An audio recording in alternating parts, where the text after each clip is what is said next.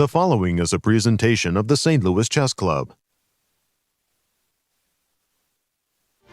Time is the enemy and the clocks are ticking at the St. Louis Rapid Blitz. Tensions were high the final day of Rapid as players worked to gain crucial ground in the standings ahead of the Blitz section. Ray Robson's old friend time pressure is still on his side as he conquered the clock and the former world champion challenger to remain in clear lead with a third win. After a loss to start the event, Fabiano Caruana has roared back, winning his second game to jump into a tie for second. Front runners are forming, but with the field so close, no lead is safe. Day 4 of action-packed chess, coming up next.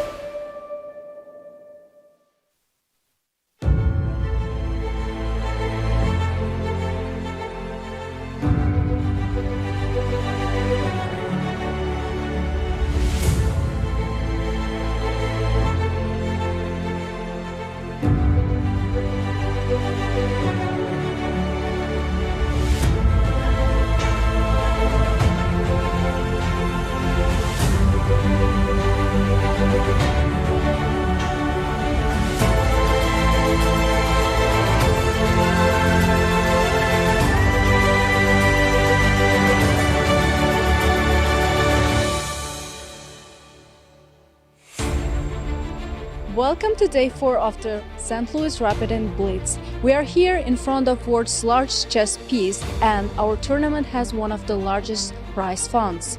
It should be an exciting day. Let's go back to the studio and get started. Welcome to St. Louis, the home of chess in America. The St. Louis Chess Club proudly presents a St. Louis Rapid and Blitz. Today it's fast and furious action. Blitz starts right now. And we're so excited to welcome you all from our studio in St. Louis. I'm International Master Tania Sachdev, and alongside me, as always, to call the action, Grandmaster Yasser Seirawan and Grandmaster Peter Svidler. Tania, as always, it's a pleasure to be with you and with Peter both. Are we ready for Blitz today? We are so ready, yes. What a ready. Tremendous event we had at the Rapid, and now it gets even faster. Absolutely, more intense. Hello, everybody, and welcome to our show as we are about to showcase some of the best Blitz players in the world. The Rapid was fun, but now it's an entirely different skill set as it's hand-eye coordination, tactical vision, and calculation. Fast action. Tania, do the honors and tell us about our current standings after the Rapids has been concluded. You're absolutely right, Yasser. Blitz is a different animal, and the players are in form and shape as they got a little warm-up in the Rapid. Right. Few would have predicted the way it ended. Ray Robson at the top of the leaderboard, taking the Rapid stunning performance. The whole there. chess world. It's amazing. Finishing with 11 points going into the Blitz. And close behind him, we've got Fabiano Caruana, world number 2, and the current tour leader with 10 points, along with the 2021 World Blitz champion. We look at the leaderboard, we look at their current score, and we know that it is a field wide open. It's going to be a close fight. No question about it. And now, having mentioned the Grand Chess Tour, Fabio leading, tell us about the Grand Chess Tour standings. This is where we are in the season right now. Fabiano Caruana with 20 GCT points at the top of the leaderboard, $120,000 in earning. The good news for Fabi is he's played only 2 events. He's had a spectacular year so far. He's got 2 more events remaining. Well, this is one of them. He will be playing in this upcoming Sinquefield Cup as well. My eyes are on that number 4 spot, Alireza Firouzja, who played perhaps one of the most stunning games of the season in the Rapid. He did. The player to beat Fabi in round 1 of the Rapid. He is the player who's the world number 1 Blitz, and he can overtake Fabi in the standings as well. I know, and that game that Alireza played against Wesley, that was just outstanding. Tell us about the format for this event.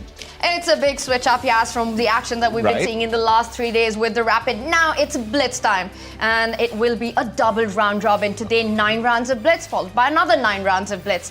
The players will play against each other twice with colors reversed. They start with only 5 minutes in the clock.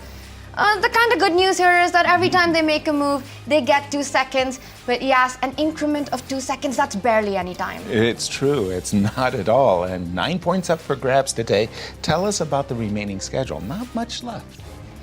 We just have 2 more days of action left, but there's a lot more chess coming up with the Sinquefield Cup to follow. But right now, it is about the Blitz action. 9 rounds, as you said today, another 9 rounds in the final day of the St. Louis Rapid and Blitz. Thank you, Tania. As we turn to you, Peter, nice to see you in studio. Very nice to be here. Tell us about the players and how they got to where they are. Absolutely. It's soon to become irrelevant potentially, but here are the winners of the St. Louis Rapid section. And the man at the top there is the young American Ray Robson, who had a stellar tournament. And even the loss in the last round didn't shake his position at the top of the tree. As you can see there, 3 wins, the only person in the field to win 3 games, and clear first after the end of the Rapid section. And closely chasing him are Maxime Vachier-Lagrave, who is a former World Blitz champion, so he's very much looking forward to the next 2 days. Very, very solid tournament, as you can see, no losses, 1 win in round 6. And Fabiano Caruana, who began the tournament by losing his first round game to Alireza Firouzja, but had a very, very solid performance from then on, winning 2 games and ending the Rapid section tied for second. And the next graphic tells you the absolutely stellar company Ray Robson is aiming to join if he continues playing really well and wins the whole thing. These are the players who won the Rapid section of the Rapid and Blitz in the history of Grand Chess Tour and went on to win the entire event. And as you can see, this is the fantastic gallery of the best in the world. And on that note, look at how strong our field is. We have nobody outside of the world top 50. Ray Robson, I think after the Rapid, everybody should understand that his ratings are not really indicative of his actual strength. And we also have the world number 1 playing Alireza Firouzja, is almost 2,900 in Blitz. Fantastic, fantastic rating for him. So very, very strong field, a lot of exciting games ahead. And I am very sorry about momentarily pause there. We are throwing over to Roman Grandmaster Anastasiya Karlovich, who's been keeping a very close eye on the action closer to the games. Thank you, Peter. Thank you that you remembered about me. Hello, Yasser. Hello, Tania. Hello, guys. It's really nice to see you today. Looking forward for the Blitz event. And I'm your expert of social media and bringing you some news. And actually, it was really nice to see Vishy himself praising Ray Robson for his great performance during the Rapid section of the St. Louis Rapid and Blitz. We can see the tweet on the screens. Vishy really told him that it was a really good performance. So great, he called it a great achievement by Ray Robson to win in Rapid section. I believe that really he showed fantastic result, and it was actually the first time for Ray Robson to participate in Grand Chess Tour. But I have another very special and sweet tweet which was addressed to Yasser Seirawan himself. Is there anything sweeter than the smooth sounds of Yasser Seirawan's continuous exactly keeping me company while I cook dinner at a very dark 5:47 p.m. I really don't think there is. I'm ready to check it myself also. Once I will cook the dinner, it doesn't happen that often, but I promise you, Yasser, I will open YouTube channel and I will listen to your voice to make sure. So please, it was so nice to get such a great tweet, so nice feedback, and I'm asking all our viewers, all our followers, not to forget about our social media accounts, Grand Chess Tour, St. Louis Chess Club. Please stay with us also in social media. And now throwing it back to you, Yasser and Tania. Anastasia, I accept on behalf of all the commentators, we're going to come over to your place for dinner. You just tell us where and when. I'm coming to that dinner party. I've RSVP'd already, and this is our party right now, which is about to start. The tournament leader, Ray Robson, with the black pieces, takes on the 2 times world championship challenger, Nepomniachtchi. Jan had an up and down event at the Rapid, but he seemed to have found his rhythm in the last couple of games. I feel that's the case. This will be the game that we focus on because the Blitz is so fast. But tell us about all the games, the pairings. Please do the honors for this round 1 of Blitz. It's a long and an exciting day of chess ahead with us, and this is what we start with. Sevian takes on Jeffery Xiong. Tour leader Fabiano Caruana against his big rival Wesley So. Wesley So, he really needs to find his form in the Blitz. Had a dismal performance in the Rapid. It's Liem taking on The Frenchman with 3 names, Maxime Vachier-Lagrave, Nepomniachtchi plays Ray Robson. And the final pairing also catches my attention as Alireza Firouzja takes on Anish Giri, and that one promises to be equally spicy. Absolutely. Well, again, we'll have our marquee matchup with Nepo and Ray, but Firouzja, Giri, and Fabi Wesley will be great reserves, backups. And what are they fighting for, Tania?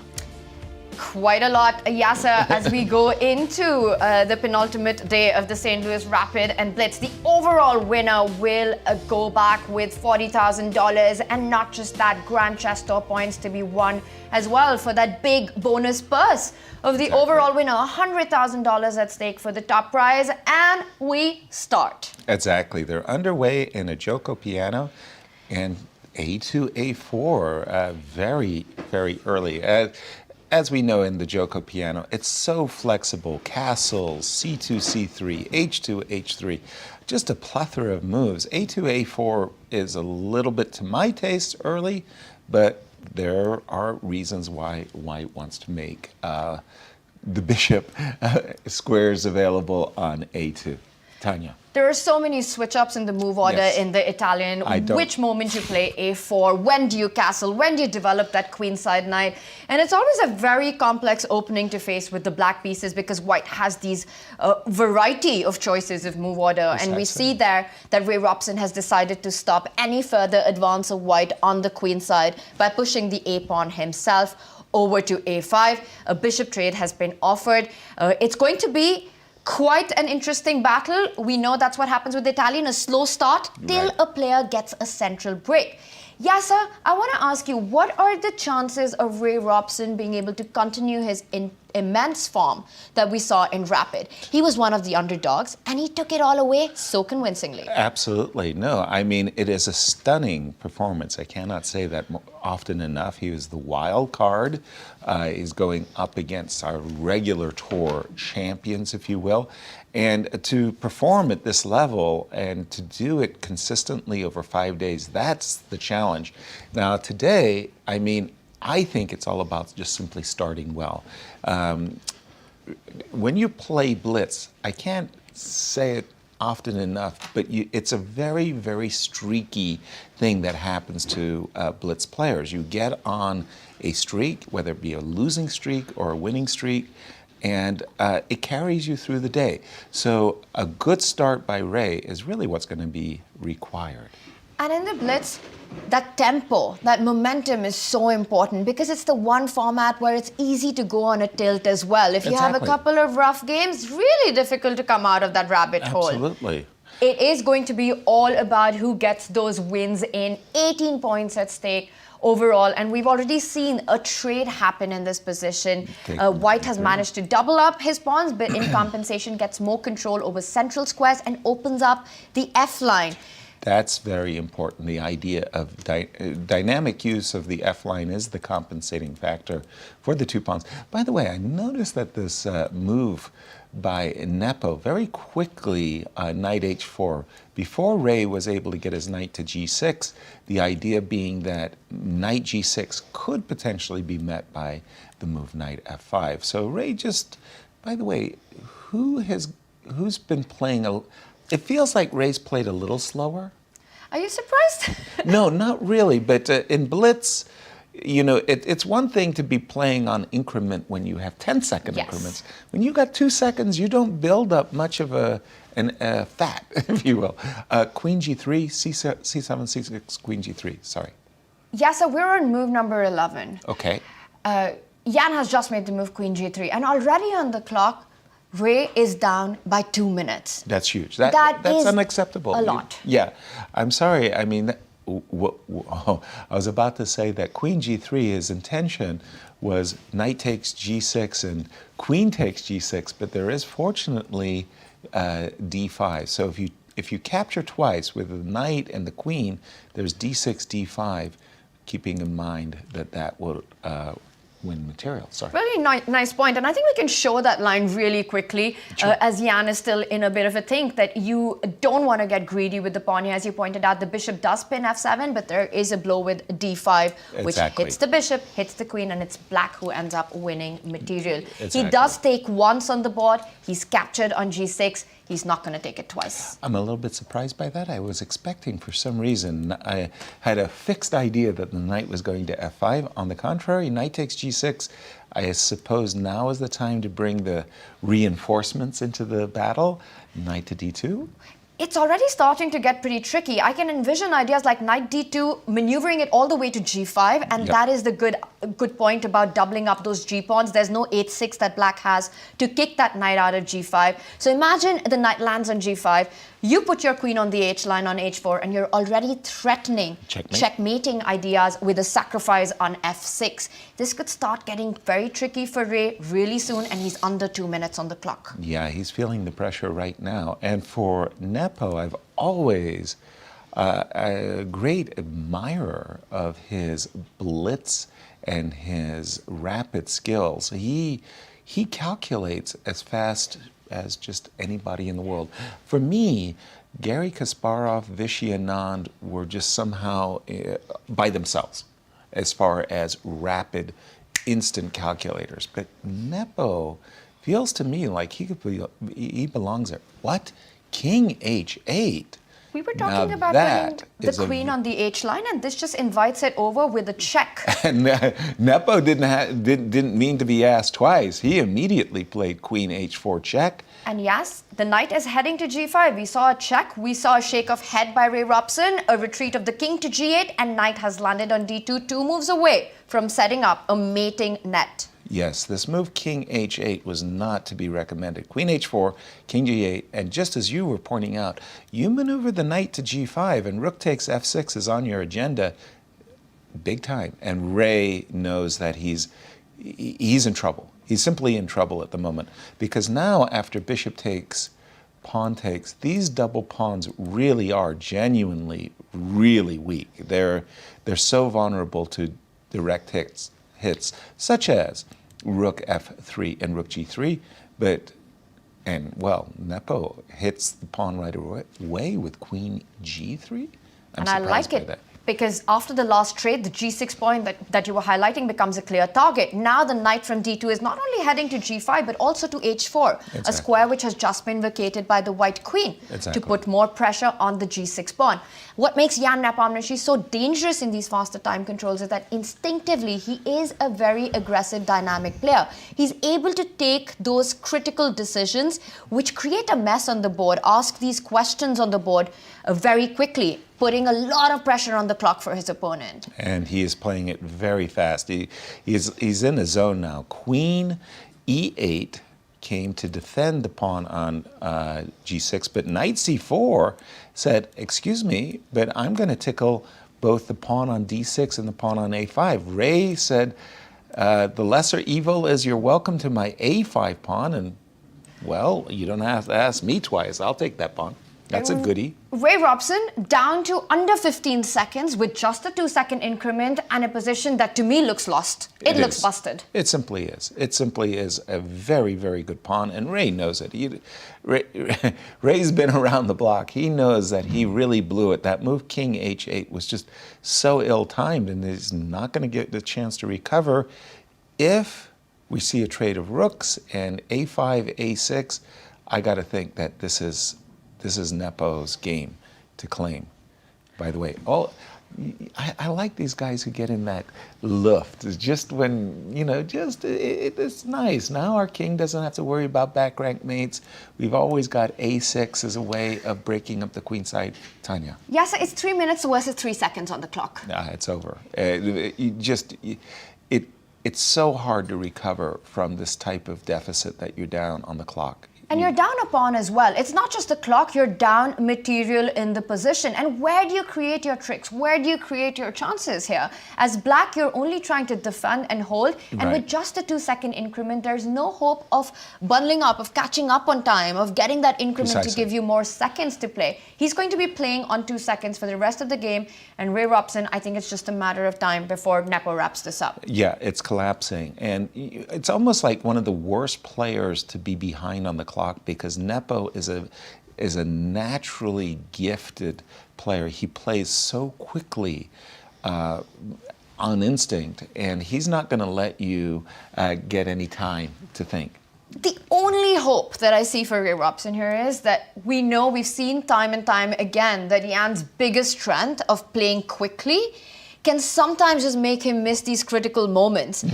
If somehow that happens in this position, it's hard to imagine with the piece placement that we have, white's rooks and that beautiful knight which has just landed onto e5. It certainly did. Ray Robson just hoping for that one moment of rashness by Jan. I don't think that this was bad play at all by Jan. I like what he's done, but I was also thinking queen d6 might have been, lights out type of a move before he played knight e5. There was a move queen d6.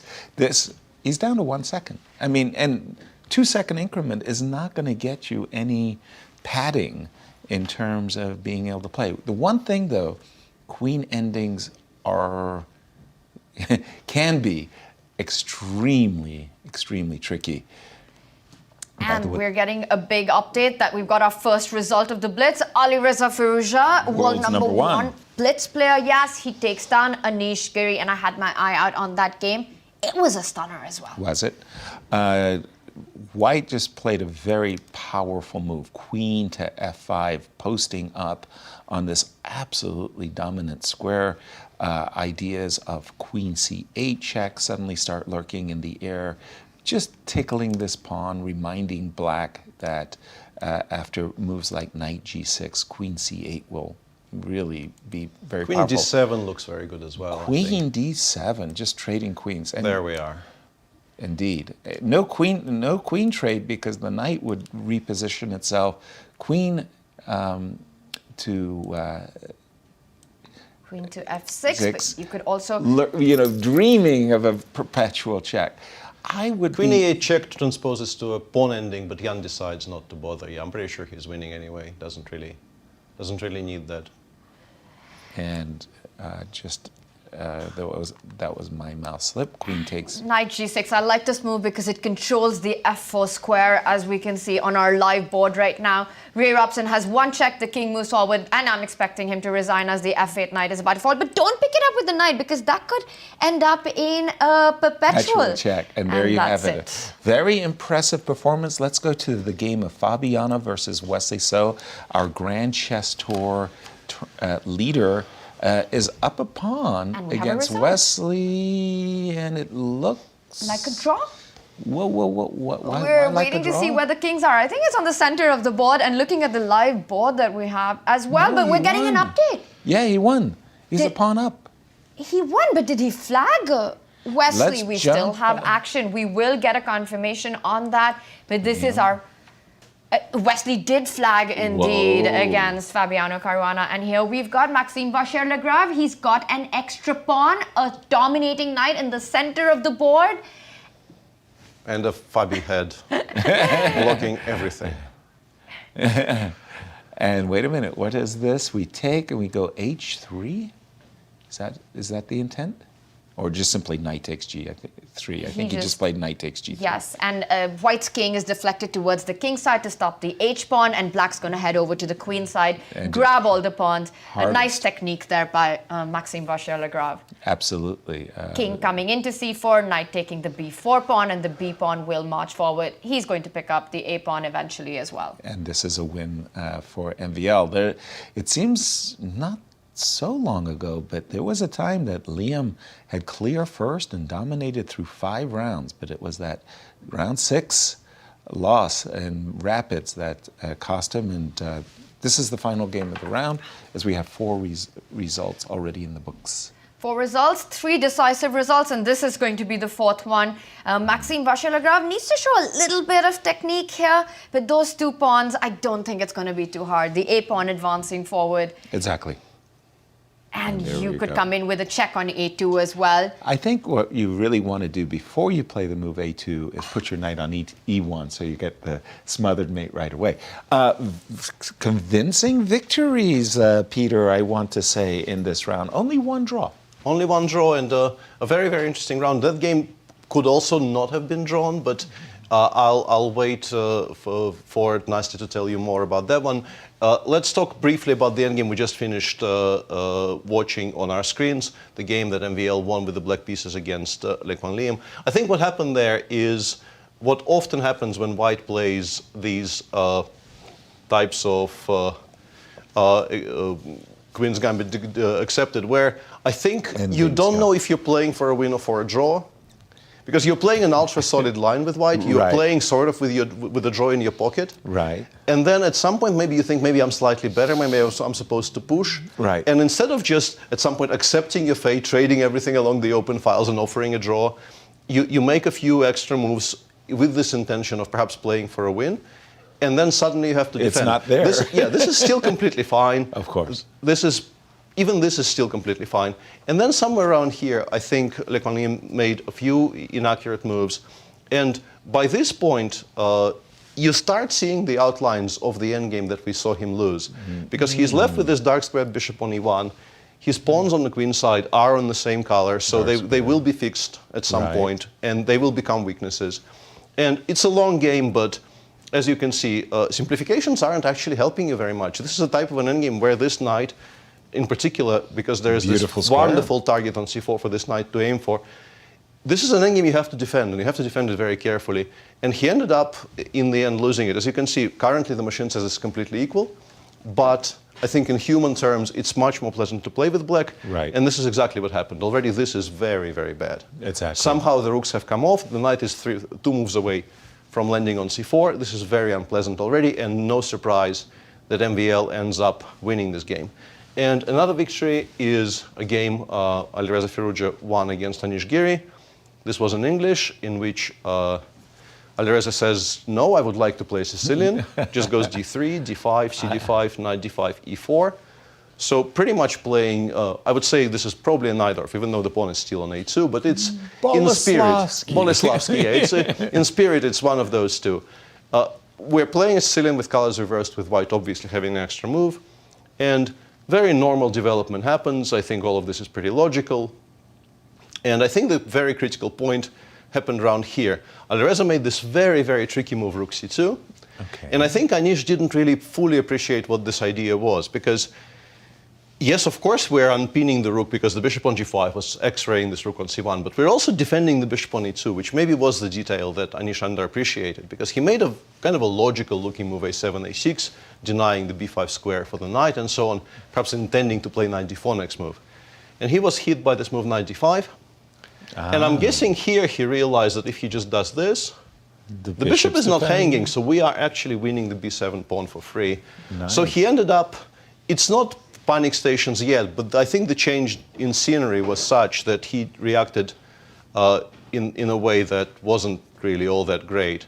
And if you look at this position, this is already fairly off the rails. We have this knight on a5, which will be very, very difficult to bring back in the game. And after a few more moves, white was able to develop a massive attack. Bishop g4 is constantly a threat. So at first, Anish had to play g6 to have a 5 as a reply to bishop g4. Now he had to play h5. And then his king side just got blown apart. Wow. Nicely done. As you can see, this is still maybe manageable. And 10 moves later, Anish more or less resigned. So a very nice, efficient victory there by Alireza, who, once he assumed initiative, never let go and punished every single mistake very, very harshly. Wow. And Tania, thank you, Peter. That was very, very nice. Tania, could you just tell us the standings after the first round of Blitz? Very inspired chess, as we saw all around by the players. And there we have our standings going into round 2. Fabiano Caruana with his win still now has overtaken the leaderboard. Ray Robson lost. He is now tied three-way tie for Three first. players, Maxime, Ray, and Fabi, all with 11 points. And thanks to their victories, Alireza Xiong narrowed the gap and now only trail by one.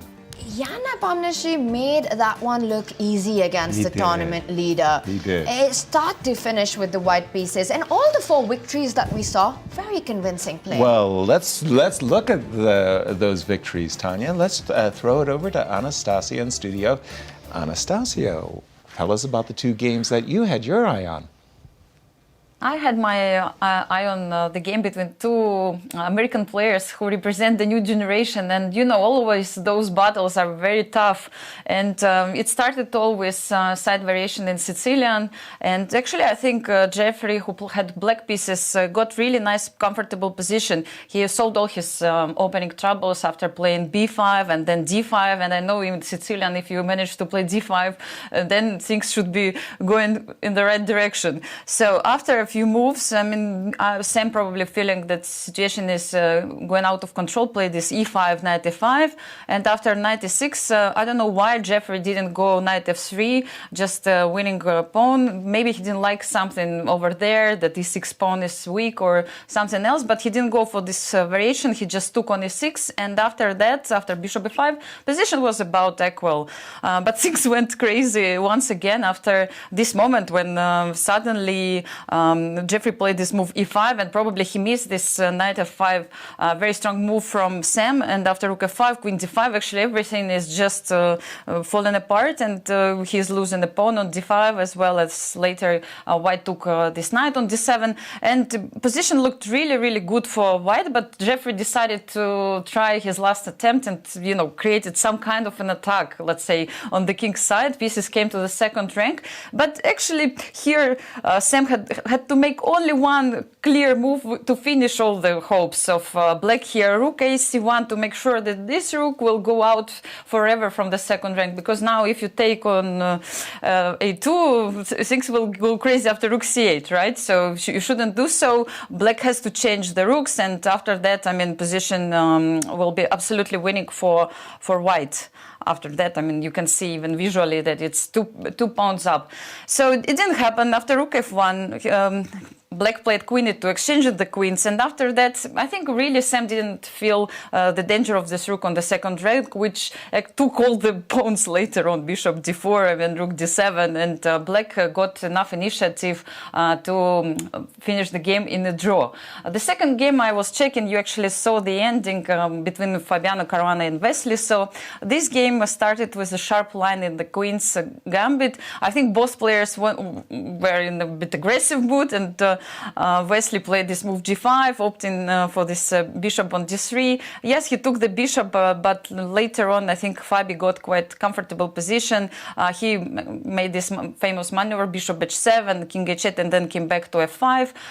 It's clear that all the white squares on the king's side are really weak, and at one point, I think Wesley didn't feel really good about his position, so he tried to change a little bit the situation on the board. He played this move c5, and look, I mean, what happened after. So Fabi understood that now he has also another nice weakness on the black's camp, this d5 pawn, and he changed completely the track of his plan, and he literally brought all his pieces on the d file. I really like how it looks like, queen is on d2, rook on d4, rook on d1.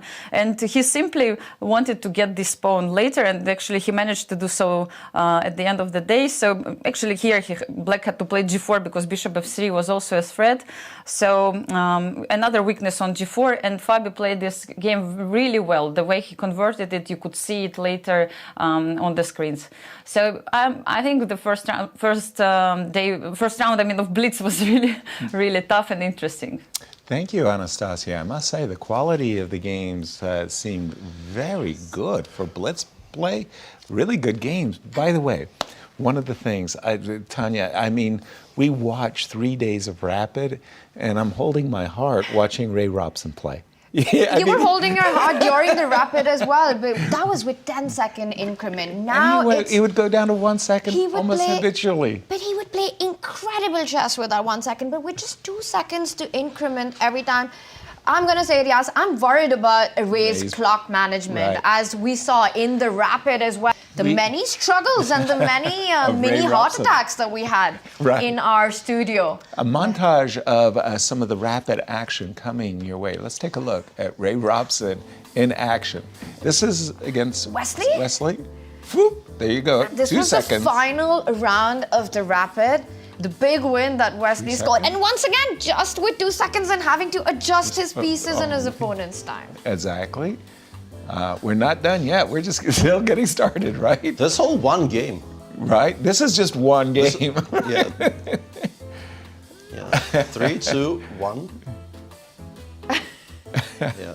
I don't know how. I like how calm Wesley is through all of that. Wesley is Right. just completely undisturbed. So chill.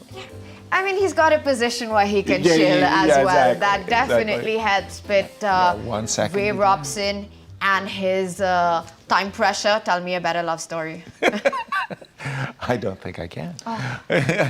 Tell us about the pairings. Let's take a look. Round 2 of the Round Blitz. 2 of Let's the do Blitz it. coming up. Yasser, and there we have it. It is Jeffery Xiong taking on Anish Giri, who had a rough start, losing to Alireza Firouzja. We've got Ray Robson, and the battle continues. He's going to be playing against Alireza, and this is such an important matchup. Let's make it our marquee matchup. Ray currently tied for first, playing against Firouzja is just a 1 point behind, but as a backup game, look at that Frenchman with 3 names versus a Nepo. That will also be our backup game for this Blitz. That's one juicy matchup, given Yes. their style of play, how ambitious they get, and just how strong they are when it comes to Blitz. And Yasser, what you said earlier, it is always such a pleasure to watch these top players, the best in the world, with little time on the clock. When it's a Blitz format, the quality of chess still remains incredibly high. It is. You don't see blunders, you don't see mistakes. It's just so much to take away from, and I think that's what makes them the very best, Peter. Yeah, these guys are very, very strong Blitz players, obviously, and round 1 already shows that there is plenty of time for expression there. We saw some positional games. We saw this explosive demolition job by Alireza Firouzja against Anish Giri, punishing what I think basically is one mistake in very, very good style. So it's fantastic just how much they see and how much they're able to show in this time control. I thought that Nepo punished the one mistake, King H8, by Ray Robson very conclusively as well, Peter. That is also, very, very nice, efficient victory there by Jan. And looking at the cross table, we have the people who I would have thought will be fighting for first, all converging. We might actually have a rarity, I think, on the tour these days, a very, very close Blitz tournament, because in the previous couple events, Magnus did unspeakable things to the field. And this one looks like we might have Alireza and Jan playing himself into form, and Fabio, of course, being a very, very strong Blitz player these days. Right. And we could have 2 days of people jockeying for position, which would be a fantastic experience for all So of us. it's not only going to be a fight on the screen with the players, but between the commentators as well. Considering the picks that we had at the start, it looks like we're headed that way. I'm feeling much better about life. Yeah. I am too. Funny you should mention Same that. here, Fabi's up there. Let's have a look at our picks. Just remind ourselves as to why we're so pleased with our predictions. And I think, Peter, you've got probably maximum reason to be pleased, because Jan had a shaky start, and now he finds himself at the top of the leaderboard. You picked Nepo. Yeah, I took Jan, and Jan is definitely trending upwards. Alireza, in his interview with Anastasiya yesterday, said, I only have to... Well, he didn't say only, but I think in his mind, he meant I only have to make up 2 points, yeah. And it's that's my now pick only right 1 there. point, and there is your peak. And Nastia's as well. Nastia's Anastasia as and I well. picked Fabi, and we have it. This is what you were saying. Firouzja, Alireza said, I'm only trailing by 2 points. I feel good. Absolutely, Nepo had the same situation. I think Jan is also going to be feeling that it's now absolutely his, if not for the taking, then to fight for first. And VAR has reason to be upset, because if his pick, Sam, hadn't lost on time against Anish, he'd be up there right in the mix. And I think as well. Sam is a very good Blitz player as well. So I think he'll be very much in the mix here. Did we discuss what the winner gets? Well, we know what the winner of You the mean- Grandchester gets, but what do the commentary? Yes, I like how you're pointing at think- yourself. I think the ladies, in case I win, I'm accepting a home-cooked dinner. What about you? All right, Because you fair guys enough. win. If we win, Yasser takes us out for lunch. Lunch. Lunch. Lunch. Lunch. Okay. Or dinner, deal. or Done. both. But Done. right now, food is not on the mind of these players as they're getting ready for round 2. A blitz is about to start, and there we see Sevian with the white pieces against the tour leader, Fabiano Caruana, who started with a win in the first round. And this is, Yasser, our Yes. big game. Absolutely. Now, for Ray, I was saying at the very start of our show, streaks. When you're playing blitz chess, you get into these streaks, and they carry forwards. Don't ask me why, but Ray has to stop right now what just happened in round 1. He cannot have a repeat of that previous round because that will be curtains. People will just start targeting him in the blitz as we're underway in a Catalan with bishop b4 check.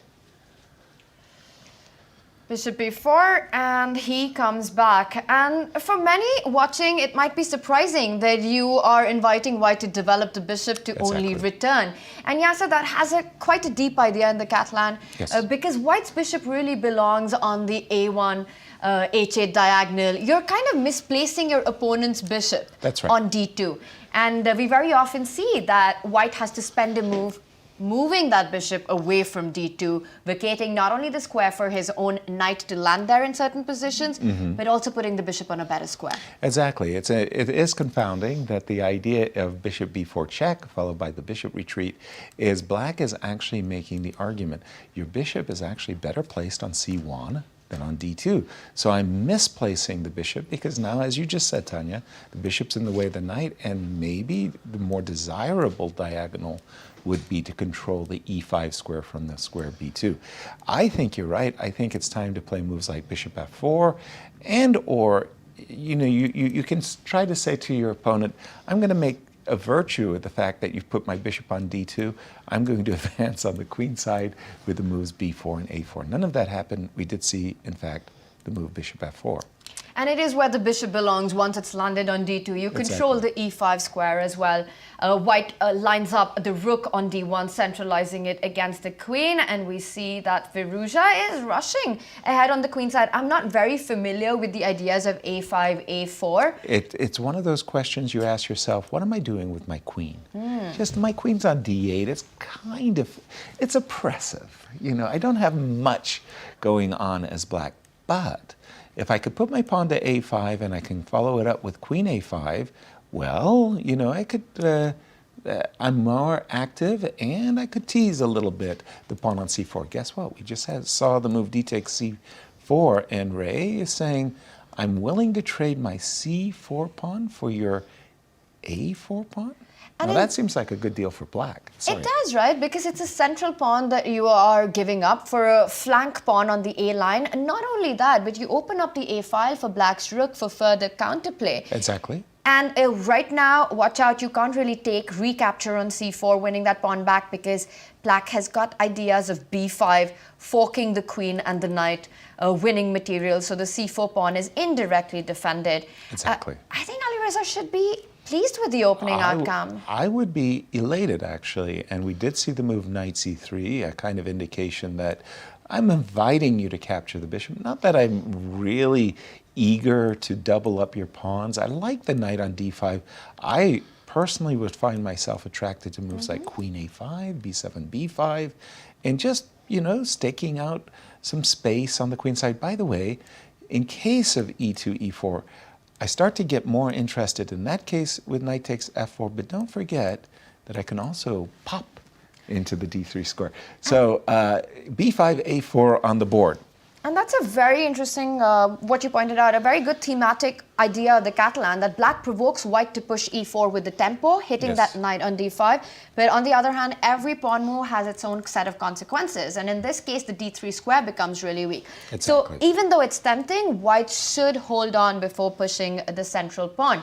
Instead, trying to target the queen side here, a4, and now there's a bit of a decision to be made. The hand move b4, pushing that b pawn to attack white's knight, creates weaknesses for black, because white's knight can jump to the center of the board on e4, and then suddenly black has to end up defending those pawns. On c4 most especially, I would find myself attracted to the move that Alireza just made, which is queen a5.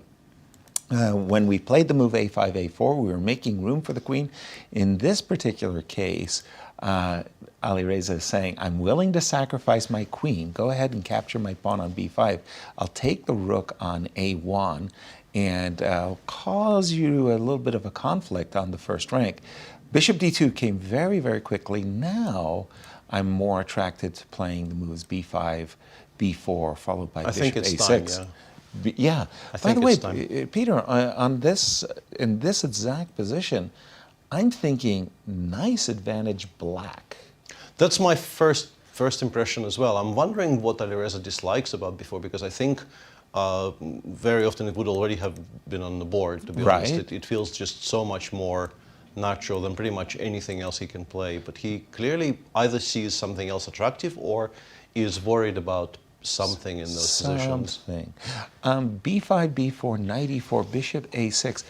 Who's doing well on the clocks, Tanya? And that's what I was just about to point out. We're seeing Ray Robson realize that he cannot afford to have a big time deficit. Not the in 2 this minutes format. that he did in round one. No. In round one, because it's only a 2-second increment, and all the critical decisions, having to make them with just seconds on the clock, you are going to collapse. You can make one good decision, two good decisions, but not 20 in a row. Right, exactly. So we see a more level clock situation here, and in fact, for the first time, it's Ray Robson ahead with about 30 seconds, and then eventually Firouzja decides to push the pawn to b4. We see the knight being centralized, and we're expecting black to continue with development, holding on the pawn to c4. And I do agree with you. Black's position, as we had pointed out, after losing that c4 pawn for white, black just looks like you've got more under control. The rook from f8 is going to join the party at some point. And there are tricks of c3 and bishop takes e2 on black's agenda. White but has to watch out for so much. I like what you just pointed out. The rook can go nicely to b8. It feels like I've got some Pal Benko type of dynamic play for black without being a pawn down. Sorry, Tanya, you were about to say something about the position just doesn't feel right for white. 100%. And I think in Blitz, what is most important is to the initiative. Yeah. Is the initiative and the ability to make moves quickly, to have moves that improve your position that you don't have to think much about. And I think Robson realizes that, so he needs to create something. He needs to change the dynamic of the position, jumps in with the knight. And now the only threat that black needs to watch out for is on the king side. Ideas of bishop g5. I want to trade off your dark squared bishop, try and get my knight to either g5 or d6, a square that I'm looking at. Guess what? I agree with you. So Not happening anymore. Let me chill your enthusiasm for playing bishop g5. I got to play h7, h6, but not only, as you say, it takes over the g5 square, it makes luft, and now you're back to what do I do next, Tanya? What does Ray do next? Because it's challenging. By the way, we have our first result in the second round of Blitz. We do, and Anish Giri, Jeffery Xiong has ended in a draw. So for Anish, it probably also means just, you start with a loss. The next game, you want it to be just kind of make sure things don't go out of control. Exactly. But he needs to start winning games if he wants to get up on the leaderboard. And right now, the big question is Ray Robson. How does he keep things under control? Again, jumping in with the knight to d6. And Firouzja immediately responds with the idea of c3. Is he going to pick up the e2 pawn? Well, I'm actually thinking I don't need. Wait a minute. Bishop takes. No, he's just said, "Look, I'm very happy trading. Knight takes c3. You want to give me your two bishops? Go ahead. Bishop takes c3. B takes c3." And that is e5 is also hanging, which is quite relevant there. I think he, by taking with the knight, he opened up the queen on a5 to attack the pawn on exactly. c6 hangs as well, which has just occurred.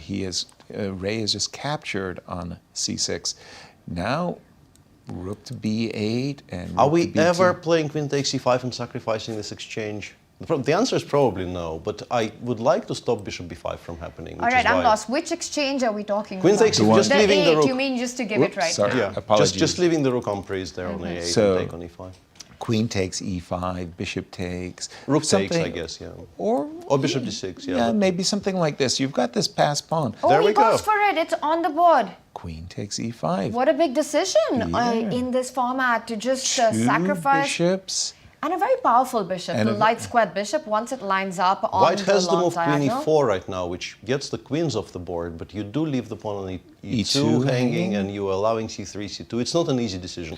But generally speaking, getting the queens off the board here would be very, very That's a triumph. Desirable for beneficial. white. Yeah, Queen desirable. e4. If I was in Ray's shoes, I would be playing queen b4 with alacrity.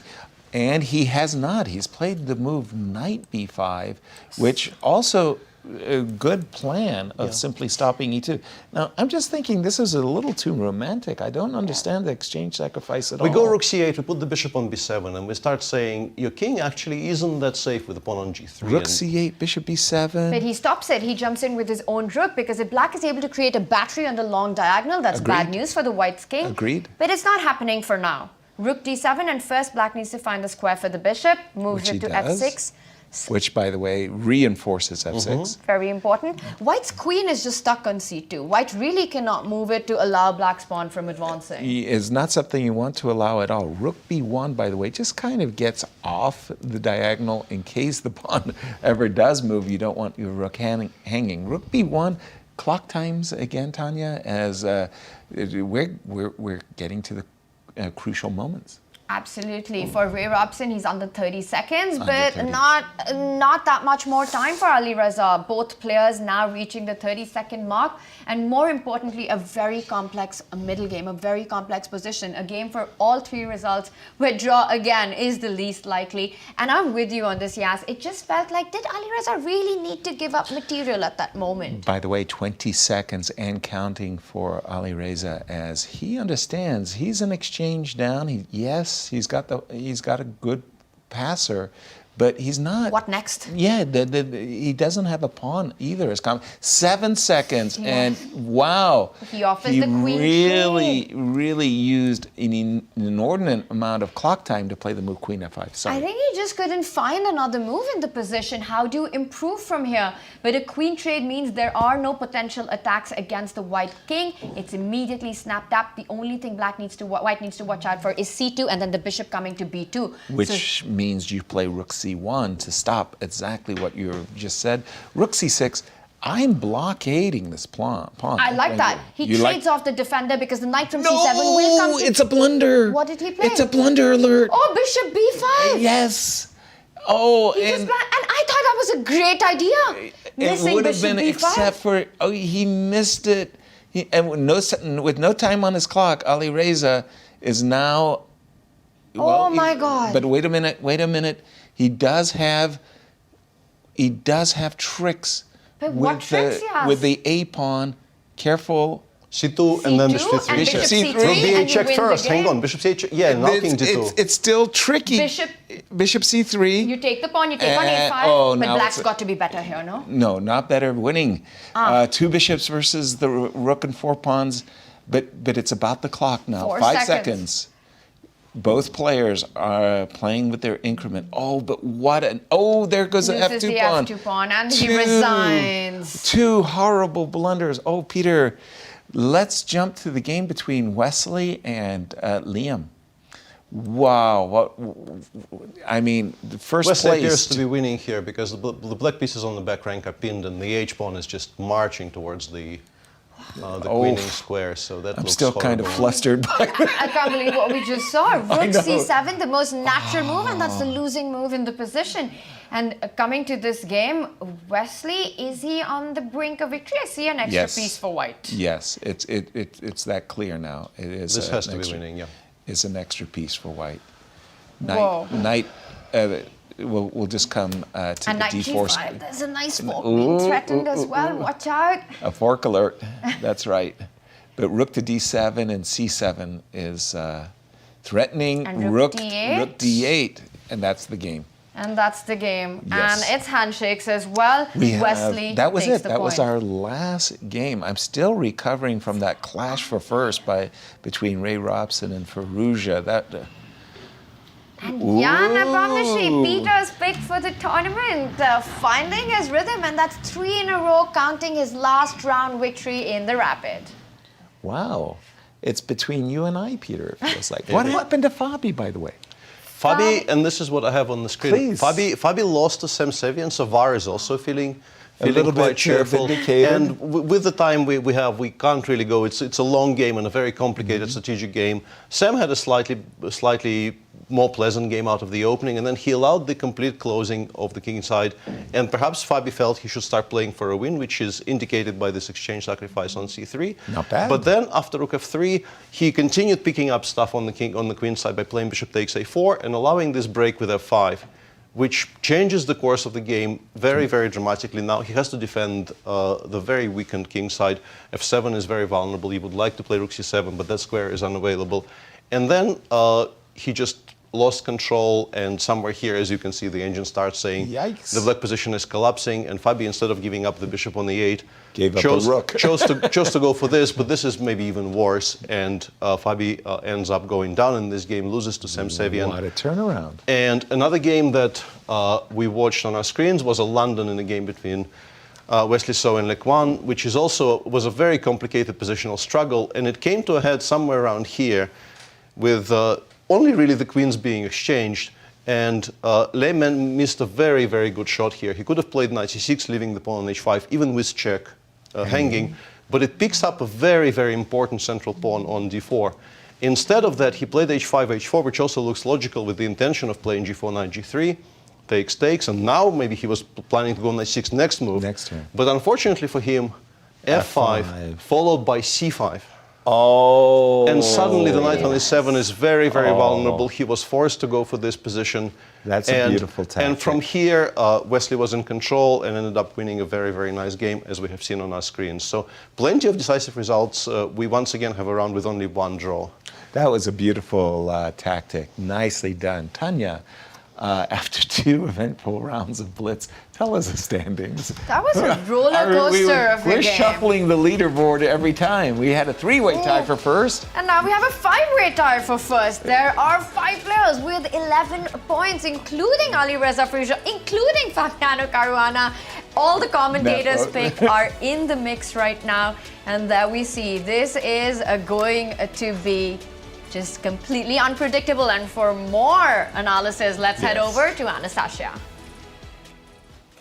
So I was covering, had my eye on the game, which also was decisive. It was a game between Vachier-Lagrave and Jan Nepomniachtchi. Crazy game, actually, strategical Sicilian, and both players were really, I think, well prepared in the opening, and they were just maneuvering. And you can see that they actually exchanged most of the pieces at one point. But I think Nepo was actually pushing the whole game. He brought his knight on d4, so White has to exchange the knight for the bishop, and you can see that the pawn structure of Black is better. So what Jan has achieved, he managed to win a pawn at the end of the day. But still, it seemed like Maxime is having things under control. There were some tricks, couple of tricks in between, but let's go to the very end where they came to this rook ending with the pawn up for Jan Nepomniachtchi. Look how well he played this ending. I mean, he played this g5 move, I think very good one, trying to get some squares on the king side. And later on, Maxime has done like a few inaccuracies, which, I mean, easy to do when you don't have so much time on your clock. And you know Jan, who's playing really well in this kind of situations. So now it turned out that this ending already is better for Black, is winning for Black, actually. So the king is also like coming to the queen side. And later on, okay, Jan created, you know, a couple of plans. He was mixing 2 plans, and he managed to trick Maxime at the very end. So he managed to win this. I mean, with not so much time on your clock, I mean, it's really difficult to defend. So the game finished eventually in favor of Jan, and now, I mean, I think he's doing really well so far. And it's time to go for the commercial break.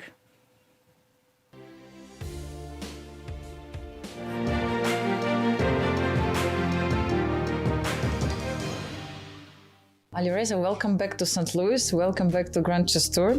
last year you had such a great success, so really hard to imagine how you can play even better, but are you ready to repeat it? Yeah, it's impossible to play better, but maybe it's impossible to repeat it also. So, but I will try my best, and we'll see. I have good memories here, so. Yeah, speaking about the memories, I mean, when you landed here in St. Louis, when you came around, let's say, what did you feel? How was it, you know? Yeah, there is some smell. There is like good smell, and I'm very happy. It's always like everything is very comfortable, the organizer, and they do everything for the players, so I'm really happy here, and I hope it continues a lot more years, and it will be amazing. I mean, you're coming definitely from Grand Suisse. I mean, just finished 1 week ago. How can you assess your participation there, your result? What can you say? Yeah, definitely it was disappointing. I lost 15 ratings, but yeah, I have the candidate spot. I'm the favorite still, and here if I play decent, I will clutch it, but we'll see. A lot of players, Wesley has biggest chance to catch me, and it will be a very close fight, but I didn't play good there, but I hope it was the experience I learned and I could improve my play here. But yeah, I mean, speaking about this candidate spot, do you regret for now, for example, that you didn't take part in Baku World Cup, let's say, where you had another opportunity to try to qualify? Because now it's not really easy, right, to qualify? Yeah. I mean, if I really cared 100% about candidates, I would have played Baku, but it's something that now I have chance, I will try to use it. But if I don't make it, it's not the biggest deal for me. I really want, because the candidates also is very difficult tournament. Just one player out of 8 very good player goes up. So in general, I want to improve my chess, and I don't really think so much about the candidate spot, but now that I have the last tournament and the last chance, it's stupid to not care. So, but in general, it would be good if I get the spot, but I will not try everything right. That's very interesting what you say, because I mean, I thought that this is a main goal for the player like you, I mean, who is really on the top and who can fight for the World Championship title, to be in the candidates tournament. So let's say, what actually happened to your motivation? Let's say, is it the fact that Magnus is not playing? Is it the fact that you have some other things to do in your life? Like, I mean, just I'm trying to understand it better. Yeah. It's just beside Baku, I played everywhere. I played Norway chess, I played Romania, I played Zagreb, but I mean, Magnus dropped also, it means that there are things you can play around, not only World Championship. And I like, for instance, I'll prefer to have #1 rating spot also. Like, there are many goals you can achieve in chess. It's not like just, or winning Grand Chess Tour is also a big thing. So candidates is also one path, but you can choose other paths. Wow, that's exactly, let's say you have different goals in chess world. Throughout the year, yeah. Wow, that's really interesting. Do you have, like, is it more important for you, for example, to replace Magnus on the top? Yeah, of course, the rating, I think, is also very important. Because if, for instance, Magnus is the best player in the world, he's not world champion. So it means rating is also very important, and ranking #1 is a good thing. So I also would like to achieve that, but it's a difficult task because he's very top now. Let's say, can you imagine yourself participating in Grand Chess Tour in 10 years? Let's say, what do you think your life will be in 10 years? I definitely see myself playing chess, but if Grand Chess Tour exists, it's very good news, and I will, if they invite me, I will participate. But yeah, I see myself playing chess. I hope I achieve my goals, and we'll see, but I definitely see myself playing chess. That's great. Thank you so much, Alireza, and all the best for you in the tournaments. Thank you.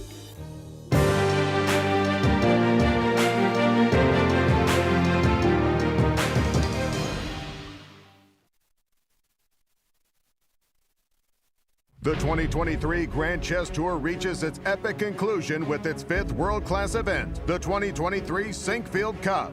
It's back to classical chess with front-runners settling in for the final push to the finish line. However, two of America's finest stand in their way. Joining the fray is wildcards who will try to cash in on the opportunity while making things as difficult as possible for hopeful tour players. Who can win the illustrious cup, and will it be enough for them to emerge as the 2023 Grand Chess Tour champion?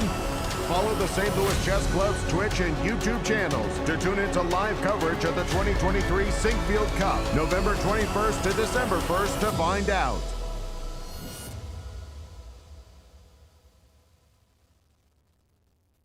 Hello, I'm Women's Grandmaster Begim Tokhorjanova. I will be creating content for Grand Chess Tour.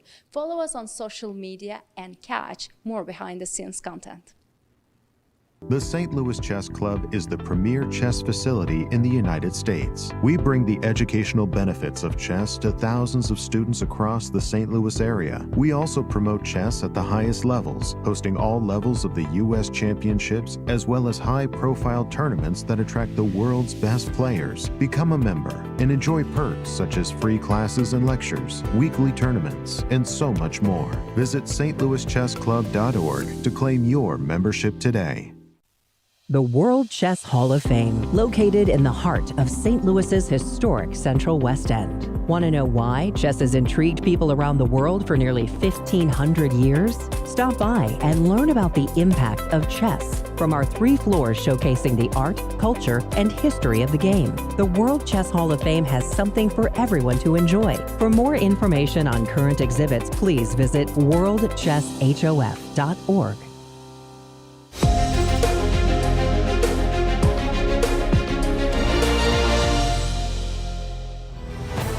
We hope you've got your popcorn ready and the coffee refills as the entertainment continues in the Blitz. 3 rounds. The third round is coming up. Right. Yes, 2 games down already. Should we take a look at the standings? Absolutely. They were fast. And here we have it after 2 rounds of Blitz. After 2 rounds of Blitz, it's half. Half the players are on top of the leaderboards. A total of 5 with 11 points. Yes. Crowded it is a close fight. Crowded at the top. Alireza, Fabiano, MVL, Ray Robson, all with 11, and Sam Sevian. If that one game you hadn't lost on time, VAR would be looking very happy right now, only half a point behind. Peter, what do you think, looking at the standings right now with Jan's performance? How are you feeling about your I'm just pick? I'm very, very excited for the next 2 days. I think a close race is exactly what we need, and here are the pairings. And Jan plays against Wesley So. We've got Fabi against Jeffery Xiong, Liem versus Sam I Am, and Alireza against Firouzja. That's got to be our marquee matchup, Absolutely, Yasser. I'll go with that one, no question about it. We'll focus our energies there, but Giri versus Ray Robson, just so many great matchups. Peter, one of the high-quality chess. It is. It We really keep on stands out. returning to this, but we see fully expressed chess art and also, of course, a lot of split-second decisions and intuition playing the very, very important part. I'm just stunned how players. that game turned around between Fabi and Sam when Fabi played the move bishop takes a4, winning the pawn but allowing the move f5. It was like Sam just played perfectly thereafter, wins a game, and maybe he was seriously worse. It's possible. The engine definitely suggested Fabi had the upper hand there, but another topic we could be coming back. It's better to do it with a diagram in front of us, but right. It's much easier to attack rather than defend in the this. initiative. And in that game, we saw the moment Sam went on the offensive, the tables turned very, very comprehensively, and Fabi found it very difficult to manage his position once he had to defend. Tania, what stood out for you? 2 rounds of Blitz. Just amazing chess throughout. But I think Jan, this man in front of our screen, he's the one to beat. He's the one to watch out for. It just feels like we're seeing a completely different Jan in the Blitz than what we saw in the Rapid. Very convincing victory in round 1 against Ray Robson. He made it look sharp and good in round 2 as well. A determined Jan Nepomniachtchi in front of us. Who's impressed you the most? I know it's early in the day. My pick Easy choice. Firouzja, he started 2 out of 2. He defeated tournament leader Ray Robson in the second round. Now, I have to say, Ray gifted him those 2 moments with rook c7 as well as the f2 pawn. But you call it a convincing. gift. Yes, but is. it felt like it was pressure building up. When you're That's right. playing on seconds, these things happen at that moment. Precisely. If Alireza was putting on the pressure, and it really is virtually impossible to play flawless chess where you don't make a mistake, especially under pressure. Tanya. Predictions in this one. Alireza against Maxime. Let's start with Peter on this. Peter, how does this end? I like Alireza for this one. Me too. Yeah, easy pick for you. You know what? Just because both of you went with Alireza, I'm going to say Ale Francais. Let's go, Maxime. Very good, very good. As this game is, surprisingly enough, between 2 of the top 5 French current number 1, leaders. French number 2. There you have it. Which makes me realize Ale Francais didn't really work. Yeah, I was going to say, that was hedging your bet very, very. I was 50-50 there. Nicely done, Tanya. Wow. But I have to say, once again, for me, the quality of the games has been very, very high. Furthermore, it's sort of like I blinked and 2 rounds just went by. It happened so quickly. It's Blitz. It is Blitz. It's Blitz, and that's the nature of the game. The clock's so important, and we've been seeing some high-quality, top-class chess by the players. I just saw something that suddenly intrigued me. It was a picture at the playing hall. I'm watching the arbiters. If you're an arbiter, Peter, in the Blitz, what are the things that you look out for as an arbiter? What are you concentrated upon? I'm not entirely sure. We have seen some double-handed play already in this tournament. For example? And you could be looking for for players to adhere to the rules of chess closer than you normally would in classical, where those situations don't really come up. But putting your pieces on the squares and not sliding them or something like that, pressing your clock. But I think in this field, with people playing fairly cleanly and correctly, if you will, and correctly, I think the arbiters don't really. I think the best day in arbiter's life is where you don't have to do anything because there are no conflict situations. That's the dream. Yeah, there are no contentious moments that arise at all, and I don't think we will see very many, frankly, in this field. No, I do too. I think that the players are so very, very well behaved indeed at the board and are aware that in Blitz they have to be, more careful. By the way, I just want to say that in this opening, this particular English, I've always liked the positions for white. I find that if black's queen gets bumped around too much and white gets a big lead in development, the only way, and this is the move, h7, h5, is to make a little contentiousness, because if you allow white a comfortable life, castles, d4, it's good. h5 kind of throws a spanner in the works. h4, bishop to h3. Sorry, Tanya, please. Yeah, you're absolutely right. And it's the kind of move that can be really disconcerting, especially in Blitz, when you've got little time to face it, to find the best response. And we see Alireza's taken a pause. Because do you go castle? Because that just invites black to push further. That's exactly right. No, I don't want to encourage my opponent. Castles h4 would how be the black annoying. Sorry, Yasser. No, it's okay. I was just going to finish the point about allowing h4. The black queen on e5, which is centralized, is just ideally placed to slide over to h5. A square when the player will slide over to h5, he's not going to put it in the middle of anything. That's going to be a very clear lining up of the rook and the queen, attacking the king side. So he stops it all with h3, so that if black ever goes h4, you want to close down the king side with g4. Exactly, that's the intention. h3 in order to meet h4 with g4, bishop to f5. An indication, by the way, that we're not playing h4 anytime soon. And maybe, it depends, this knight has to go to e3 first to question where do you want to go with the bishop. I do want to go knight e3. Sorry, Tanya. No, knight e3 is a really great idea, but I'm just wondering that, we're talking about h4, g4, but that might still be on the cards because it weakens dark squares as well. In a preceding middle game, we might be seeing the bishop and the queen lined up. So for white, it's still a choice. Are you ready to go kingside castling? You can't go long side anyway. No, I'm not going to go long side. I'm not going to go short side too soon either. I do like this move very much by white. b2, b3. You want to put your bishop on b2 so you can smack the queen around a little bit with the move knight to d5. Bishop b2, again, threatening a jump of the knight. The queen drop back to e6. Now the chances of castling into safety, I don't know how safe it is, by the way, but castling does make more sense. 100%. Now that the queen is not eyeballing h2. The queen and the bishop can't be lined up, so short castle is on By the way, I think we cards. saw a2, a3. We did. I think that's a prelude to queen c2. You may not want to be disturbed by knight b4 to d5. I really like how no one's blinking with their king. Right. It's keeping the tension. You want to keep it in the center. When are you going to go short castle? What is the right moment? And just waiting for the other player to decide the safety zone for the king. Exactly. We just saw bishop d4. Okay, this knight is going to one day go to c5 or c7, and we did see b4 taking away the c5 square, so very quickly knight c7, and both players, like you were mentioning, Tanya, delaying their own castling. For me, this bishop on b4 is frankly too strong. I would play the move knight a4. He did it. Yes, and I like that because you're not only getting rid of the bishop, you're eyeing the c5 square for the knight to jump in. Exactly. And white's point is to wait for black to go castle on the king side, and the rook from h8 slides over to f8, and h4 doesn't come in with that much power. And I'm pretty sure that once Maxime commits to castling, that's when white will decide that he's ready to put the king to safety Wholeheartedly agreed. Wholeheartedly agreed. In fact, after this move, queen e7, I find myself drawn to the idea of bishop takes d4 and queen c5.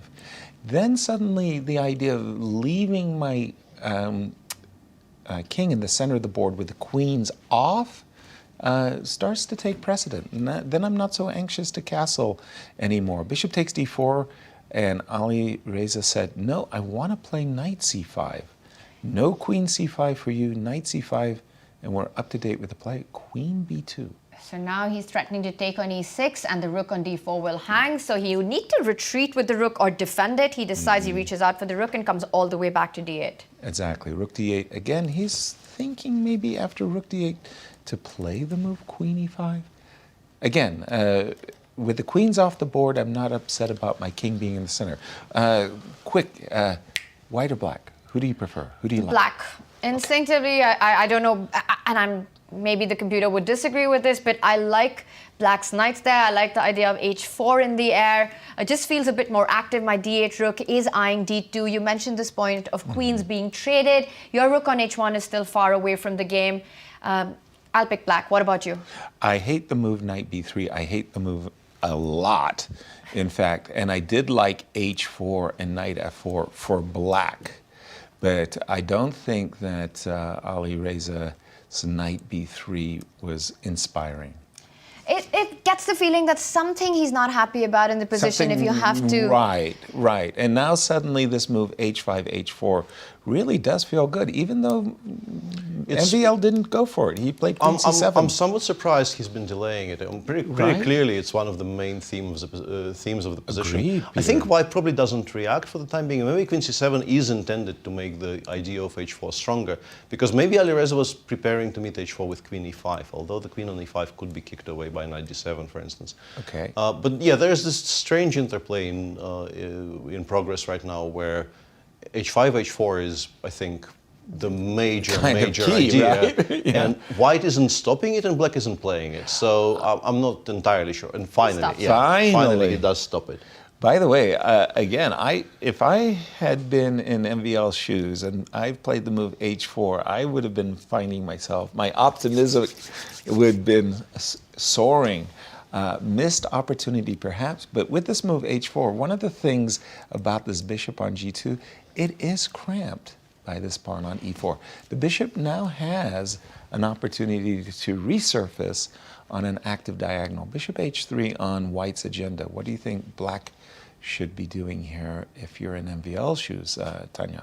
I like that plan that you're pointing out, bishop h3, because black would never want to double up the pawns on e-file, and perhaps you're already looking at the rook sliding to e8 as a response to that. But for now, Maxime Vachier-Lagrave, he centralizes the knight and asks the question to white's knight on e3. What you doing? If you trade on d5, I think black would be happy to take with the pawn. Okay, Or would you consider rook to d5? Both, I feel, have their own, and we're going to find out now which we are one. going to find out. What would you pick instinctively? Probably with the rook. The problem I'm having with the pawn is that it does allow rook c1 with the tempo, and white's the first to grasp the open file with a gain of tempo. So rook takes d5. On the board. With the idea that let's keep this pawn backward if we can. Not anymore. He challenges it immediately with d3, and it's not a pawn sacrifice because that bishop on g2 is extracting the rook on d5. Well, is that the case? So if I take, you take the rook, I take the pawn, I can hit the bishop, the rook, and the rook. There is e6 hanging. Sorry, there was a tactical sequence there that I think favored white. So that was why we saw rook e5. But now things are changing again. Things have shifted once more, and I'm beginning to favor Alireza's position. I like taking on e4, and I like taking control of the d-file with rook to d1. If you would take an e4, I think Maxime is hoping to try and trade off the light squared bishop with bishop e4. That's inevitable. I can't stop it. Yes, and which is a trade, I think, which black would be happy with, and I think we're going to see that happen on the board. Actually, and rook d1 as advertised. The rook is actually, you will take on g2, as you said, trading the light square bishops, but this rook hitting the e2 pawn will suddenly bite on granite. And is he threatening rook e2, knight f4? In some positions, these are ideas that white needs to watch out for. Of course Could be a trap. Absolutely. So immediately e3, just taking away the f4 square, and by the way, this pawn on e3 forestalls the activity of the rook. Now here's a key moment, and I wanted to say the key moment was, I don't think we should be trading knights. If I'm in white shoes, I like the idea of utilizing my majority. So my knight on d4 is protected, your knight is not protected by a pawn. I'm still liking black's position, and I think that's because of the king situation. The diagonal a8 to h1 can be something that comes into black's favor at some point once a queen lands on it. The control over the d-file, the knight on e4 more active than the knight on f3. You just compare each and every piece in the position. And I feel that if anyone has an edge here, it's got to be Maxime. Okay, those are fighting words, because one of the things that I always love about middle games where there's the major pieces and there's a buildup of forces is whose king is safer? Just answer me quickly. Whose king is safer? This is so tough here, but I'm going to pick black actually. And I pick white because I have an extra And I pick pawn. the side which has a minute against 6. That's a brilliant point, and we completely forgot about the 17th piece, which is the clock 5 seconds to Alireza Firouzja. No, he's gone way too, he went way too down on the clock. I wanted to say I thought white's king was a bit safer. Imagining white's knight going to g5. Look at the queen. It's landed on d5 on the diagonal. The f3 knight is pinned. The knight on c5 nicely stops counterplay on the c line. I'm still picking black here, yes. Okay, again. Rook d4, knight e1 check. Knight e1 check is a big threat. Queen f3 was a big threat in case the rook moved as well. Rook c8. I'm still thinking that if I could get in, rook takes d8 and queen c6. There's been a turnaround. This is now definitely more pleasant for white because the king on g8 will feel a lot draftier, I think. Well, I was Look at that. Whose king is safer? Oh my God, this Whose is a king is roller coaster. safer? Now it's hard. I have to say that I agree with you. Yes, the knight jumping on to g5, and look at that. Alireza with 5 seconds. No, has 5 to control seconds. this position. Peter, 5 seconds, who's but your pick? assuming control, frankly. Knight. Why are we not playing knight g5 there? I guess queen f6. Yeah, just queen f6 holds, yeah. But wow, that 5 seconds. Oh my goodness. Can we take on a3? No, And we're getting an update that Nepomniachtchi continues his fiery form in the blitz as he takes down Wesley So. And by the way, that's I stand corrected on that. won. Wesley So scores a big win against Jan Nepomniachtchi. So Jan's hot streak comes to a stop. By the way, in this game, big turnaround Yeah. with that pawn sacrifice. What the heck is Firouzja doing? He's just blundering his pawns all over the place. Yeah. down 2 for not very much, yeah. MVL is back in pretty much full control. Well, I he's mean, got this this is game under better than an attack. Knight f6 is just one threat you have to watch out for. There's a fork in the air. the times, 10 seconds to what? 12 A seconds? 3-2 now. Firouzja's playing on increment. He's playing every move on increment. And he has been, but knight e3 check. This is winning, just simply winning now. Is he going to just start for pushing the MVL. pawns? He first just controls the position. In a classical game, he would have won this. Oh, queen f1 check coming in. You have to trade And that's queens. it. Yeah, That's and game over. This should be very comfortable That's it. now. Queen f1 wins. And Alireza knows it. Maxime knows it. You can jump in with your knight to c5, but the a-pawn's too fast, and Alireza knows it's all over. What He happened? resigns. Maxime wins the game. Let's head over to another player who is currently leading. Fabi versus Jeffery. Big one. And wait, is that an extra piece on the board? Yes, it is, but it's very hard. It's only one pawn, but the crazy part is the light squared bishop is hampered by these very good black pawns. F5, E6, F7, not so easy. How do you break through? And that's very instructive, the way Jeffery has placed his 3 pawns, limiting White's bishop's scope of activity here. But just, you have to watch out for your king's safety again. Any Yes. queen trade and it's game over. White wins the endgame. Exactly, and he has somehow... Bishop E8, Bishop E8, oh, and you see a little nervousness there. Bishop E8 is going to do it. He gives a few, oh, he comes back, he's going for the king. But now you go queen G8 and you trade, Yasser. That is clear. That is clear. But yeah, he's reaching. But he must be winning with has this. to be Yes, winning. yes.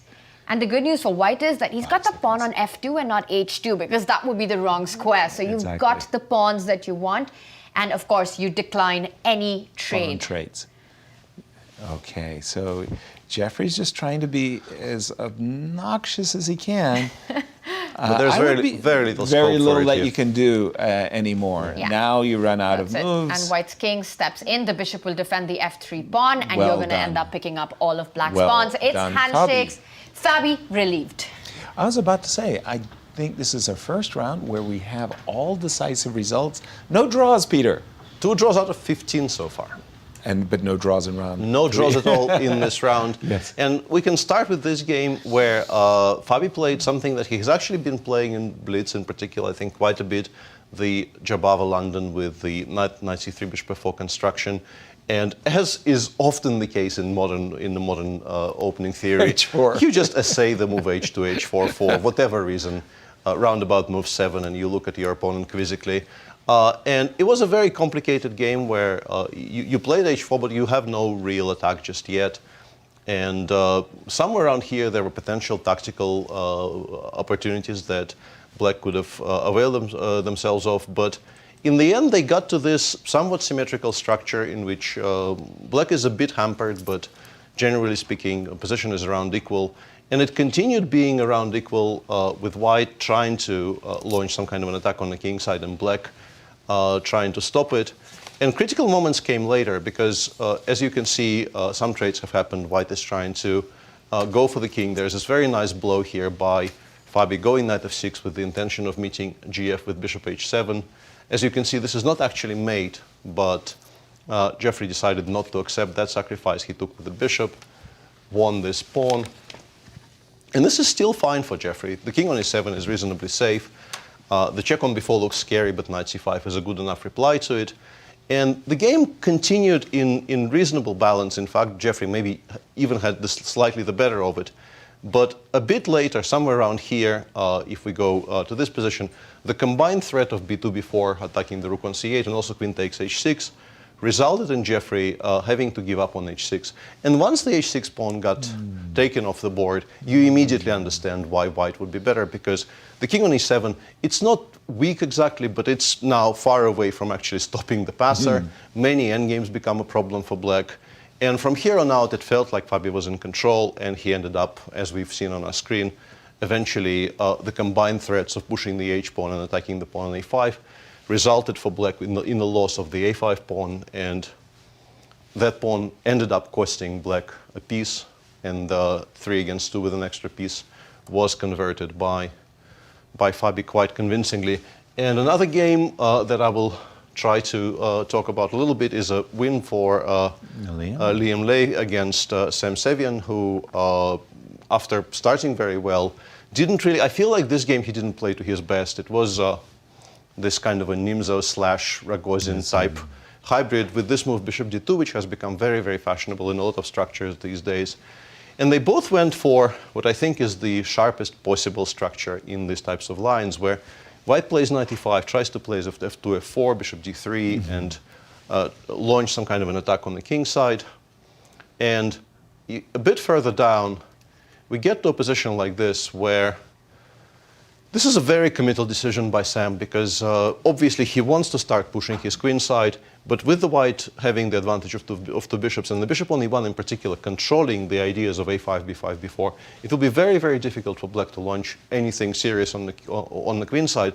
Whereas for white, the plan of playing f3, perhaps putting the bishop on g3, and then pushing in the center is much more obvious and much, I think, easier to realize. And if we go, let's say, 5 moves later, it seems like white is going backwards. But in fact, this knight, which was on e5, and it looked like a very active square, it's aimed at arguably the best square on the board, this c3 square, where it cannot really be attacked by any of the black pieces, and will also be supporting the e3-e4 march.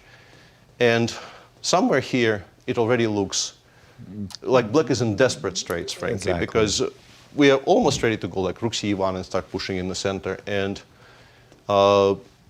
Sam felt desperate enough to just give up this pawn, for instance. Just stopping e3, e4 was such a priority that he felt that this is his best chance, but the position is just bad. You're a pawn down, you still haven't even created the threat of b5, b4, and everything is collapsing in the center. So a very, I think, efficient victory for Liem. Very, very decisive round of games. Thank you, Peter. And Tania, do the honors, the standings. Shuffle those leaderboard for us, if you will, please. The shuffling continues. 5 decisive games. Are we not entertained? Yes. At the top of the leaderboard, we've got world number 2, Fabiano Caruana, and Maxime Vachier-Lagrave with 12 points. And right behind them, with 11 points, hot on heels, Alireza Firouzja, Nepomniachtchi, and Robson. Well, for me, that win by MVL was so big. But Anastasiya, what caught your eye in that round? Nice stuff. Good round. First of all, my eyes caught the standings and Fabiano Caruana finally leading in the tournament, our boy, with Tania. So I checked 2 games between Anish Giri and Robson, as well as Nepomniachtchi, and in both games we had the Italian game as an opening. I would like to show what happened in the Anish game. From this moment, I think things went wrong a little bit for Robson, former leader of the tournament. So he played this move c5, and after that Anish just simply closed the center and made sure that this bishop is in trouble on a7, and he will never come back to the game, as you will see later. And Anish simply brought all his pieces to the king side. Let me go until this point. And it seems like Ray didn't want to wait until queen will go to d2, rook will come to g1, and play this move g6, trying to get rid of this knight, a really annoying one. But knight h6 followed up, and this is how Anish won the first pawn in this game. And of course, it didn't solve any problems for black, because he just continues his attack in g2. Very nice move with the idea to bring his rook later on h1. And you can see that Anish played this game really well. He was also I should say about his time management. Robson was in time trouble for the most of the game, and after like rook h1, he didn't have almost any troubles to convert this position into winning. Let's just check the final position somewhere around here. I mean, you can see that white is dominating. So let's go to the game between Nepomniachtchi and Wesley So. Wesley stopped Jan from winning. Jan won in 2 first rounds, but this game was not supposed to be the one. Things were pretty interesting until the moment they also exchanged the queens and ended up in descending. And I must admit that after this interesting move, knight a7, black is threatening to play something like c6 and take this pawn on a4, and and as well as take this bishop on b5 and then play bishop d3. So there are some threats, and Jan started with knight e5 move, bishop h7. But for example, if you try to support this a4 pawn, I mean, knight b5 can follow, and then f6 and bishop d3. So it could be very unpleasant for Jan. So he found, I think, really good move, bishop d3. He exchanged the bishops, even though black won the pawn. But I think he could have continued his play with rook e7, and later on maybe d5, if rook a, for example, rc8, like d5. And I think white has enough compensation for the pawn, because like rook a1 is coming, and you can see that this rook on 7th rank can be really annoying at one point, knight a5 as well. So he didn't do so, and he played this move knight b3, which was still fine. And after knight c8, he played rook a1, which was already a mistake. He could have actually threatened the same pawn from the other side. He could play rook a5, and this was much better. So in the game, black actually managed to keep the pawn, and after that Wesley played really brilliantly. He simply didn't give any chance to Jan in this position, and just this pawn started to run, and a very nice sacrifice by Wesley on b2. I mean, knight b2, he gave 2 knights, but you can see that these pawns are simply running, and they're unstoppable after that, and he just simply promoted one of those. So nice game of Wesley. I think his mood will be better after this game, and now it's time to go back to the studio to Yasser and Tania and Peter. Thank you, Anastasia. We just don't know what Wesley So is going to do in any single game. I mean, he just played a marvelous game. That was great stuff. And the round before this as well. Wow. It's Wesley, but that's the kind of chess that we love from Wesley. When he finds his rhythm, when he finds his form, he just becomes such a beast. Tell us about the pairings coming up. Sorry, before the pairings, I have a job. I was trying to get out of some work there, Tania. Apologies. We've come to that point in the show where we check in with our friends at Q Boutique and ask about the 5% friends and family discount. Here it comes. The 2023 St. Louis Rapid Blitz vest. We are proud to announce the 2023 St. Louis Rapid Blitz vest. Did I just say that? These knit vests sport the St. Louis Rapid Blitz logo on the chest and also show the Grand Chess Tour and the St. Louis Chess Club logos as well. Very handsome logos, I must say. They are offered both in men's and women's style, so it is a perfect fit for any chess lovers in your life. Stay warm and stay stylish, available at qboutiquestl.com. And now the pairings. Would you be so kind, Tania? And we hope your friends and family are also catching up on the action, because it is definitely heating up. Yes, let's take a look at round 4 action. Tell us about our marquee matchups, Tania. All around juicy matchups, Jeffery Xiong versus Robson, but we are going to keep our eye on Maxime Vachier-Lagrave, one of the tournament's leader, taking on Anish Giri, who needs to start scoring on the leaderboard. Exactly. And another, Fabiano Caruana. Awesome. My pick for the tournament, also the tour leader, is playing Liem. So 2 very big games right there. Okay, MVL will be our marquee matchup. Fabi will be our reserve, our backup. Okay, and let's not forget there's Wesley So against Alireza. Also, I mean, again, some flip-flopping there for Wesley in the Rapids, where he really didn't acquit himself that well, Peter. But Wesley, when he does find his form, he's scary. It also continues the story of Jan perhaps not playing his best against Wesley specifically, because they have this long-standing history of Wesley having maybe the better of that particular matchup, despite this tournament, clearly, Jan is having a better tournament than Wesley, just not in their personal games. And the story of the haves and the have-nots are, I think there's a split in the field, or at least there are some people who are lagging behind. We have, I think, 7 players on 50% or above, and we have Jeffery, who is struggling, and Wesley is, despite this victory, is still in danger territory. But how close it is at the top is really, really amazing to see. Exactly. It is. And what does it mean for the Grand Chess Tour standings? Well, we know that Fabi is leading the Grand Chess Tour as we speak. He's got 2 events. He's got 2 events to go. Tania, lots of players are in the mix, including Alireza, Wesley So, and MVL. And that's where the big fights are. And notice the names that you just took. Fabi, Alireza, Maxime, they've played only 2 events. They are going to be fighting it out in the Incr Cup to follow. So there's still a ton of points to be picked up in the Blitz, the remaining games, as well as the next event coming up. Fabi feeling good at the top, but not safe. No, not at all, as we see the players getting ready for this round 4. And it just feels like everything is going by so fast.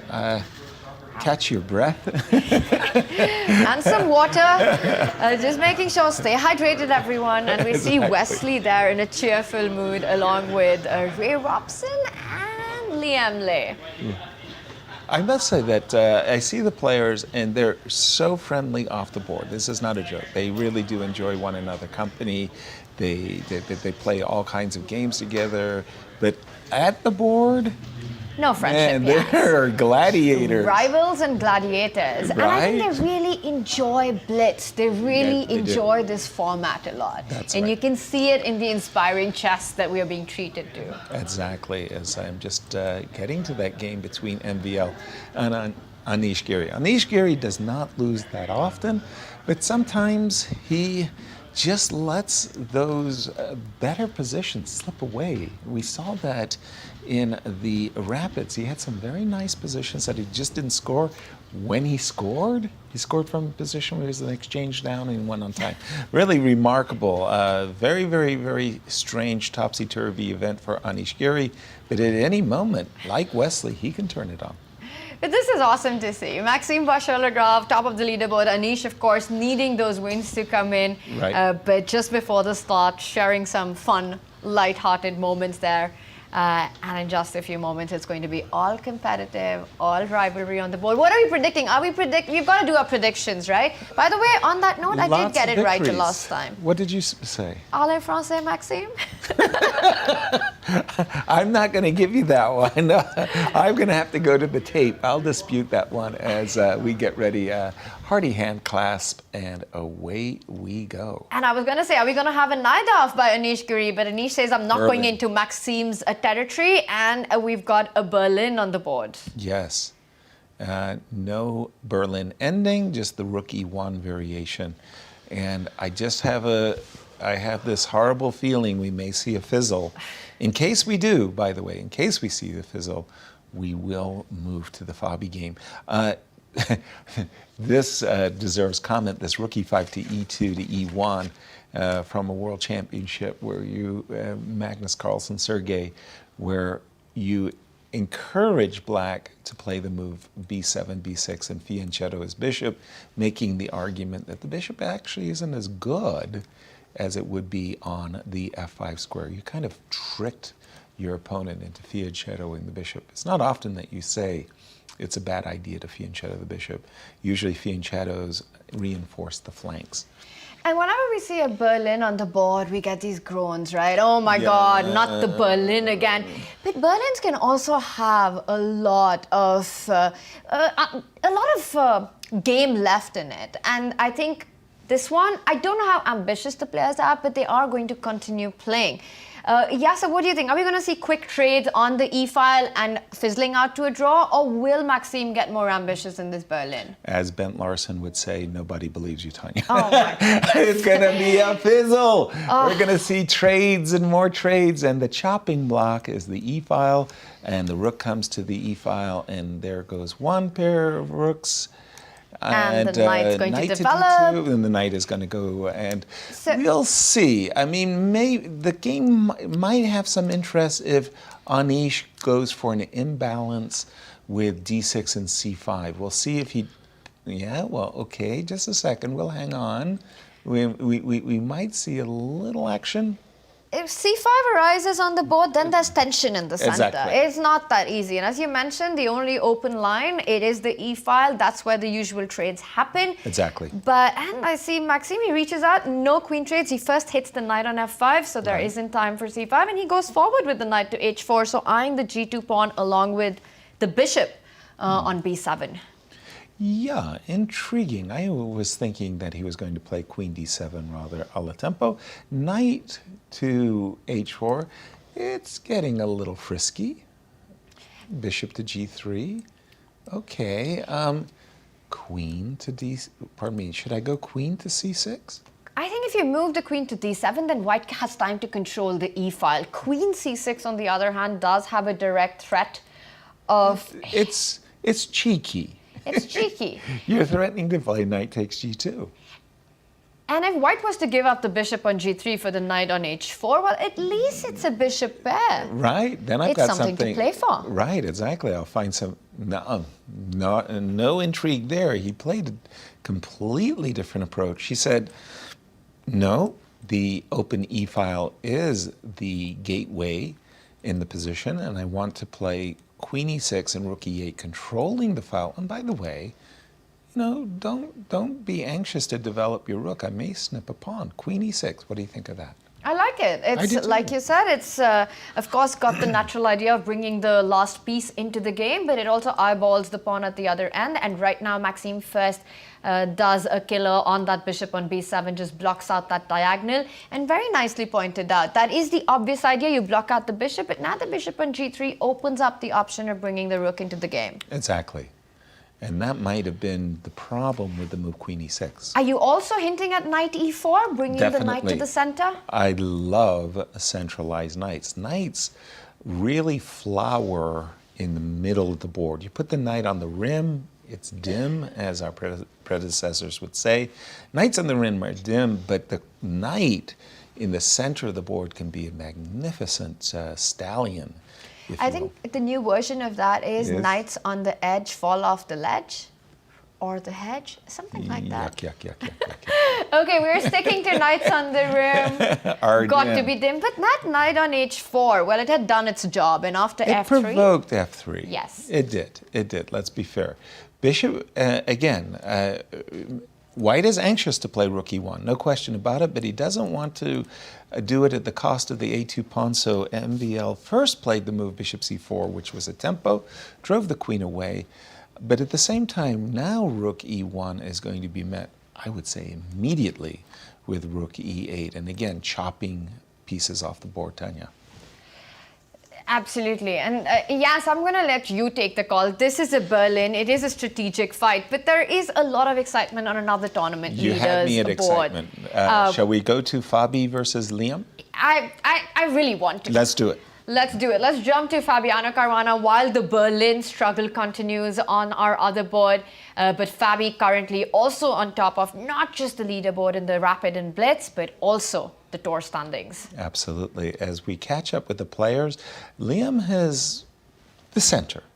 He has the two bishops. So far, so good. Except white's bishop and knight are actually very nicely placed. This bishop on c5 hits a very vulnerable a7 pawn. The knight on c4 is nicely protected on the c4 square. So the two bishops have been neutralized. I don't know. How do you like it? We've had some moves as well, yeah. Oh, we've so had some moves, so let's catch up with our live board.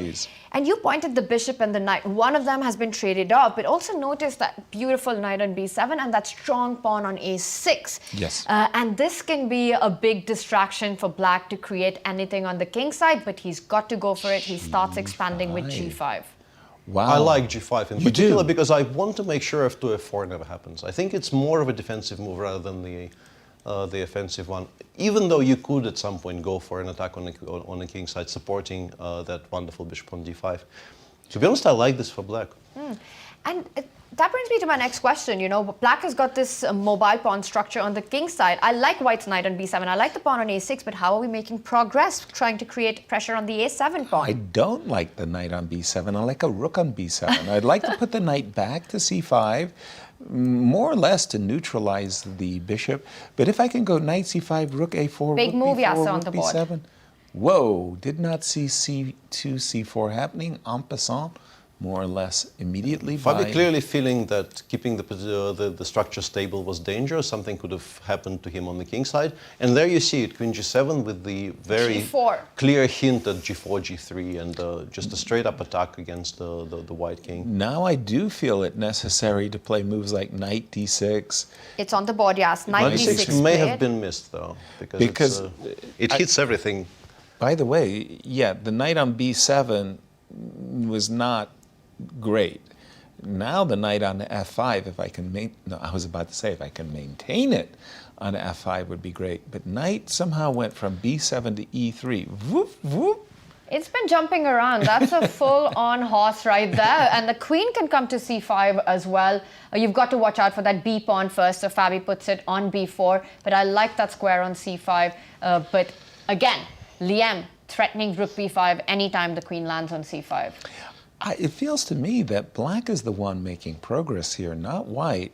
I mean, the knight on B7 was not attractive. I prefer the knight on E3, but I feel like this pawn, and this pawn are more weak. Weaknesses for white to have to defend. Bishop G6, rook B6, rook D8. It's easier, in my opinion, for black to play this position than for white. Let's see how things develop. Liem getting aggressive on the king's H5. side, but white can start targeting the weaknesses that you spoke about. The rook from E1 can also slide over to C1, and I'm threatening Here. queen takes pawn. I feel any endgame queen trade, I would be very happy with white because suddenly that A7 pawn becomes a big target. I think you're right that anything where A7 becomes vulnerable, you have to be careful because this pawn is so close to a promotion. On the other hand, once again, if I do play rook B6, if I do get to play rook D8, after all, what is my rook doing? I want to hit this pawn on D3, and if I can win that pawn, well, it's all good. Can white actually think about tripling up on the C line? But Fabi has other ideas, has other plans. He jumps Knight in with the C4. knight to C4. And what are these other ideas and Knight takes plans? C5 was possibly a threat, and I think Liem very correctly takes some pieces off the board so that he doesn't Some get caution. mated with Knight takes C5. Yeah. Knight to D2, and now, funnily enough, remember when the knight was on B7 and I was pining for it to... Nice by Fabi. Can you go knight e4? Oh, he does it. He It's on has the it, board. yeah. Knight e4. So the queen on c3, you've got knight f6 forking and winning a pawn and the queen back. Exactly. And that gives him time to establish a knight on c5 or retreat with the queen to a good square, because otherwise he would have to go to some very unpleasant squares like a3 or b6. So king g7, knight c5. It's funny that the knight was on b7. I was pining for it to get to c5. I loved it And there. after, maneuvering all over the board. Literally all over. I mean, I'd love to see all the knight jumps that I was happen. about to ask if maybe our graphics team could show us the path of the knight for this game, because it's quite been the to Silk Route. many a place. Yeah. It would be like the George Koltanowski night tour. Like on every square of the board, only once. That Queen mileage d5. account is Queen. filling up very nicely. Yeah, exactly. Queen d5, bishop g6, rook d8 on. Peter, what do you think? White or black? Just Around read your- equal, I would think. Tanya, White. I like knights. you like knights? I like knights, and I think that black's king on g7, yes, to me it feels like you might have overexpanded. Maybe someday I can dream about entering on the Whoa, whoa, 7th whoa, rank, and whoa. wow, that's Very a big interesting move. decision But, there by Whoa, Fabi. whoa. but I like it. If you open the E line, you can actually think about rook e7 at some point. Okay, but that is a pawn. It right? is a pawn, yes. I- You take it with the pawn, because then I'd probably put my queen to d3. Okay. Or g3 maybe. By the yeah. way, we do have a breaking news on a result. We have Jeffery Xiong making a draw versus, who was Jeffery playing? Ray Robson. Ray and that Robson. one ends peacefully. By the way, his first half a point of the day. half a point of the day? Wow. Wow. It's been a painful start for Ray Robson, as we just saw the move rook e8. Want to trade rooks? And yes, it is a pawn, and if you take on e8, the bishop slides back and defends the b5 pawn, Which so is it's very still an nice. extra. Can you go queen d4 here? What do you think about that endgame? Queen takes pawn, queen takes queen, knight e6, knight d4. I think you should do it. Yeah? He He wow. doesn't. He wants to come in with the queen. G3. I'm telling you, yes, knights He's are so playing- tricky. He's playing for everything, but the bishop coming to c6, that just, like I could play a move like h4 here and provoke No, He puts the Liem bishop says on bishop f7. f7. I liked your idea of trying to threaten checkmate with c6 and at least making sure white's queen stays there. And now Fabi breaking open those overexpanded pawns on the king side. Yeah, wow. Big changes going on in this game, as we did see a queen trade after all of that. Knight looks bad d7, for but then white. maybe king f5. I actually like what Liem has done with this. Knight e4 on the board as Knight d6 now, I'm pretty Fabi sure. aspires to play knight 4 d6. seconds for Fabi. He's down a back to pawn. c5. Oh, but Liem now in the driver's seat. Bishop looks versus bad. knight. This looks terrible for Fabi. Terrible. And Liem is just making it look clinical. He My trades goodness. off. Look at that bishop and king nicely placed in the center. An extra pawn. The knight is so far away from the a7 pawn now. It truly is. And I do see king d5, king c4 on Liem's agenda. Ooh, but why did he put his bishop? Okay. The knight has to come to Just f4. a little bit of hiccup. But now occurred. h4 is threatened. H4 is a and big d3 threat. yeah, no. And now king d3. No, he walked into a Oh my funky line goodness! of four. And Liem, but does he have enough? That King d3 pawn. c3. Isn't this a queen though? Knight d6 This could maybe. be Or knight g5, yeah. Oh my god, and the players are playing on increment, but this king pawn ending has to be lost because black's king is so close to b4. But you have to give it up. You don't have You an have option, to give Yas. that up. No. That was a very fortunate blunder. A very fortunate blunder.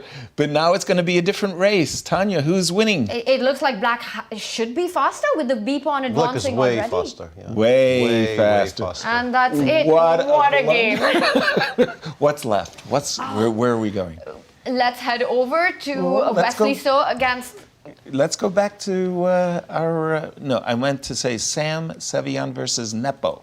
Let's do it, yes, and it's a queen pawn And endgame. we just arrived to a 3-queen and party. resignations because And there's no Nepo. perpetual.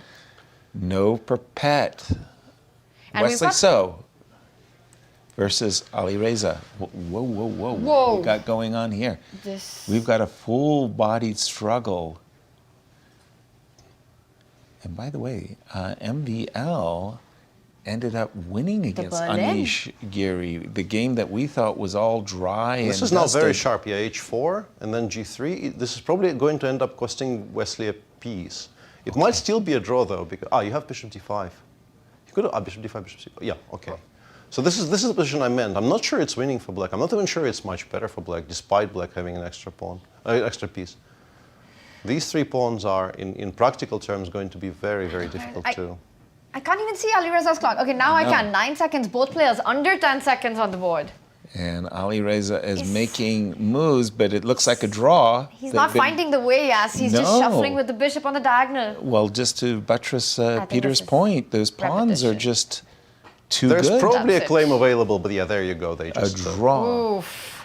Wow, Peter, our marquee matchup, we missed the victory Let's by take a MVL. look. Let's What take a look because happened? I also stopped watching. To be honest, you convinced me nothing will happen there. And yeah, the last I'm position. an influencer. The last position I saw was this, and really nothing should happen here. It's but dead zeros. yeah, let's take a look. So knights come off, and then white suddenly starts intimating that the king might reach the g4 square, and it does reach the g4 square. And suddenly, as you can see, this is just winning for white. One single move. Because the bishop on b7 is extremely passive. The bishop on a6 is a monster, and MVL slowly but surely improved. Okay. And yeah, and this is very clever, by the way. He provoked a6, and now he goes bishop f5 check, kicks the king away from the g6 square, and attacks the pawn on Vacates a6. f5. And then he takes the f5 square.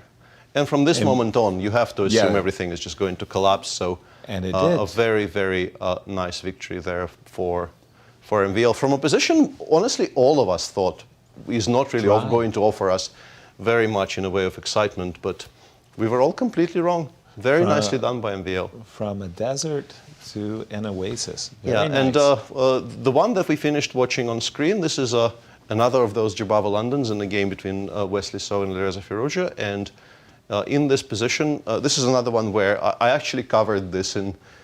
your course? Let me plug my course for 10 seconds. I think the 2 best moves in this position are h3, and I will give you no prizes for guessing. What's the second one? Develop?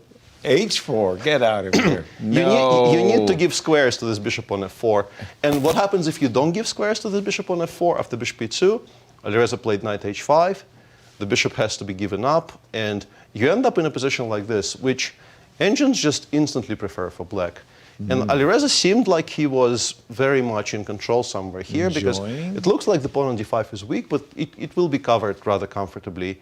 And if we go a bit further, let's say 5 moves later, we had a position like this, which looks fantastic for black, right? You have pressure along the c file, you have this proud knight on e4. Yes, there's a square on e5 with knight on f3, but the black king is safer. But Wesley somehow managed this perfectly. He took a couple of moves to safeguard the king, and then Alireza decided to offload some pressure by trading on c3. And from this moment on, even though the position isn't really better for white, it felt like it's definitely an improvement for Wesley. There's been a lot of play, and eventually Alireza opened things up with b5, b4. As you can see, there's also some things happened on the king side here. The structure has been somehow changed. And Wesley is a pawn up here, but he ended up, I guess, messing up, and the break on the king side that we saw ended up costing him here. This break ended up costing him this piece. But he still defended quite well. And the game that very much attracted my attention was this game between Sam Sevian and Jan Nepomniachtchi, where this is a classical Ruy Lopez, where Jan says, let's play a marshal. Sam says, no marshal for you.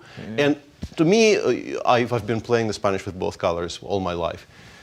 This is relatively new, and I think this is maybe one of those little bits of match prep that is still remaining in Jan's locker. So I was very curious about it. Knight a5, obviously you can, if you want, win a pawn here, but black will play bishop b7, black will play for very quick d5 breaks.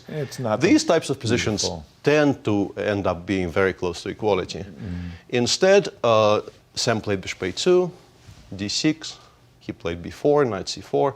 This is still playable, but his decision somewhere around here, I think, was not great. I don't really like the move a4, a5, stopping any kind of pressure on the queen side. And after d5, already black is playing for advantage, takes, the point being that central pawn is seemingly hanging. But you can play queen c7, attack the knight on e5, protect the pawn on c6, and we will take on b4 next move. So black is very comfortable here. Sam instead played bishop a3, and this already doesn't look right at all. No. We have a very passive bishop on a3, we have a backward pawn on d2. No, Nepo is cruising. Yeah. Ended up in some kind of position like this, where we see a lot of trades, but the pawn on a5 is very weak, as we will see. Literally in the next couple of moves, black just picks up on a5. There was some counterplay on the king side, because you do land your knight on f5. The knight on f5 in any kind of a Spanish position gives you some hope. But Jan defended well, didn't really make. And actually a very nice tactical skirmish here, which I think Sam thought he set a very nice trap here with knight h6 check, and if king h8, we can take on e5. Ooh. And then take on f7. Nasty. And win. But unfortunately for him, after g takes hc, he thought he was winning a rook here. No such thing. Oh, Tania, no such thing. Knight g4. And that led to Jan winning a very nice game with the black pieces. Incredible tactics all around. And just how sharp are these guys? Well, let's take a look at our standings. Shuffle up the leaders for us, if you please. Oh, it's a sharp leaderboard as well right there, because we've got a sole leader with 13 points. It is Maxime Vachier-Lagrave, and tied for second going is Fabiano Caruana and Jan Nepomniachtchi. And then we've got Alireza and Robson with 11.5. And with more insights on all the chess, let's head over to Anastasia. That was round 4. I had my eye on the game between Robson and Jeffery Xiong, and actually it was a really important draw for Robson after losing 4 games in a row, if we also count the game from yesterday. Sometimes it's really good just to make a draw, and actually he chose the line which seemed to be the one. It's very known theoretical battle where normally black can keep the pressure, but you know, there was this critical moment where after rook e1, Ray needs to develop his pieces, so he played this move bishop b6, And Jeffery came out with a nice idea, f5, trying to ruin king's side pawn structure. And after g takes f5, he played this move queen g3, but instead of this move, he had a really nice blow. He could take on e6, and if black takes, play queen f5, moving to really nice rook ending for white with this very active rook on e7 with good chances to win. Of course, black could play something different after queen f5, they could play rook e8, but you can see that the position is not so great. And if we ask about the king's safety, black king doesn't look so great anymore. But Jeffery quickly played this move queen g3, and then he thought for 2 minutes, trying to figure out what just happened. And what happened was just a repetition after that. He didn't find anything better than just to repeat the position, and this is how Ray Robson finally made the draw. And after a very dramatic start of the day. Yeah, it's time for us to go for the commercial break, but before that, let's see my chat with Anish Giri.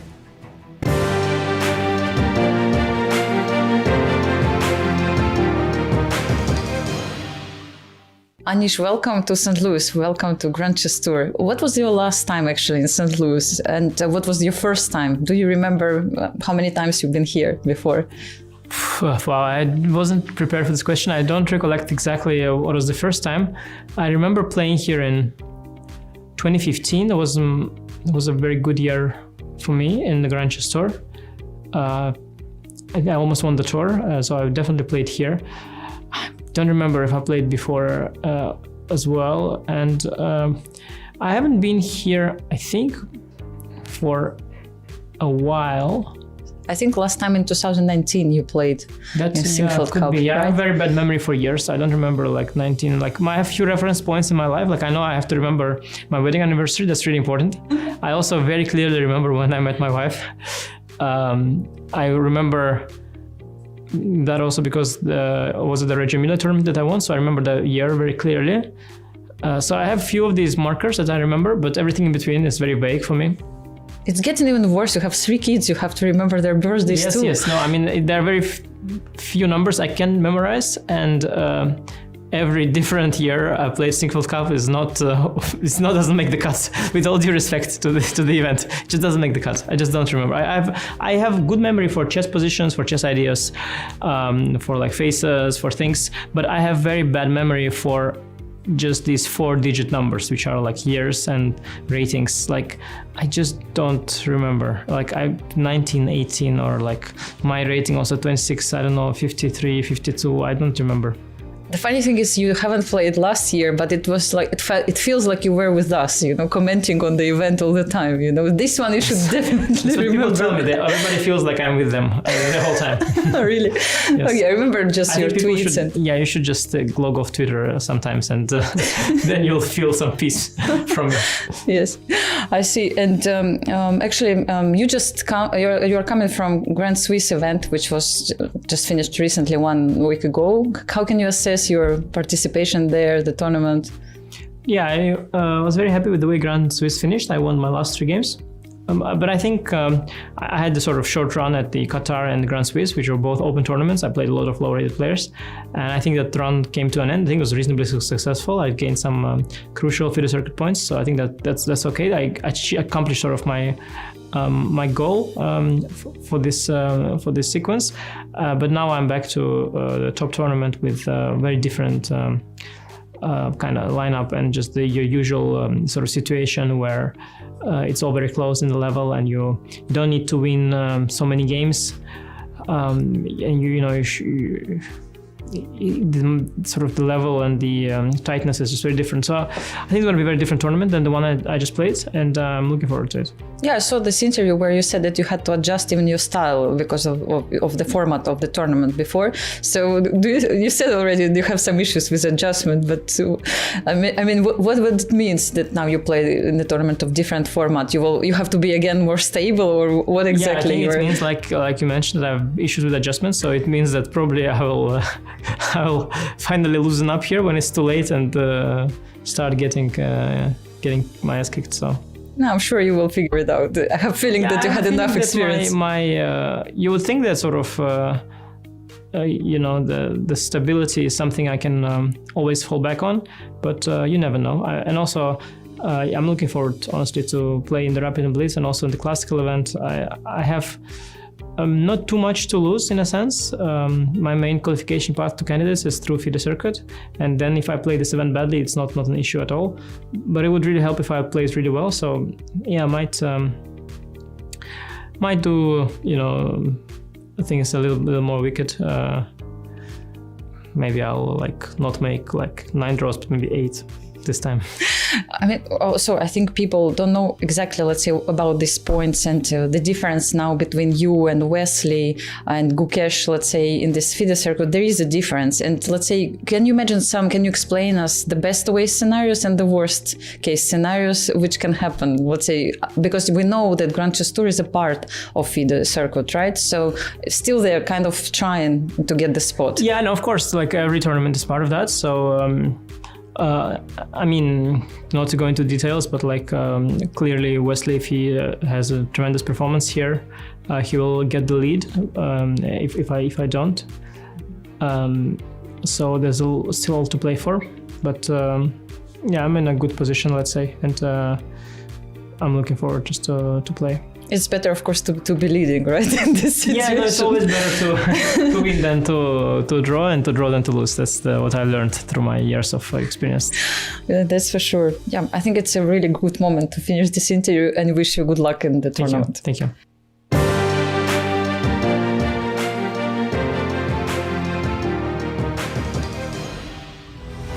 Everyone, and welcome back to our live coverage of the Blitz. Tania, it's been fast pace. It's been a fast roller coaster, and we're not getting off it anytime soon, No, Yasser. As the action continues, we are about to kick off round 5. After 4 rounds of Blitz, tell us about the standings, Tania. And that we've got a sole leader with 13 points. It is none other than 2021 World Blitz champion, showing his class here in the Blitz. He has leapfrogged into first position. But just behind him, just a 1-point lead, and that's just too little to relax. Exactly. It's Fabi and Jan. Exactly. And just behind them, Alireza Robson. We have a matchup coming up, pairings for round 5, which is going to feature Fabi and Jan. I'm going to think that that's got to be a marquee. You make the choice, Tania. I'm with you, yes. Of course, our tournament leader, it is Ray Robson versus Maxime Vachier-Lagrave. We will keep an eye out on that. But with Fabi against Jan Nepomniachtchi, both of them tied for second place. And given their form, given their style of play, that's got to be the most exciting one. What about you, Peter? What stands out to you in this pairing? Those two are obviously the picks. Yeah, choosing between them is difficult. But having picked Jan for my fantasy team, I want to watch that one. Me too. And I think watching Jan play Blitz is he's so emotive and so expressive at the game that I think having him on camera is very much an added bonus. It's a joy. Can you read him, by the way? Because I have a very hard time reading Nepo's tells, if you will. Well, it helps if you know what's going on the board. True. In an unclear position, not so much, but you will know if he's in trouble, I think. Yeah, okay. And we are underway as round 5 is getting started, and we are following the game between Nepo and Fabi, and we're going to have our reserve game, the game of MVL and Ray Robson, as we've got this bishop b5 check, anti-Najdorf, if you want, trading, and then we saw a very early e5. So it looks like a very close position is what we've got here, Tania. It also looks like a bit like copycat chess. Had Black just put that knight on f6, the pawns, and they're very symmetrical. Yes. We've had a trade of pieces, the light squared bishop, but very symmetrical pawn structure there. So there are no d4, d5 breaks. And very often in this, it's about the breaks in the flank in the middle game. Exactly. Yes. Which side gets in an f4 or an f5, or a b4 break on the queen side? Exactly. And this is a very cagey setup, I must say. Bishop e7 to d8, making room for the knight on e7, just as you said, so that the knight doesn't go to f6 and conflict with your break f5. Nepo went for the b4 break. As you said, it's about the flanks now. You've got to play b4 because you're not playing f4 anytime soon. I think we're going to see both the breaks on the board. Black's going to go for the f5 kingside break, while Nepo has managed to get in a play on the queen side. With the b4. Fabi's got to be thinking about f5 right now. He doesn't go for it. Surprisingly enough, no, I was going to support you wholeheartedly. He played in the move knight g6. Now, if I'm in Nepo's shoes, I'm thinking knight d5, bishop e3, and blasting open the b file with the move b4 takes c5. So first he starts with bishop e3, saying, please do me a solid trade. Not going to do it, yes? Not going to do it. b7, b6. And because the queen is undefended, this move queen a4 is more than annoying, I'm about to say. The knight is, again, eyeballing. You never want to fall for knight d5 and queen takes c6. It's on the board. It's on the board. F5 has arrived, and that means it's going to be a lot of fun. So it's all about who gets to which side first. Black clearly eyeing the king side, while Jan has got all his pieces, including that knight, which has just gone to d2, can land on e4. The other knight gets on d5, is looking for play on the queen side. But I agree with you, Yas. It just feels like white's pieces are better. Are more ready, are readier to strike. Readier to strike. Nice. Love it. Knight e4, and again, knight will come to d5 next, and this knight on g6 is looking a little forlorn. One of the things I would try to do if I was about to say is if I was white, I would be trying to trade my bishops for one of the knights, because I'm thinking that these knights on d5 and e4 will be very well placed, whereas this bishop on d8, as you notice, doesn't really have a good square. Please, Tania. Absolutely. The one threat that you have to watch out for is a move like f3 for black. Clear. That's the dream. I really want to get f3, especially considering it's blitz, and I'm just saying I'm coming for your king. F3, exactly. Queen g4 or queen h3, and starting to checkmate you. So exactly. Is this the moment for Jan to actually stop that forever with a move like f3 himself, and he does it? Yes. The answer is yes. Fair. Short and right. Sweet and precise. Exactly. But you are very right. You do not want to allow your opponent the opportunity to play f3. Jan put the kibosh on that idea for Fabi right away with f3. And again, from White's perspective, he wants to play knight d5, but okay, where's your next break? Nepo, I mean, you're not going to play g3, you're not playing d4. Probably you want to play a5, but to do that, your queen, you would like to trade queens. So knight to d5, trade queens, get in a5. From Fabi's point of view, if you're in black's shoes here, this pawn on d6 is a little tender.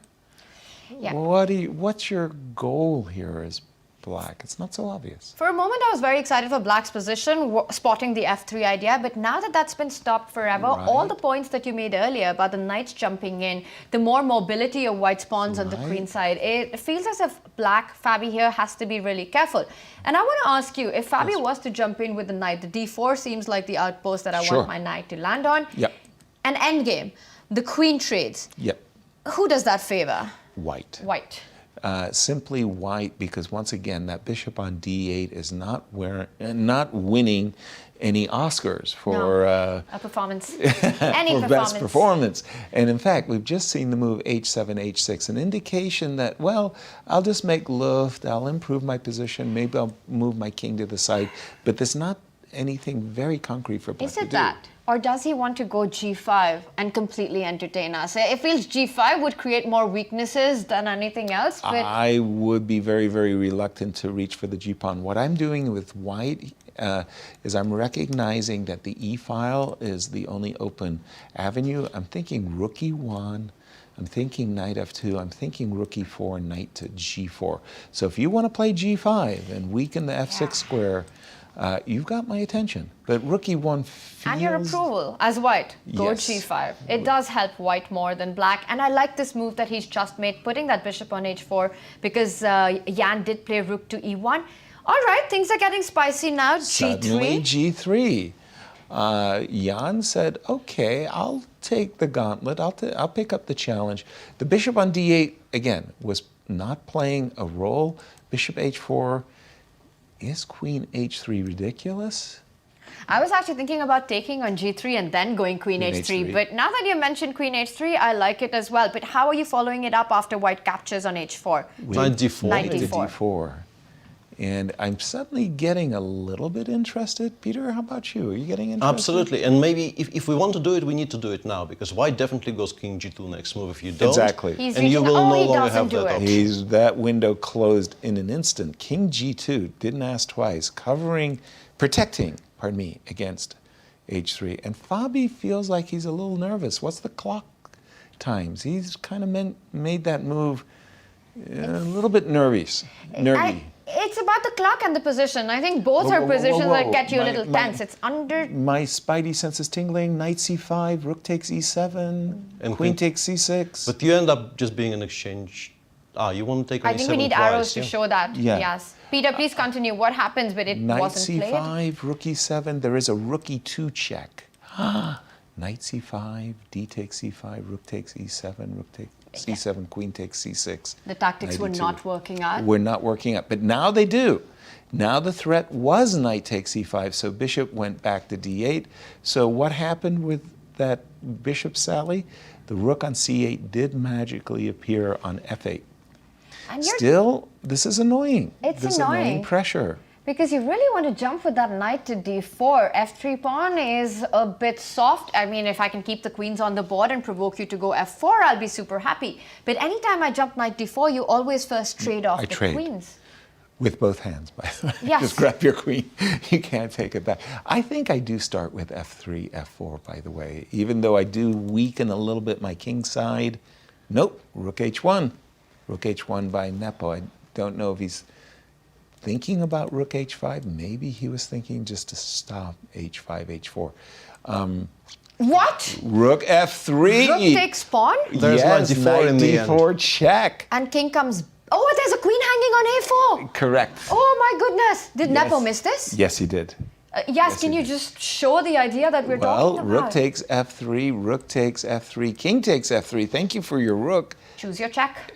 Yes, check, and queen takes a4, and that wins the game for Fabi. So there was a miss, and we did see the head shake there. Wow, rook h1, a huge blunder by Jan Nepomniachtchi in a position that he was completely in control. So he's dropped his f3 pawn with that move, rook h1.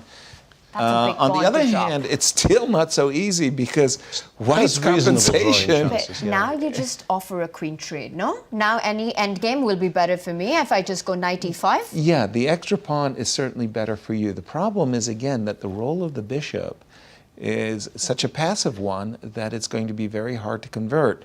Jan is bearing down, again, the clock times. The clock times a minute and a half, I think, against maybe 47 seconds. Yes, 47 under a minute seconds. for Fabi there. And h5 on the board. Also, I think knight e5 would have been a mistake because the knight from f2 jumps to e4 at the end, and you've After got the problems trades. on d6, yes. Correct, yes, exactly. And we've been seeing that once the knight does land on e4, that pawn on d6 is definitely a weakness. Now, with the move h5, he is kind of intimating that, you know, the king's shelter will be uncovered. h5 now, again, h4, queen g4, maybe Jan would be happy to trade queens. Peter, is this enough compensation? You're not happy you blundered your pawn. I wanted to even offer a very controversial opinion and say that in practical terms it's maybe more fun to play with white because you have the more knights plus queen. Okay. But of course black is objectively better. The question is how much. Exactly. I would suspect this should actually be enough to make a draw with best play. By the way, G8, With best play no queen g4 by Jan. He's ready to play for the attack himself. I'm liking black a lot. I mean, I just feels as if white's king is in the open. Whoa, pay attention. There is a knight f6 check citing. Don't even think about playing bishop e1. Just comes back to d8. Can we take on c5 twice? Whoa. Yes. So you mean By the you way, start pawn takes pawn and then you jump in with the knight. Our tournament leader, MVL, is on a roll as he takes down Ray Robson. He does, and now can you, Peter's idea of knight takes pawn here? Yes, knight takes, pawn takes, queen takes on e5. the board. And then you've got a bunch of checks, but probably nothing more than that then, because I'm definitely liking the queen and the knight, and maybe black has to find a way to I think it's time to give a perpetual. To give a perpetual and just draw somehow. If I go king h2, I think the perpet. Whereas if I go king h1 and invite the bishop to join with gain of tempo, that's dangerous. Wow. But he's This is a playing with very, fire. very interesting decision. To Yeah. my let's eyes. say courageous. Yeah, bishop g5 is a draw, Too so brave. I think Fabio in 15 seconds here just takes this draw. I don't think you fool around against queen and knight now that you're no longer a pawn up. And Exactly. that queen and knight, especially at the center of the board, give white one Well, move. Fabio look at disagrees. this. Let's Queen fool F2. around. Let's dance. He wants to go queen f2, king to g4, so then there'll be no checks at all. I think this was a very, very risky decision by Fabi. Jan is playing for the win here. By the way, the Whoa. breaking result, Whoa, G7, and G6. Jan leans in there because Like he's what? he's been being given a move to start giving checks. But the bishop on h4 controls all of the important checking squares. So, Well, yeah, hold on. There was Oh a my queen God. a7 check. Bishop and g3. Ah, yeah. Whoa. It's king of the hill for Jan Nepomniachtchi. Is the king going to win the game eventually? We've been singing praises of the queen and the knight, but the king just wants to go and collect all the pawns. And I really don't like what Fabio. He should have taken that perpetual. And did you see the panic on Fabi with yes. just 1 second on the clock Queen there? e5 check is, I don't know. Queen e5 check seems winning. Your bishop is hanging. Be careful, Fabi. I think we can take. Well, Yeah. I just a think we second. can take everything and take on c5 and win that position. I think he's going for it, but then the g pawn. No, my But king is in the square. We're in the Yes, you've square, got to yeah. waste a move with your. And now And d4, d5, and we're d5. just faster. And that's it. That's good. Fabi's about to lose the game. Absolutely. That's game over. The d pawn just marches, and that's it. Oh, Fabi, he really overpressed his hand. He had the perpet, but let's go to our last game, Liem versus Jeffery Xiong. And I can always recognize a Jeffery Xiong game because he's playing so leisurely, his moves. Look at that. Look how leisurely he plays. He's got like 20 seconds. He's just like... and that's an But eternity. he looks like he's winning. This position has to be completely winning. White can have, he's really playing the Yes. move with beauty here, and that's why we've got resigns, as White could not have picked up that pawn. By the way, e-pawn let's is too pay our dangerous. respects. This is Jeffrey's first win of the tournament. He didn't get a victory in the Rapids, but he's gotten his victory in the Blitz. Well done, Jeffery Xiong. Peter? I was I'm so still tasered by that Yeah. game between Fabi. now I remember. Yeah, this Please. was a line that I played myself with both colors. This is the one we discussed with Yes. during the rapid portion where White goes king Adam e2, king Cole. f1. This kind of a strange English opening. With- And these days, even if we start from here, there is a very interesting dance here going on. This is very fashionable. You go knight d3 check, you go knight f4 check, and then you just return to d3. Apart from this move knight e6, which we discussed during the rapid, Right. this also exists. And this results in these very weird kinds of positions where black, this is move 11, Has by no the way. development. Yeah, black has barely developed 3 pawns, and there's a knight missing on g8 somehow. White has developed 4 pieces, but has a king on f1, Right. and black has a pair of bishops. Very sharp position. And of course you play h4. Yeah, and of course you play h4, and this actually makes perfect sense because you want this rook to participate in the game because it gets lifted into the game via the h3 square. And I kind of stopped watching. This is actually a sharp position, but then a lot of trades happened, and somewhere around here, after very logical play, I felt somewhere around here I just kind of thought, okay, this game will be a draw. Yeah. And I would need to scroll through, but you have to assume that Liem must have made a very, very big mistake somewhere. Right. But you can already see that black is making kind of progress here. Probably you could have played cleaner, and eventually, by move 40, black has this protected passer on e3, which probably Yikes. also didn't need to happen. And eventually, it kept on getting worse and worse, and ended up here with the h-pawn getting dropped and white having not enough compensation for it. And the other game I was paying attention to was this tournament leader. Yeah, MVL playing against Ray Robson. And interestingly, the same structure Fabi had against Nepo, but with the bishops still on the board. The difference here being that the bishop trade hasn't happened yet. It seemed fairly balanced. Once again, the same plan of playing for the f5 break happened. playing for the bishops b4. are now gone. There's been also As you can see, black at some point played knight d4. There was a trade on d7, a trade on d4. And it all frankly seemed to be fizzling out somewhere around here. You probably prefer black after, let's say, after this trade happens, black has a protected passer on d4. But the bishop on f6 is so passive and the position is so closed that you would assume that something like this is not really all that bad. And as you can see, the engine also doesn't disagree. But something must have happened. First of all, Ray, by passing and then passing some more, allowed the bishops to come off. And then you have problems controlling the c-file. And I have a feeling he just lost on time because nobody resigns here with white. No. And if the game ends here, you have to assume that something quite rare in a Ray Robson, because he very often is low on time, but he doesn't lose on time normally. But in this particular case, he's in trouble now. But he would, of course, continue from here and maybe not even have lost, but he did lose on time. Wow. A very eventful round, all decisive games, no draws. Tanya, tell us our standings after 5 rounds of Blitz, please. Let's take a look. Maxime Vachier-Lagrave with that win against Ray Robson. A really nice strategic win, and he stays on top. But now the chasing pack. Yeah, the needle in the thread is thinned out somewhat. It's thinned out, and the chasing pack is left to Nepomniachtchi at 13 points, which is half a point behind your pick, Yasser, with 12.5. It is Alireza Firouzja, and Fabi, he slipped down to the 4th place. I just want to point out the obvious. Had Alireza won that all-French derby, he would be in clear first. That was a while back, and that all-French derby, Maxime did fantastic there. And we've got more chess. Anastasiya, please tell us about this round, very eventful round. What games did you cover for us? I was checking a couple of games as well, and one of them was between Alireza Firouzja and Sevian. They ended up in this position, and I was actually thinking maybe white can play this move d4. You know, it's normally either you play d4 or you give this square for your opponent, but it didn't happen. You know, even though I don't know what about you guys, it took some time to realize things like what will happen if everybody will take on d4. So at the end of the line, it seems like black has this bishop g5, very strong move, making sure that the rook will move from c-file, and then like black can take on e4.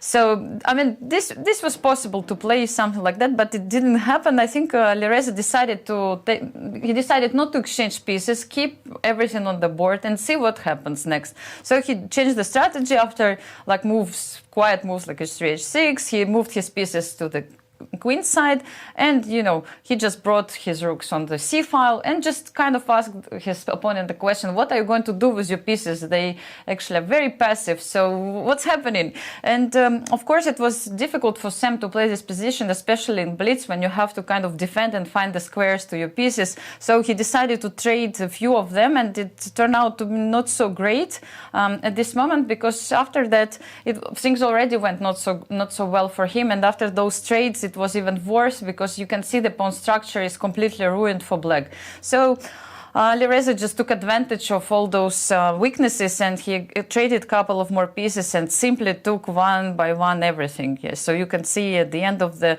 black managed to take on d3, but everything is falling, e5 and b7. So, I mean, a pawn is running. So after that, I think Sam decided it's time to end this game and resigned. So I also checked the other game. It was a very interesting battle between Anish Giri and Wesley So. Believe it or not, after like 1 minute from the start of the game, I check the screen and I see this position, move 24. And I'm like, oh my gosh, I mean, what has happened? I mean, why do they play so quickly? They know everything. These guys, it's already moved 24. And here, after queen g4, this was the first moment when Wesley started to think, and he came out with not so great idea. It's something like this happens when you start thinking for too long. And he played king h8. And here, I think Anish had a very good chance to play well. He could have tried to use the fact that this g7 square is weak and try to play king g3, knight g3. And after f6 move, the only move in the position, bishop c7, queen d4, probably he missed this idea of rook e4. And now knight on d4 is hanging and there is no rook d8 because bishop is on c7. The best what black can do is take maybe this pawn on a2 and try to play this position with 3 pawns for the piece. But yeah, okay, white should be better here. Instead of it, he played this move rook c7, and after that it turned out that Wesley was the one who was on the driver's seat from now on. He played very correctly. He played f6 like bishop f4, and it turned out that white doesn't have enough compensation for the 2 pawns he gave before in the game. So Wesley played very, very good after that. I mean, not given any chance to Anish to find a way and come back to the game, slowly, you know, improving his position. And you can see the final position, like he took 1 more pawn, and okay, now with 3 pawns down, Anish Giri resigned. I think it's time for Anish Giri to find his lucky hoodie and bring it back to the tournament. He told me yesterday that actually it was a little bit dirty, and that's why he didn't want to wear it. Otherwise, he would have done it. Oh. So back to you guys. Thank you, Anastasia. Nice game there by Wesley. And you know, I'm still tasered by that that final game because essentially Nepo's king literally went from G2 to B7. That was one brave king, and Right? Fabi had an extra pawn. Nepo demonstrating the power of queen and knight, and we had a fantastic end to that game. Let's take a look. A little slow motion. And remember, no time on the clock. And that his king has just gone all the way up the board, and he's calculated already a king and pawn endgame. Calculated with seconds on the clock to Right. precision, that white just grabs that final c5 pawn, and black doesn't have the moment to push the g pawn anymore, has to waste the tempo, shouldering white's king right there, which gives Jan the momentum to start pushing the d pawn. Tempo, d4. If not for the move king e5, there was the move king d4, Peter. Otherwise, and then the king we're would in the be square. in time. Yeah, yeah, in time to exactly. stop the g pawn. Very impressive game by Jan, but also I'm really surprised by the fact that Fabi, who at that point I think was also behind on the clock, him not taking the Exactly. perpetual Repetition? in the position where he had the perpetual was very, very odd to my eyes, because it didn't look like he was better anymore. And His ambition was too great. yeah, I think That was it. he didn't need to go for broke this. Like, if this were the last round and he absolutely needed a win there, yes, I would understand that. But with what, 12 rounds to go? Yeah, I think not he so could much. have. He could have. Let's take a look Let's at the take a pairing look for at- round 6 pairings. And we've got, as always, some great pairings. And MVL, our tournament leader, up against Jeffery. Jeffery just won his first game. What game do you like, Tanya? A really important one, and that's what you need. When you beat Liem, you've got the confidence to face the tournament leader. Jeffery starts with the white pieces. Maxime looking good with 14 points currently. And in a second place, Jan Nepomniachtchi with 13 points will take on Liem. In the mix, there are 2 players just touching the very top, which is Alireza Firouzja and Fabi. They play against each other. Gosh, Yes. it's tempting. I'd like to go with the Fabi versus Firouzja game just because there's so many points between them, but MVL and Nepo deserve as well. I'll go with Fabi Firouzja. Let's go with this Marquis. one. Yeah. Thank you. Let's I do need it. your support. We will keep our eyes on the other results, but it is going to be focused on Fabiano Caruana taking on Alireza Firouzja. What are our predictions, Peter? Fabi to come back. Oh, nice. All That's right. the thing, right? Firouzja had lost a game that, well, with MVL, he shouldn't really have.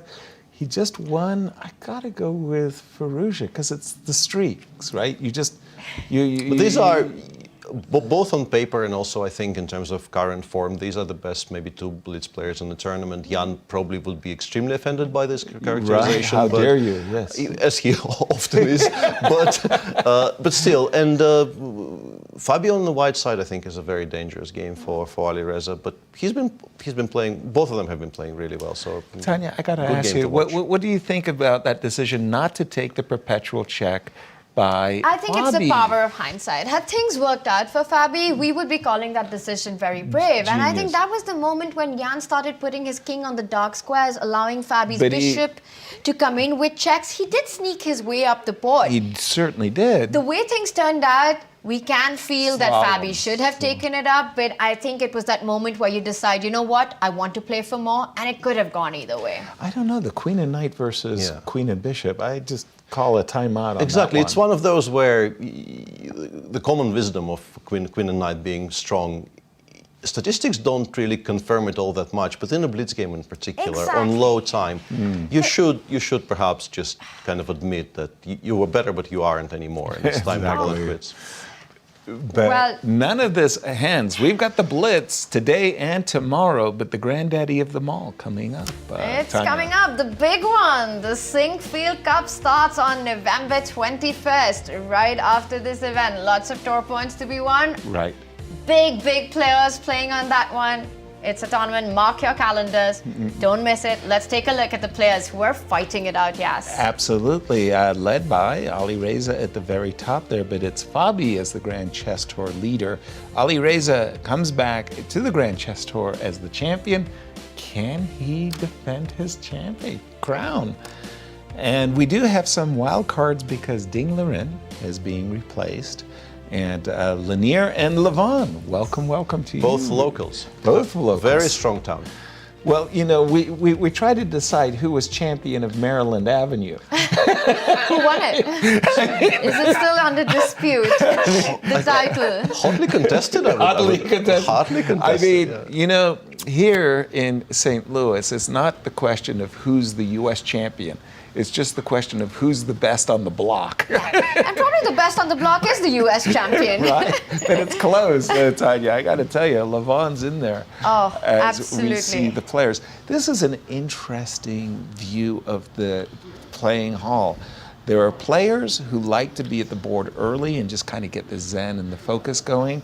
There are other players who get nervous at the board and they only like to appear when the bell rings. What type of player are you, Tanya?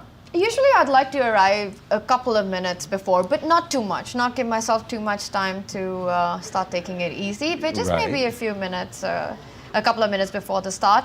But it's also interesting how these players who we see on our screen, Anish, Liem, and I think it was Sam earlier, currently they're struggling a little bit in the Blitz.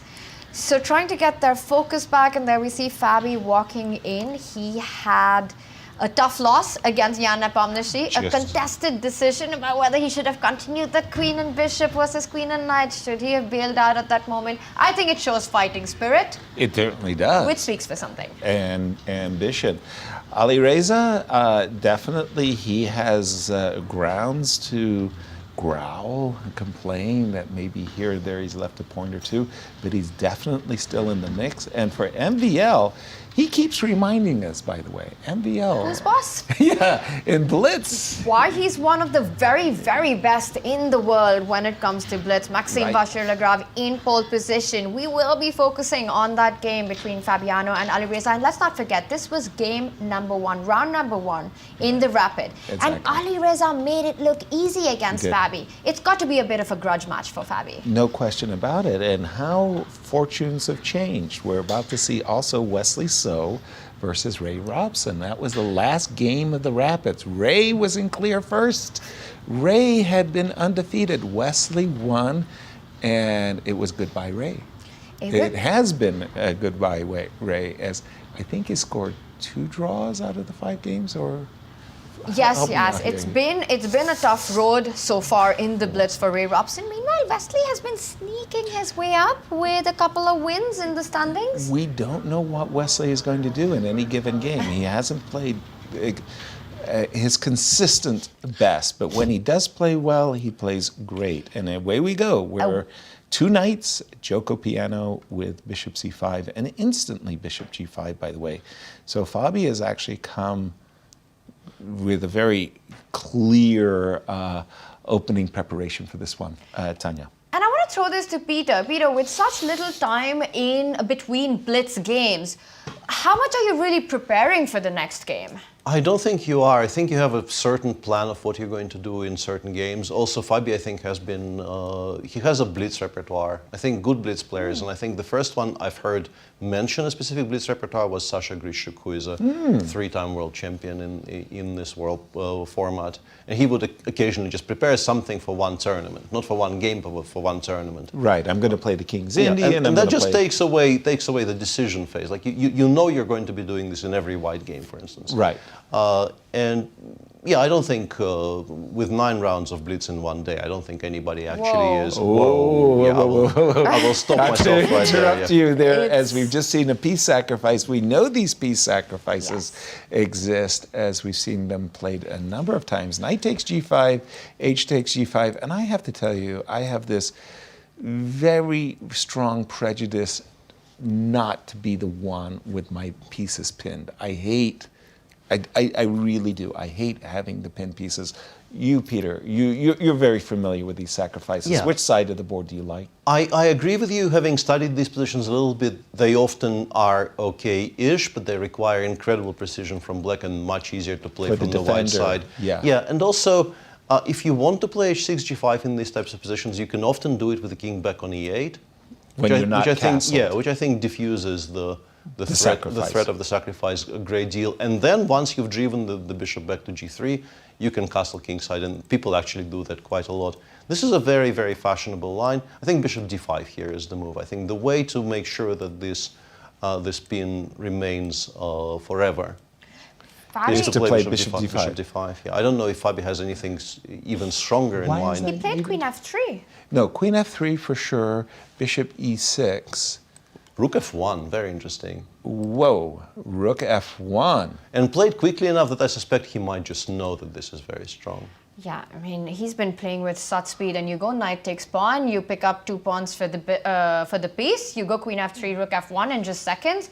Fabi's the better prepared, and to me it looks like, yes, this is the kind of opening where if you're the better prepared one, you might just get a really quick point in. No question about it. I am familiar with ideas of knight d8, knight d7 in order to prepare the queen And I move. think this is what he's playing against. He wants to play queen g3, and then just to follow it up with f2, f4 as quickly as possible. So knight b8, queen g3. I would look at queen g3, yeah. Rook h8 played for now. And Rook even here, a good temporizing move, by the way, because it does allow, if you do play queen g3, it does allow king f8. Sorry, Tanya, you wanted to say. That this is a very thematic idea against the piece sacrifice on g5. You put your king forward, you put your rook on h8. You're also not only vacating the f8 square, but very often the rook slides over to h5 at the right moment. Let's say when your queen is on g3, perhaps it could. But the whole idea is that you start targeting the bishop on g5. Exactly. You have to watch out for bishop takes f6 check in this particular position. But the rook belongs to h8. So I like what Fabi's done, and now he goes for the other plan that you're mentioning of rerouting the knight to enforce the defense on the pinned knight from d7. Exactly, and if we could make the legal move f2, f4, we really do understand why the rook was brought to f1. And it's vital for us to play f4. Now the question is, how do we get it in? If we just move our queen in order to play f4, we are inviting the king to escape, essentially.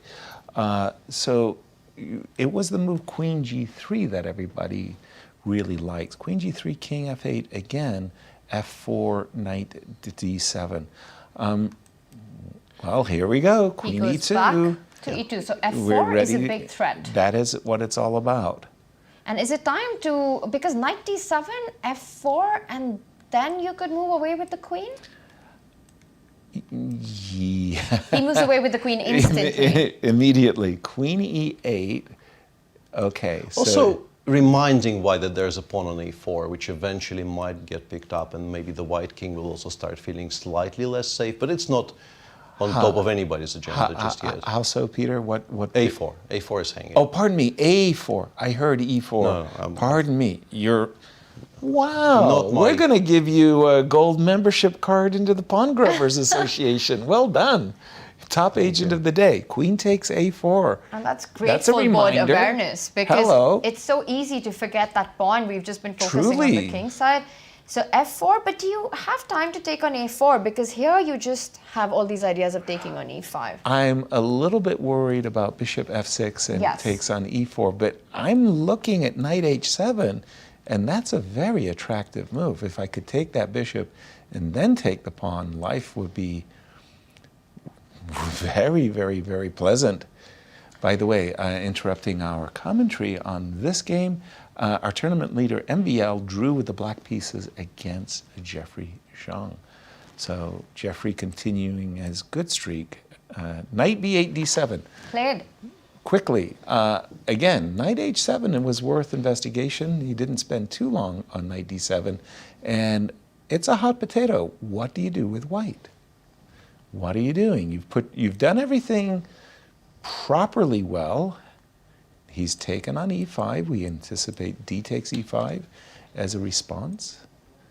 A little pause here for, why is he pausing? I'm really not sure. He must be seeing something very strong against d5, because the only other move is knight h7, but you don't particularly want to. No, you don't do that. So, and the clock times, is it, we've allowed it, Fabi is being well prepared. Are we accurate, Tanya?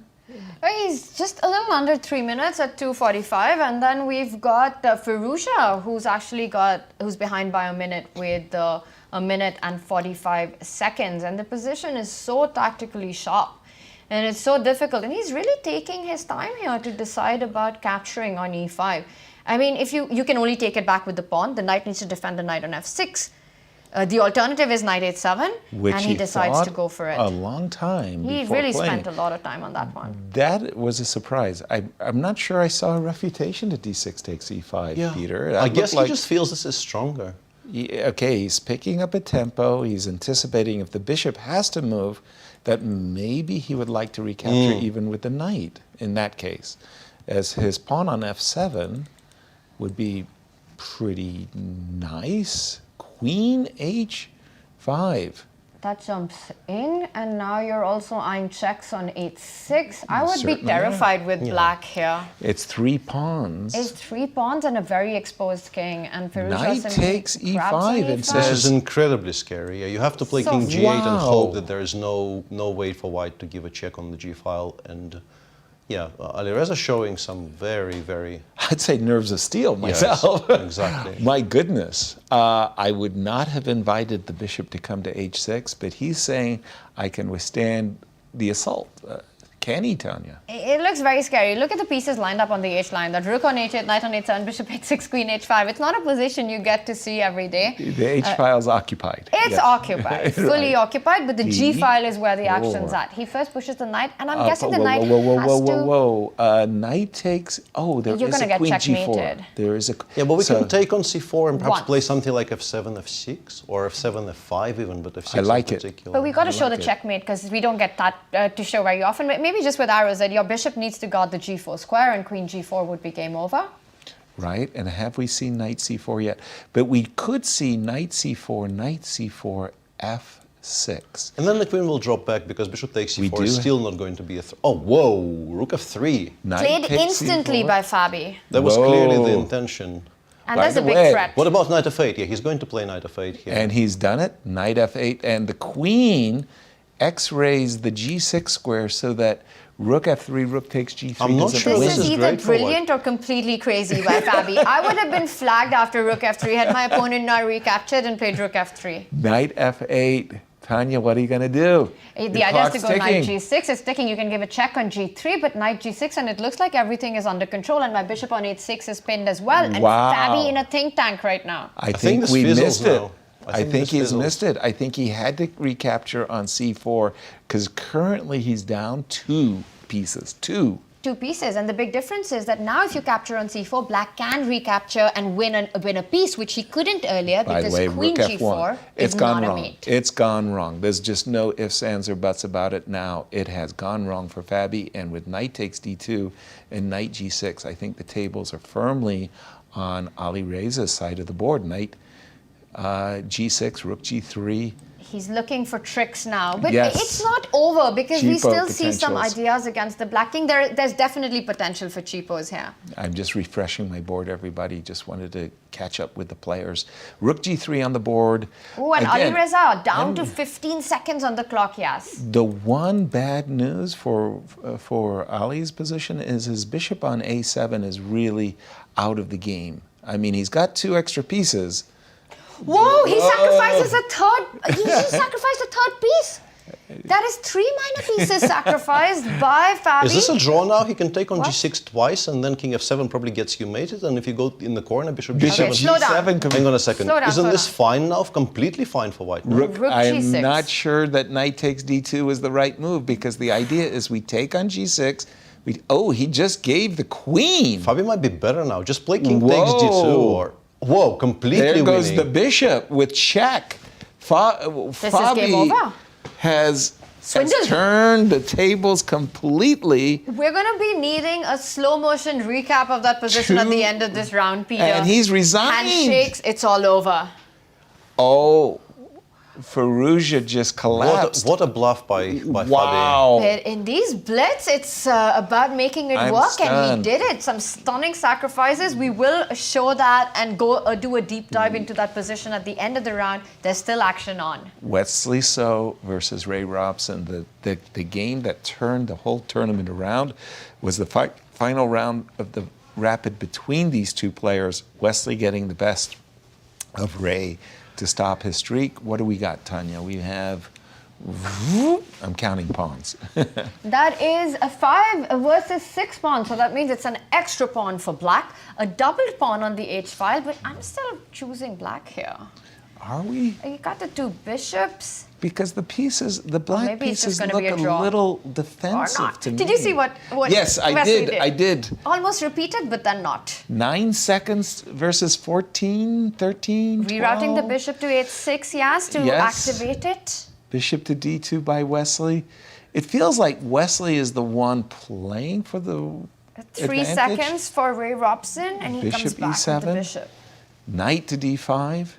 What do you think, Peter? Is it Wesley for choice here, or is it just even Stevens?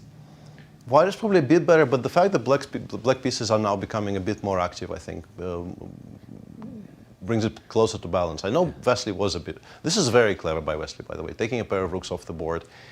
The bishop ending might be a bit problematic for black even. It's Whoa, interesting whoa, that I whoa, would've- whoa, whoa. There was a Wesley, moment there complete we should be trade hesitation queens, there. and he did lose on flagged time. again. Ray Robson flagged. I think that's the first Wesley time. wins. Wow. What an Okay. end. I'm tasered. Speechless there, and we also see another result coming in with Jan Nepomniachtchi winning his game against Liem. Peter, I Is want to this- say where the action is. But Yeah, is this a third draw of the day? Maybe fourth, but we don't have very many of those we don't going have round. many. No, they're rare. And yeah, the game we didn't speak of at all is the game Anish Giri played with the black pieces against Sam Sevian. Sam is not really having a particularly fun day today. This has Okay. been a kind of an old school Slav with a4 bishop f5, and they got to a very interesting and very non-standard looking position here out of the opening, where white has the 2 bishops, but the structure in the center has been broken up. And then somewhere here, as you can see, some more trades have happened. The rook on h8 is hanging, and black has to protect it. And white wants to play an endgame, but white wants to play an endgame on their terms, and Anish says no. And already here, it started looking to me that maybe black is assuming control, because the white king is still in the center. It's not so easy to castle because the rook is open on the h file. yeah. And 3 moves later, somewhere here, it already look at this very, very beautiful shot, Nice. using the fact that the queen on f4 is potentially hanging. Those So discovered by checks, move Tanya. 20, Anish assumed more or less complete control and went on to Win the game. win this game. And Jan Nepomniachtchi ended up beating Liem in a very complicated Grunfeld, which Liem played this bishop b5 line, where the main move here is knight c6, which leads to pretty much 4 theoretical draws very often, and actually Anastasiya will tell you about that slightly later in the show. But Jan came to play, he played knight d7 instead, a move which is not supposed to equalize, but which keeps the game afloat. And they ended up by move 20-ish in this very strange structure where black has a protected passer on b4, but white has the pawn pair, the bishop pair, and also the knight on d7 doesn't really have very many squares. And it seemed fairly balanced somewhere like here. I would maybe even pick the bishop pair over the protected passer, but eventually white gave up a bishop for, I guess Liem thought he has threats here. And then he must have missed something, because he's gone for this very nice tactical shot of bishop d4, still fine, the idea being that after the capture he gets to collect a lot of material. But then somehow he didn't find the perpetual here. I assume the perpetual exists. Sure. These types of positions generally don't get lost by the player playing the white pieces, but something... Okay, yeah. Now we know what has gone wrong here. Now we know what has gone wrong here. Queen f6. Yeah, King g1 still being a draw. There's enough threats of checks here for black not to win with b2, but he's gone forward. Oh my God. Allowed queen g5 and resigned instantly. Thank you, Peter. As another very, very eventful round comes to a close, our standings after, was that round 6? It goes so fast. Yes, it is, going into round 7, and there we have it, still at the top of the leaderboard, but now just leading by half a point is Maxime Vachier-Lagrave, and in clear second position is Peter's pick, Jan Nepomniachtchi. Fabiano, after that loss, is in third position. After that win, he beat Alireza Firouzja, I stand corrected there, and Alireza with 12.5 points. What a turnaround that was. Alireza 3 pieces up, losing. But we're going to jump to Anastasiya in studio to tell us about the other games. Anastasiya, over to you. I was actually following the game between Wesley So and Robson, the one you saw at the end, and this very dramatic encounter where Ray lost on time. I mean, there was a pretty balanced game, but you know, these players, they're sharks. We have discussed it already. We also spoke about it yesterday with Alireza. When they see someone is having not a great tournament, they're trying, you know, just to get playable position and see what happens next. Because if you are out of shape, it's really hard to keep things under control. So this position appeared also in the same game, and I think here Ray had a good chance maybe to try this move d5, and a completely crazy position could happen after cd5 and d4. So look at it. I mean, everything is hanging, and it's hard to understand what do you need to do. But computer is very optimistic. He thinks that black is okay here, and it seems so. I mean, after some moves like rook c8, bishop b2, bishop g4, everything is under control, even though it looks completely crazy after f3 and take on d4. I mean, crazy lines, but black is okay everywhere. Instead of it, Ray played the move c5, and you could see what happened in the end. I just wanted to mention that in the position where he lost on time, it's still balanced position. Computer think it's equal, and we can see that it's an ending where, you know, bishop and queen, same amount of pawns after white will take on h3. So it was still playable for Ray. Unfortunately, he lost this one. And the second game I had my own was the game between Maxime Vachier-Lagrave and Jeffery Xiong. As Peter mentioned, it was Grunfeld, and which eventually finished in a draw after the line, which happened in the game. It's famous theoretical line.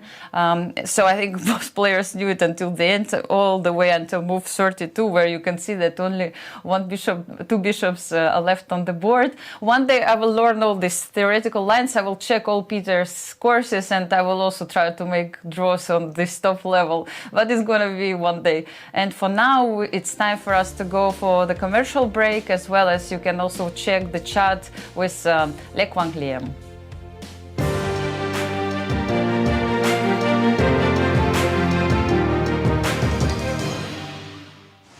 Liem, welcome to St. Louis Chess Club and Grand Chess Tour. It's really nice to see you here. I know that it's not your first time that you participate in those events. Do you have some great memories from the previous ones? Can you share with us? Definitely. So the first year I came to America was 2013, and actually that year I was the reserve player for the Incr Cup, the first Incr Cup ever. And I always wanted to play in these events, and first time I really played in the Saint Louis Rapid Blitz was 2017, and then in 2021 I play another one here. So now in 23 I got another chance to play here. So always very excited to come back here and play chess. It's the best place to play chess in America and probably in the world as well. So very excited for that. Yeah, in 2017 you had a chance to play against even Garry Kasparov. You were lucky that you played in the tournament. I think you even beat him, yes, in that event. Yeah, I lost in the rapid game. I played the rook very very badly. But in the Blitz, I think I got 1 win and 1 draw.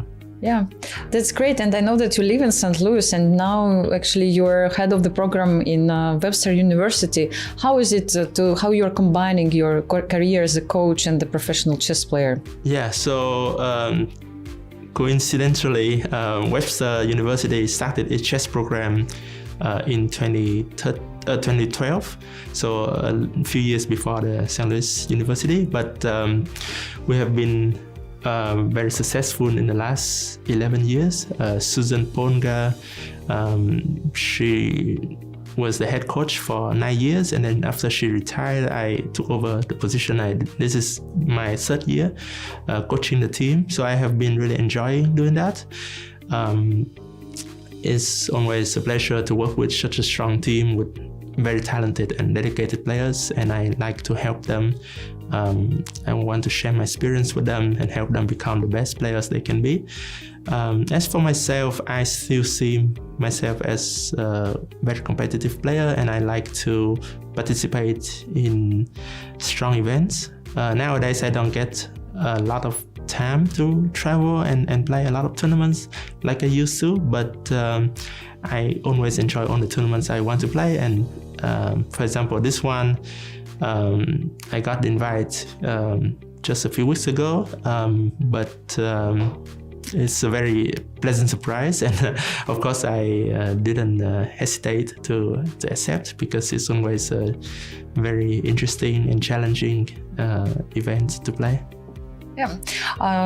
Did you have any special preparation for these few weeks that you had? So I didn't do really any specific prep for this, but more like general preparation about openings, about skills in general. As I said, I didn't know about this, about my participation in this tournament until a few weeks ago, so I didn't really prepare too much. But I think in Blitz and Rapid, it will mostly come down to your form, your nerve, and it's not too much about preparation. I've been following your career actually since the moment you won Aeroflot Open, and then you became the world Blitz champion in Khanty-Mansiysk, if I'm not mistaken. And I mean, do you think you had enough opportunities in your chess professional life to play on the top events? I mean, how was your life as a professional chess player during those years after actually you reached quite a good success in the chess world? Yeah, those are my good years. Yeah, I remember you were there in 2013. Yes, 2013 in Khanty. Yes. So, yeah, I could say as a player who grew up in Vietnam, I didn't have access to that many tournaments like I wanted to.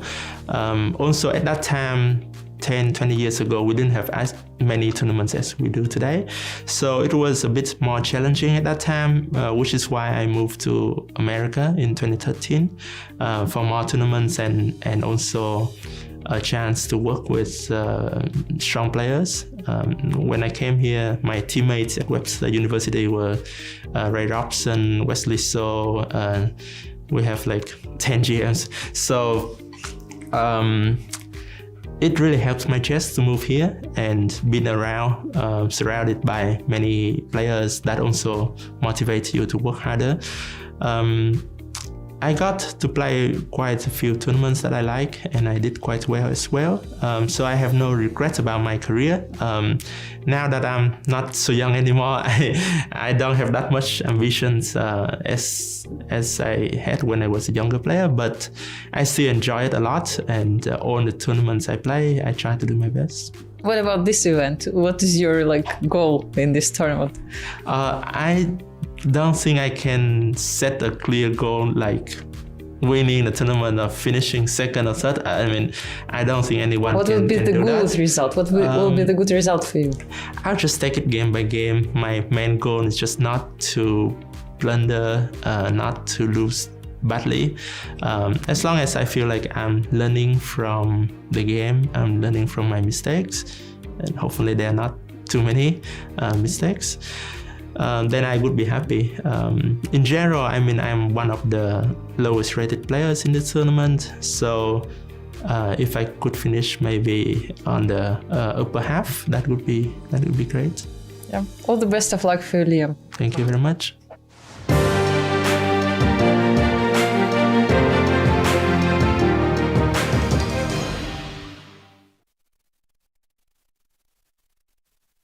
The 2023 Grand Chess Tour reaches its epic conclusion with its 5th world-class event, the 2023 Sinkfield Cup. It's back to classical chess with front-runners settling in for the final push to the finish line. However, 2 of America's finest stand in their way. Joining the fray is wildcards who will try to cash in on the opportunity while making things as difficult as possible for hopeful tour players. Who can win the illustrious cup, and will it be enough for them to emerge as the 2023 Grand Chess Tour champion? Follow the St. Louis Chess Club's Twitch and YouTube channels to tune into live coverage of the 2023 Sinkfield Cup, November 21st to December 1st to find out.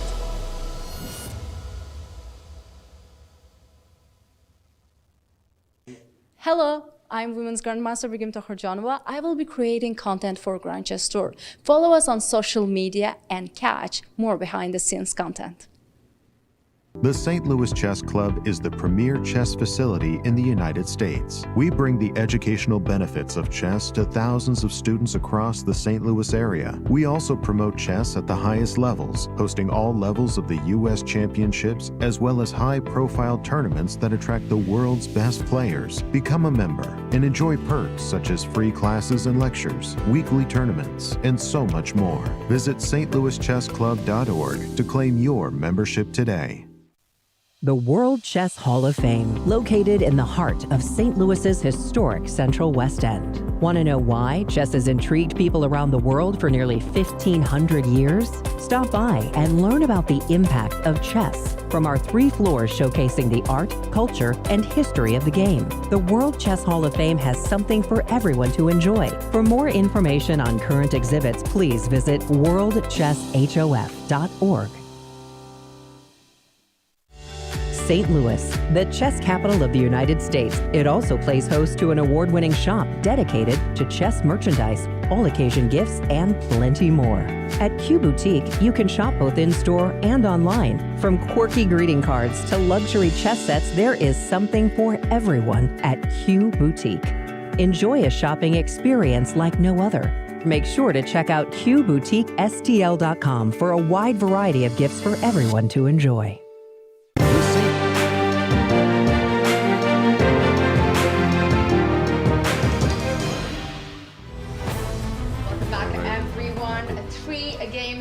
Things are getting more intense. The action is getting crazier. Let's take a look at our standings. Please, Tania, do the honors. Whew, I'm tired. I am so tasered by this last result, but let's take a look at our tournament standings. After 6 rounds of Blitz, we have a clear leader. MVL with 14.5 points, Nepo with 14, Fabi with 13. Jump right in. Alireza 12.5, but that 3 pieces down. That was just crazy. Round 7 pairings, Tania. Let's take a look at the action that's coming up. 3 games remain for the day, and it is Jan Nepomniachtchi with 14 points taking on Jeffery Xiong. We've got Alireza Firouzja, who suffered a loss against Fabi in the previous round. He's losing big games. He's lost to MVL. He's just lost to Fabi, his closest rival. Sorry, please continue. It's slipping down, but he's got 3 games to catch up, yes, and a big game for Fabi coming up as he takes on Anish Giri. Yes, which one's going to be our marquee matchup for this one? Tough one. I'm going to go with the MVL Wesley So because, again, Wesley is capable of upsetting our tournament leader, but that Firouzja Liem game also has a nice reserve. But I'm still tasered, Peter. Cleanse the demons. You're 3 pieces up and you lose? I will attempt to. Not 3 yet. So far, Black is 2 pieces up. We're talking about the game that just finished between Fabiano Caruana playing white against Alireza Firouzja. And Fabi has made 4 quiet moves in a row, being 2 pieces down. And currently, his last move is Rook F3, G3. Okay. And very understandably, Alireza takes this time to trade some pieces. It's what you're supposed to do as a defender. And this is a mistake, throwing away all the advantage. Wow. Instead of that, he should have realized how strong of a threat rook f1 f6 is, should have played rook h7 first. If rook f6, now he has a very important sidestepping move of king h8, and now he is winning. But after rook h7, perhaps what he didn't like is allowing white to bring more pieces into the attack. So he takes on d2, very, very understandable decision. Rook f6 comes in. And here, on very, very low time, he panicked and he lost in one move. But he already has nothing better than a draw. One very computerish draw is this move bishop f5. Good luck with that. With the intention of giving this perpetual. And the other one would be to play king h7, allowing bishop f8 check.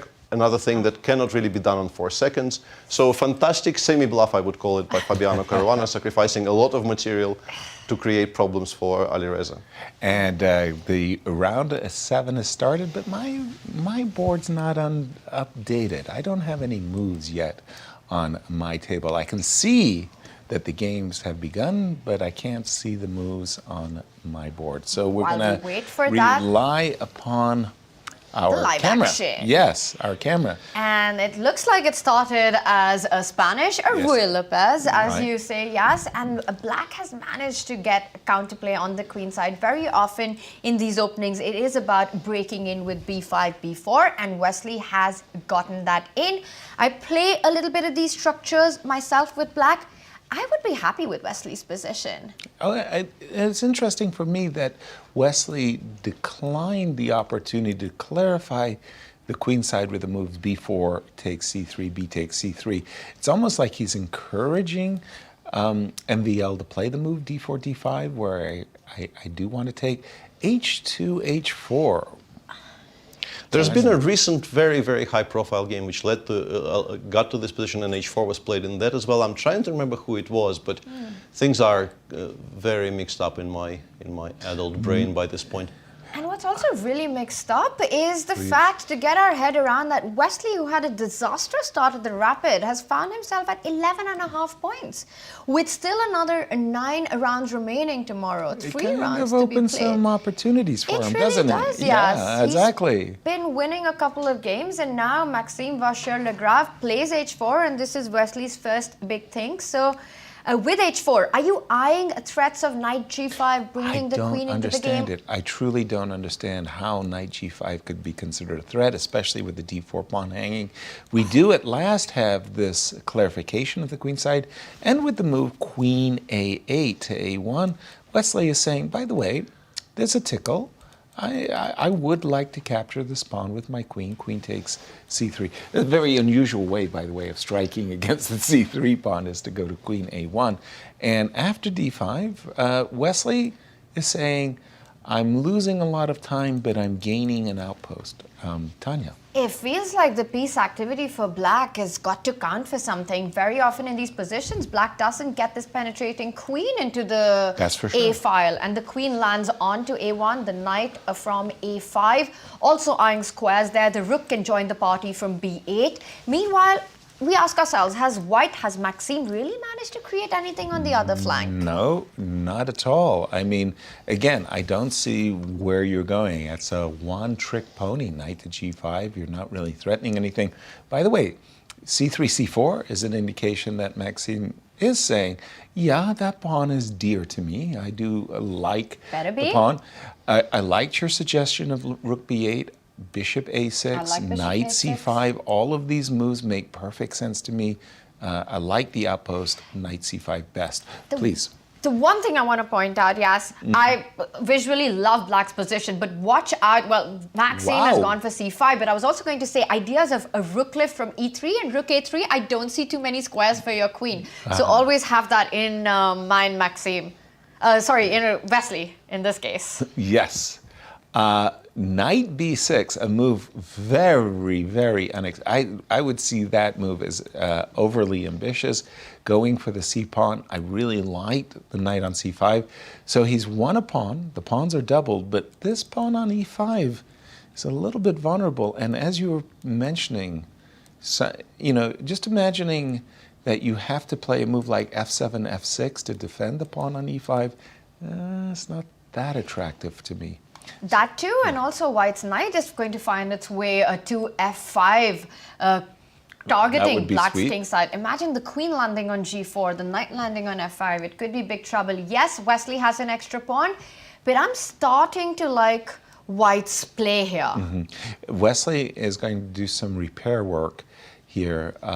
Again, first thing is this pawn on e5 is going to need more protection than the queen on a1, and he started it. I like that move very much, knight on a5 to c4. First of all, the knight's not doing anything on a5. It does allow for rook a8, but far more importantly, knight c5. Now, as to your knight g3 to knight f5, yeah, I think I'm going to be obliged to play g6. I do not want to tolerate a knight sitting on my doorstep. And with that not being a future, starts with bishop to d3. Also eyeing queen moving to either c2 or to e2, attacking the c4 knight, and some discovered ideas with the bishop and the rook lined up against black's queen. I'm playing rook a8 in a heartbeat here. What? He's playing knight to b2 in a heartbeat here, He forcing sure did. a trade. That was a big surprise for me. I thought he wanted to play rook a8 and meet either queen c2 or queen a2 with queen a2, just defending the knight.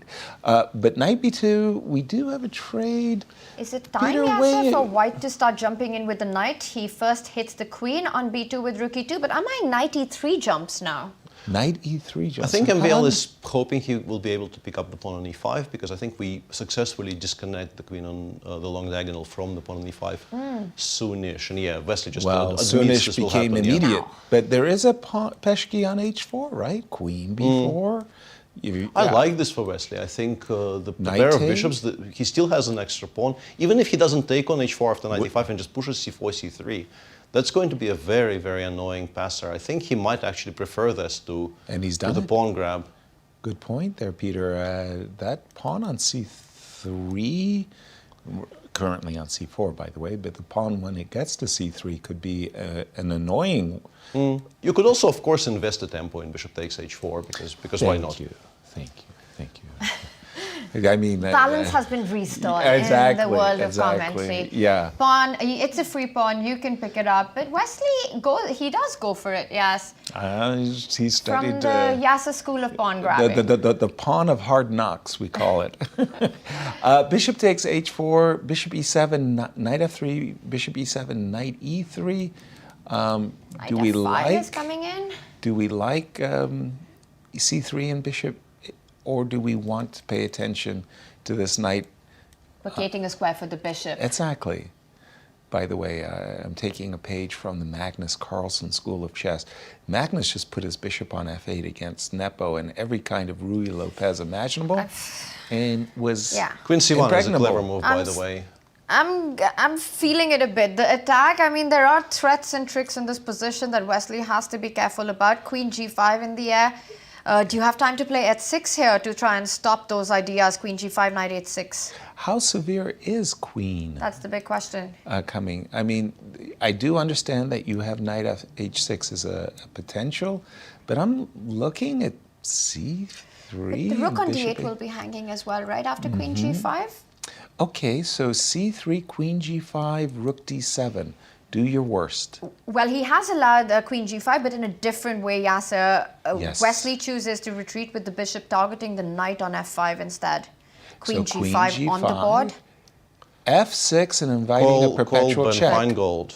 That's Ben Feingold police is never play do f6. Not touch the f pawn. Are we expecting? Is he going to go for knight h6, knight f7? No. I think he feels that he is taking control, and I think there is plenty of compensation now. Something like queen f4 and just continue the game. Queen f4, bishop takes. Well, you can include knight h6. But now you have to go knight f7, right? I don't think so. f6 is not really all that hanging. Queen f4. Whoa! No! Move of the tournament. Wow! Hello! Mate in one. What is that position? Yes, knight e5 works or not. That is a beauty. Rook to d7. And now we can win the exchange with knight ef7 check and then continue on our merry way somehow, I assume. That is just such a beautiful knight e5, shot. very picturesque. Had he taken the queen, that was a checkmate in one. I didn't like the move bishop c8, but I must say the move knight e5, it was worth it for just the visual. to put on a show. Exactly. For everyone. Knight e5. What a find by Maxime But Vachier-Lagrave. do we actually have the anything question better? Yeah. is, do we? Queen f4? Yeah, that's I my think question. I can take and play bishop g7. I have queen f8 in the end. Although Yes, you do. But Black- you start with queen takes the other pawn, or you don't care about that? I got we can take all of them. Yeah, you can f6, take g8, one. c7. We do have some stuff. And we're like seeing that happen on the board. Queen f4 played. I think we're going to see this line. He first picks up the pawn on f6 with a check. And yes, what you're showing on the analysis board is about to happen. Do we have to play bishop g7? That's the question. Wesley's played it. He and has, we've got and he's queen played d8. queen. So the players have followed our analysis right up to this moment with queen takes c7. Now, what's the body count? We've got three. We got two minor pieces for A a rook and rook, but the problem is the knight. So I problem- have to play bishop to d4 to protect the knight. Is that your only problem? Bishop Because I'm g4. looking at the d pawn as well, which is very strong with the e pawn. He goes for attack. I want to make sure that I keep this pawn on the board, though. Bishop g4, Wesley is saying, do something with your rook. f3 runs into a check. I've got a check in my pocket if you play f3. This is double-edged. What is going on here, Peter? This is rook e3. I'm really unsure. I feel like bishop you always d4? take. e5 is very strong. e5 attacking the h7 pawn. Bishop d4, e5 threatening mate. Checkmate! That Is amazing. Yeah, that really is remarkable. And Wesley spotted it, played knight d7, e5 anyway. giving away his pawn on c4. I'm liking E5 Maxime's came. chances here. This is getting What's dangerous. what's the clock times? It's 4 seconds for Wesley, and he's got to defend a difficult position unless he finds a way to start giving No, checks. this looks like it's It's It going. looks very busted quickly going out. completely. And control, for yeah. MVL, a E6 victory or would be D6. fantastic. E6. I mean, for MVL, a victory in this game Is against E7 coming in? Wesley. e7 is just winning, yeah, I think. E7, he's done it. And there it's goes a handshakes with 3 handshake. seconds. What a game by Maxime Vachier-Lagrave. Wow, knight e5, that was picturesque. Where are we going, Tanya? It is Alireza Firouzja against Liem. And let's 1, get 2, a look. 3. Let's catch up. That's Somebody's 2 up a extra lot of pawns. pawns. And it's not white, it's Liem with 2 extra pawns. He should win this. I mean, I don't see too many problems for him here. He should normally, yeah. Yeah. Is clocks a factor at all? What is Well, it is a Alireza? factor in Liam's favor because Alireza is playing with 5 seconds on the clock, while Liam has got those extra critical seconds to pause and think of a plan of how to improve his position. Well, so far he's put his pieces in ideal squares. The king on e5 feels good. The rook Is it feels coming good. to h8 someday to try for activity on the other side? I think that's exactly what he's aspiring for. I think he's going to go king f6 to release his bishop. I like b5 as well, I just do to open too. up the structure a little bit, create additional options for yourself. I do as well. I like that. By the way, breaking news, Fabi won. Fabi beats Anish Giri and Robson beats Sam Sevian. So more decisive games. We've had 4 decisive games so far. Is Liam walking into a knight c3 mate? I was about to say knight e2 to c3 would have been checkmate. But there was rook h2 there. Yes, just in time. But you've got to be careful with knights always with these checks coming in. Oh, those And tricky knights. Liam now also. Threatening with rook 10 a3, but look at this. Rook b3 check, though. I think this should be... Knight c5 Knight check. c5 watch is a out. huge- Knight 5 check There's is a a huge threat. fork. And he sacrificed his bishop. This might be the same case as... What was that game where he blundered a piece and won? That was against Fabi, right? Against Fabi, yes. This is somewhat similar. He didn't blunder the piece. It was a purposeful sacrifice, but he is winning. He's And this is back not to mate winning. either. Rook d3. Oh, that was some nice technique there. And White bishop didn't have e4. time. Bishop e4 would be a cruncher. Yes, he's playing this very, very well. And this loss is going to hurt Alireza Firouzja. Very much. Rook f3, and you can't avoid. You can give a check on g6, but that just puts the knight further away from all the action. Now the pawn is going to start pushing. Rook By the d2, way, I guess, is the cleanest, yeah. Yeah. And now you really are in C3? dire stress. C3 Or is rook completely C2? fine, yeah. C3. c3. And the king comes to c4. Is white's king going to get checkmated at some point here? I was about Looks to like say, it, it yeah. sure does look like it, and there it goes. Wow, Alireza is actually in a spin cycle, and it's a downward spin cycle at that. Peter? Yeah, that was a very quirky act. If we return to this for a second, I just want to show you the opening of this game, because this is a very, very well-known symmetrical English. Why is it called the symmetrical English? Because well played, sir. Well played. But when people were conceiving on playing like this with white, they were not doing it with the intention of doing queen d2 and b3. No, they were not. And black, as you can see, by this point, everybody is so used to this that queen d2 is habitually answered to with queen d7, b3, b6, bishop b2, bishop b7. And Alireza continued creating some kind of mayhem on the board, knight d4, f3. Honestly, this looks kind of ugly. It probably isn't that great. No. But after bishop h6, queen d1, I think Liem probably slightly hurried with a very, very natural move, knight f5, which maybe would have been winning if not for the fact that bishop h3 exists. And this position is already playable for white. It's a massive improvement that we no longer have to worry about this knight on d4. But Alireza still didn't really play it that perfectly. He played the knight forward to g5, and eventually it got chased away. And as you can see, this whole complex of the white pawns on the king side is weak. And eventually, one by one, they started dropping. There were still some adventures. The game was obviously very long, and we saw the back end of it. Alireza at some point had drawing chances, but the defining sequence was basically from here to here. In the space of about 7 moves, white lost both the g3 and the h4 pawn, and they ended up costing Alireza the game. And this one we watched. And as for the game between Jan Nepomniachtchi and Jeffery Xiong, Jan won eventually a very level endgame. They played some kind of a Queen's Gambit accepted type position, and for the longest time, Jeffery was playing it very, very correctly. This is completely fine for black, and it continued being completely fine. As you can see, the engine even slightly prefers it for black, continues preferring it for black, and then something bad must have happened. Yeah, already here. I guess another one of those good knight versus bad bishop. I guess trading this knight for this bishop shouldn't have been attempted, because white suddenly has this wonderful knight on c4 which can no longer be challenged, and then 3 moves later white has a pawn on a7 which is about to queen. So my guess would be Jeffery was on about 3 seconds.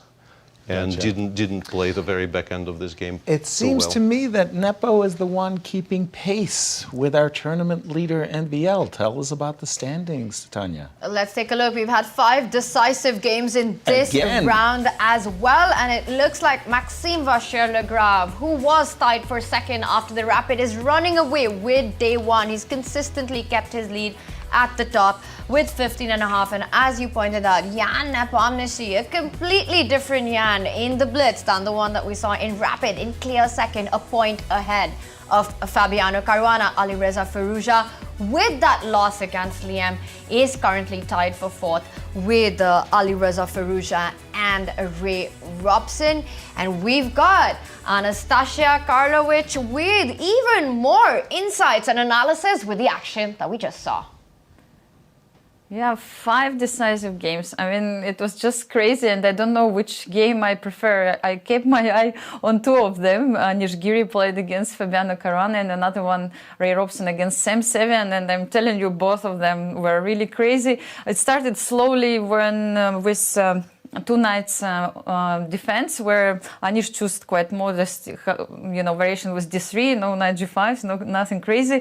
But then he was true to his plan. He brought his knight all the way to f5, like in the game against Ray Robson. So knight looks very nice here, but the difference is that black knight will also come one day to f4, and this is what happened later. But before that, Fabi actually got quite good stable position, and he played here h6. Computer doesn't like it so much because he's probably weakening g6 square, but still, I mean, it was pretty good position for black. I mean, nothing is actually happening, no checkmate so far. So Fabi had chance to play also in the center, and this is what he has done. Later on, he also pushed like d5, but before that, he moved his knight on g5, and here was a moment when he could actually exchange a couple of pieces by playing like immediately like bishop b5, very straightforward, g takes f5, bishop takes e3, and after that, just try to get this pawn on h5, and if white is trying to defend it, then he has this nice maneuver with the knight from h3 to f4, and you can see that this bishop is really out of play, while black has this absolutely great knight. So it didn't happen in the game. He didn't play this way. He played like queen e8, and later on, after many circumstances, they ended up in the position somewhere here. He managed to push d5, d4. White managed to play c5, and I mean, the moment when black finally brought his knight on f4 was a critical one for Fabio, because he managed to bring later his queen on b5, threatening this weakness on d3. And later he brought all the pieces into the king's side. You can see that knight and queen is actually dangerous. We know about that, and especially when they try to attack the king, and this is what happened.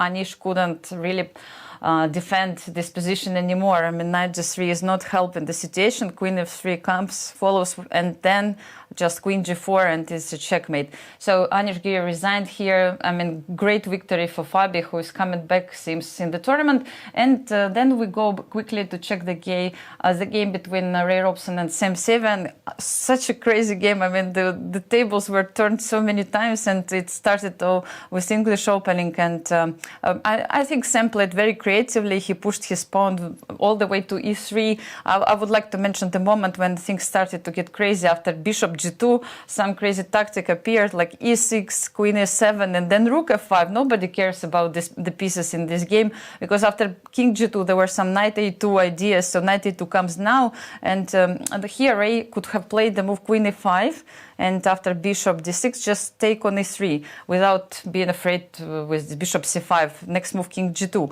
So instead of it, he played queen c4 and losing his advantage at this moment. But I mean, everything is really like falling apart here. And rook f7, and look what happened here. Bishop h3, crazy move, you know, queen take it, you know, rook e7, knight e2 check, king h1. And after bishop b7, it's crazy. I mean, let's try to count the pieces. What's going on? It's queen for 2 pieces and rook. So after queen c7, he made a crazy mistake, Sam, here. Instead of playing rook d3, threatening the checkmate on d1, not being afraid of any checks because he can always come back. Instead of it, he thought he played the same idea, rook f8. But look what happened after. Bishop takes g7. Crazy turn. And now if black takes on g7, and that was the best to do here, white can make a draw suddenly. Can make a draw, or sorry, not of course king g8, not king h8, king g8, and then there is this draw with a perpetual check. Instead of it, black played differently, rook f8, bishop g7, he played king g8, and now again it was Ray Robson who was winning after that, because there is no checkmate, bishop takes the rook after that, so queen became again strong, and he literally collected all the pieces. Absolutely crazy situation. 2 games, decisive results. I think players are getting a little bit tired by the end of the day, and now it's time to go back to the studio to Yasser, Tania, and Peter. Thank you, Anastasia. That looks like some real mayhem. Craziness was going on there. Remind us again of the standings. I'm just kind of like nervous. Still reeling from all the action that we right. saw. And Nastya said that players are getting tired, but the kind of chess that we're seeing from them. It's easy to understand why, with so many variations to calculate. There we have it. MVL, clear first. Clear first at the top of the leaderboard, and he's been consistently there. Some brilliant moments by MVL today, and then Nepomniachtchi at 15 points, Fabi 1 point behind at 14, and then there is a big margin. The players the top 3 seem to have slipped away, broken away from those tied at 4th. That's Alireza and Ray Robson with his first win of the day. Right. He was at half out of 6, a much needed point. Very much so. And with round 8 coming up, let's just take a look at the pairings and to decide our marquee matchup. Tania, ladies' choice. Some big matchups at a big moment. It is the penultimate round of the day for the first half of the Blitz, and we've got Jeffery Xiong playing against Wesley So. So has been sneaking in some wins, playing spoiler to others' tournaments. Can he continue that streak? Sevian plays the tournament leader in form, who looks completely unstoppable today, Maxime Vachier-Lagrave. Fabi against Robson, Liem plays Anish Giri, and Nepo versus Firouzja. It's a tough choice, yes. Right. Which one's going to be our focus? Well, MVL, you got to give our tournament leader some respect, right? I mean, come on. He's been scoring the victories. Nepo's been keeping place, yes. but I was going to say, well, first of all, more chess after this. Don't forget the Grand Chess Tour, the marquee tournament, the granddaddy. That is, you're not even overstating it. The big event of the chess calendar is coming up. Starts November 21st, runs through December 1st. Clear out your calendar, mark those dates, and it will be the final event that will decide the eventual winner of the Grand Chess Tour for 2023. And this is our starcast for the Sinquefield Cup. Alireza Firouzja, Fabi, Nepomniachtchi, all the heavy hitters of the chess world. Joined by the two wild cards, Levon and Lanier. And Peter, do me a solid. Show me that visual of MVL's 95. That was just an amazingly beautiful. We are going to have it on our screen. We've got the magic of television, Peter. We're going to jump. That is the moment of Wasn't the day. That pretty? It was right here, Okay, yes. we got the knight f7 perpetual in our pocket. That's an so easy all bailout. we got to do is check with the other knight. And take that photo in, take that board position in. That's a stunner, a beauty. That's a position for t-shirts. Exactly. That belongs your on poster. t-shirts. We need a merch of that. Right? 95. The knight is hanging, the queen is hanging, and another knight is hanging. Absolutely agreed. That was great. On that note, some made-up stats for you, which I did in my head, so they're probably wrong. MVL leading the tournament on 5 out of 7 today, but Jan Nepomniachtchi is on 6 out of 7 today. And another stat, which I'm pretty sure of because I went round by round checking, 35 games played so far. How many draws do you think? 5. 5 is correct. Oh, wow. 5 out of 35. Great guess, yes. Go get that lottery ticket today. Sharp. But this is Blitz, so we can expect a lot of decisive games. That's fantastic fighting spirit shown by players. And it does feel like they are getting a bit tired because nobody's giving an inch. Everybody seems to be playing every game to the maximum, and 9 games of Blitz in a day is not easy. Right. When did you see 95? I didn't. I saw it when he played it. I saw it when he played it, honestly. And it was just like, wow. That was a stunner. That really. And what is it about these F5 squares? We had the game of the tournament with Alireza Firouzja sacrificing a queen on F5, and now we have, for me, the move of the tournament, knight E5, knight F5, and just, knight E5. It was. I'm losing my head. It's been a long day, Yasser. But I'm still tasered by the rook G3, rook F6 by Fabi versus Alireza. He's 3 pieces down and he's making quiet moves, Peter. We're making a lot of core memories in this tournament. Yes, really. There will be things which will be Wow. stuck with us for quite some time, it feels like. Right. Is it bravery, brilliancy, desperation? That game by Fabi sacrificing 3 pieces, taking those practical decisions, and he's in the mix for the top spot. Who said that was a good gamble? That was a good gamble by Fabi, wasn't it? We did say it after he won. I don't think we were saying it while the game was in progress. I honestly didn't think it was such a great gamble at the time. I don't even think it was a gamble. I think it was Fabi taking a practical decision with just seconds trying to find a way to keep the game going. And it is difficult and tricky for Black to escape in that position with everything. Rook H7 and King H8. How what do you a way. find that, Yasser? Good luck with that. As we are getting ready for our round 8. Again, we're going to say Sam Sevian versus That's a happy MVL. Nepomniachtchi. Yeah, he's kind of feeling it. Did you say 6 out of 7? 6 out of 7, I'm pretty sure. Oh, what a streak. I mean, against this field? And this guy's on a streak as well. 5 out of 7. 5.5. 5.5. He's got reasons to be very pleased with his chess today. Leading 15.5 points. This is the first day of Blitz. Sam, as Anastasiya just showed us, Sam could have easily have won that game against Ray Robson. So I'm just wondering what kind of shape Sam is going to show up. Big I mean, we question. know that MVL is just wondering- feeling so good about knight e5. It's not just win, but when you win with style. Yeah. It's the style points, you know. You Right? play a move like knight e5, and that feels amazing. We will, Yasser, of course, we'll keep an eye out on the tournament leader who is playing Sam Sevian, but our marquee matchup, I think it's such an exciting, juicy pairing with Jan Nepomniachtchi taking on Alireza Firouzja. Fair. You're an influencer, and I will be persuaded yes. by your choice. But yes, Nepo versus Firouzja definitely is a game that we're going to really enjoy. Nepo, once again, tell us why, Peter, Nepo's been so very successful. He's the most successful blitz player thus far. I think outside of World Championship matches, he's been the most improved player of recent years. I think it's very possible to make that argument. And he just loves blitz and rapid, and in particular blitz, and he has always been very, very good at it. So none of this is a shock to me. And he's won a bunch of medals in the World Rapid and Blitz Championship as well. And you know, I'm glad we picked this game because we've got a King's Indian defense on our hands. Certainly do. We've got a full-fledged battle. But wait a minute, time out there. I mean, it's flippant of you to suggest that Nepo might be the best improved blitzer in the world.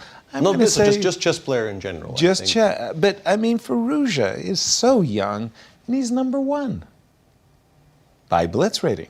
He's got to be considered.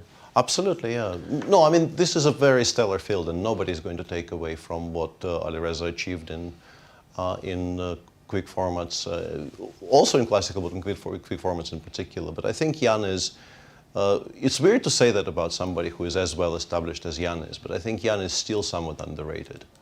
All right, People tend to not take him as seriously as they should take him, despite all he's achieved. We're going to pick up the action as we've just seen the move Queen C2, prepping the move B2, B4.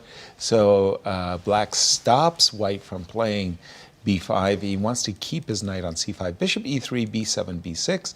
You're invited to take the knight, but I'll recapture and be very happy. I've got space, Tanya. White has space. And Whose White position do you prefer, though? White wants to expand on that space with the idea that you mentioned A3 Yes. on the board. Black stops it. Firouzja goes A4. White wants to try to push on the queen side, as you mentioned, with targeting the pawn. And Black is eyeing to sacrifice it and try and get F5 in. I think at some point, Black needs to move that knight and push F5.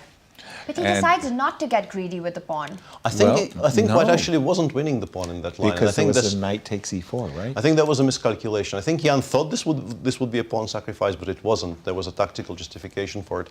And now I think Black is just very comfortable because Indeed. if that pawn survives, including A3 and A4, it's pretty much always going to be in Black's favor. Normally speaking, White's A3 is not to be played. Usually you have to play B3, A3, very slowly get in the move B4. But once Black has achieved A4, this knight on C5 stays. And by the way, the move B2, B4 is a kind of a statement that says, I blew it. Yes. I blew it. I just blew it. It does. Because you want to get that B4 in by displacing the knight on C5. That knight isn't going anywhere. And now Black also has a free hand, not only on the king side to get F5 at the right point, but can start targeting the weaknesses on the queen side. Knight A4, very, very good move by Alireza. And again, Alireza is sitting there saying, don't forget, you do have an E4 pawn. I would like to trade knights and take this pawn. Knight B5, now it's time to move the knight so we can play F5. I want to see F5 on the board.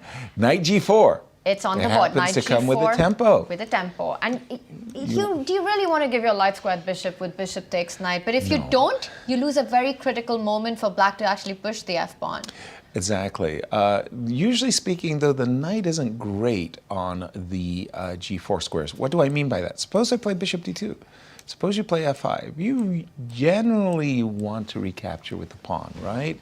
But in this particular case, you do allow, well, the E4 is a square. By the way, let me just catch up with the players for a moment. He did decide to not lose the tempo, but lose his light squared bishop instead. Jan Nepomniachtchi did trade on G4.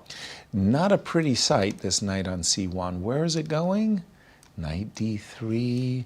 Knight B4, knight knight C6. C6. It's a long way. It's 3 moves, and by then Black's going to open up on the king side. By the way, big decision, f5, because after a move like f3, your bishop might be wrong-footed on the h5 square. But you're also looking at expanding on the king side with f4, g5 eventually. Yes, Coming most in very certainly. quickly. f5, big moment here for Jan. How is he going to, by the way, do not allow f4, f3. We spoke about that before. And he does f4. I was just about to say this, Yas, that maybe he also has the opportunity to not fall back with the bishop, but go f4, and it looks like a pawn sacrifice. But are you really happy with taking that bishop? I take on e3, your bishop, and my queen is going to jump in. Full control of the dark squares, and that looks like a lot of compensation to me. Big time. The difference here in a normal King's Indian attack is I might play h3 and start running towards the center and saying, you know, I'll put my pawn on h3, I'll put my king on f1. By the way, he put his knight on e2. I'm not a fan. I would have probably put my knight on a2 to go to b4 or to c3.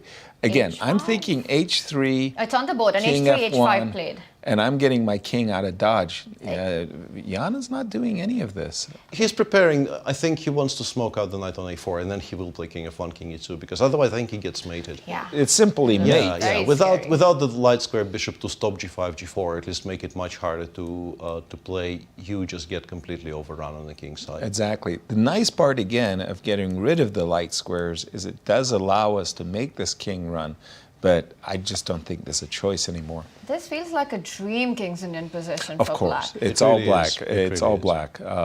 But on the other hand, one nice thing that white players always enjoy is if we ever get into an ending, the bishop on g7 tends to be a passive piece. What Knight black, c5. in knight c5 on the board, and king, King f1. f1. Your idea, it had to be played. You need to run out of the house on fire with g4.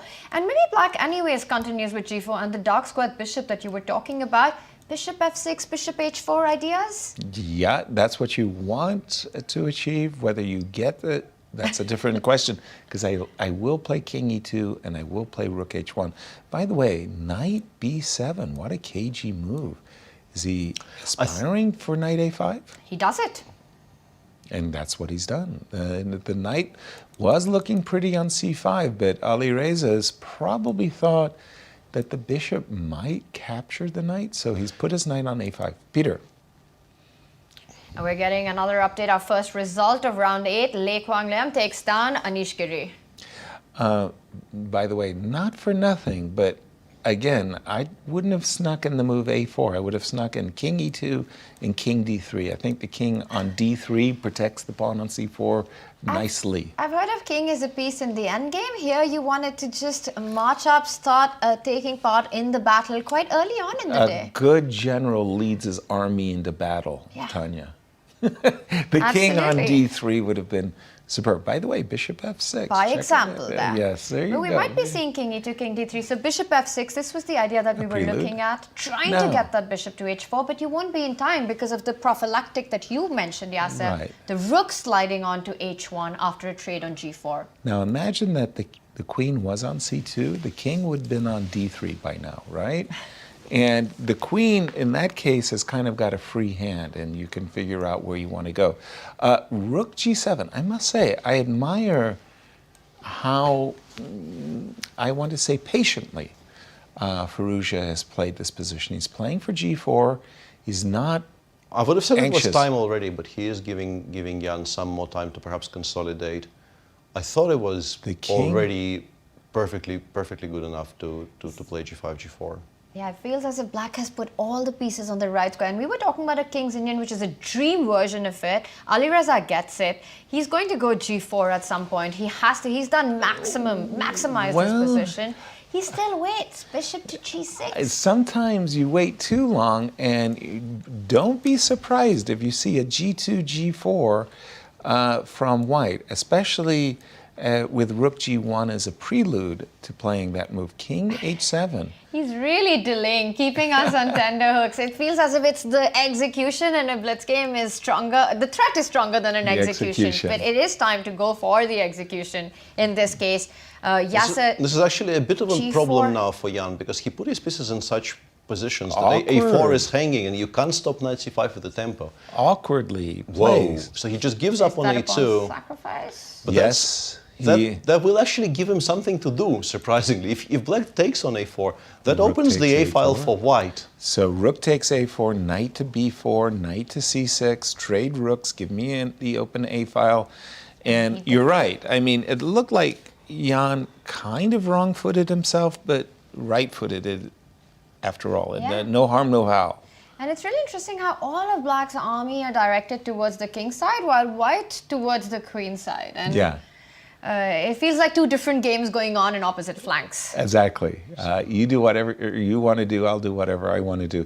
And now, by the way, No g4 anymore. Still shuffling around, but just a lot of shuffling. but one gets the feeling that Firouzja has missed that opportunity to break with g4. By the way, just to interrupt ourselves, Sam lost to MVL, our tournament leader, and MVL, it's lights on. He is in For- God mode today. Unbelievable chess. Still thinking about knight e5. Wow. Yeah, and are the clocks a factor? I mean, all of this toing and froing. Of course, there are all the pieces on the board, 7 pawns on the board, still a break to arise. But the big question is there a break anymore? Because black cannot get g4 in. Is he looking at c6 perhaps, trying to target the king on the queen side now? Yeah, I think that's the only break remaining. And white recognizing that c7, c6, there's potential for it, has prepped for the opening of the d file. Go ahead, play c6, please. Allow me to take and press you on d6. And here it comes. there we On go. the board, had to happen someday. The mentioned break it. has arrived. Peter, you mentioned it. The players are playing incredibly ambitiously. I mean, Firouzja could have just kept the position and probably it would have been a draw. He's trailing, though. He's trailing both Jan and MVL in point. particular. This is a game where points count double, so to speak. It's against Yes. somebody he knows he will be competing against for the win in the Good tournament. point. So, very understandable decision. But it is now, I think, a 3-result game because you see the b6 pawn being attacked. Yes, the king on c2 looks very vulnerable, but you still have to prove you have any kind of a serious pressure against it. And this is a position you can definitely imagine losing control of as Absolutely. And by the way, bishop f7, knight d5, the knight. This is the first time I'm seeing. Whoa. Uh-oh. The pawn has been picked Ah, up. knight but c4, it knight is c4. Queen Or e4 coming in with check. check. Are you kidding me? Does this This work, is Peter? very beautiful. Oh. Appears to, well, I think I take with the knight, and then after rook c4, I take with the queen. And there we see Jan Nepomniachtchi. He's paused, but he's only got 15 seconds to figure it out. And he will go queen takes c4 after rook c4. So rook takes knight. Rook takes c4. He will take with the queen. Queen He will take with the takes queen. c4 because rook takes c4 would allow queen takes a4 check. So And Alireza also with the realizes tactics. that because otherwise he wouldn't have been pausing here. Oh, he goes b5. But now we can take with the rook and go king c3. This might not be correct at all. So rook takes rook, and now if He you wants to take play with, queen b5 because there is a pin. Oh, okay, Jan goes Queen for takes this you anyway. take the b5 queen, anyway. you take the pawn on b5. No, this is an improvement for black because now queen e2 check is an additional threat. But we can play maybe rook c7 Wow. anyway. Wow. Things Rook are happening c3. so quickly here. So queen e2, you still have rook d2. Yes. And He gives a then check we from can a4, cover. Yasser. The Check. king comes back because you have to keep it connected to the white rook. Gotcha.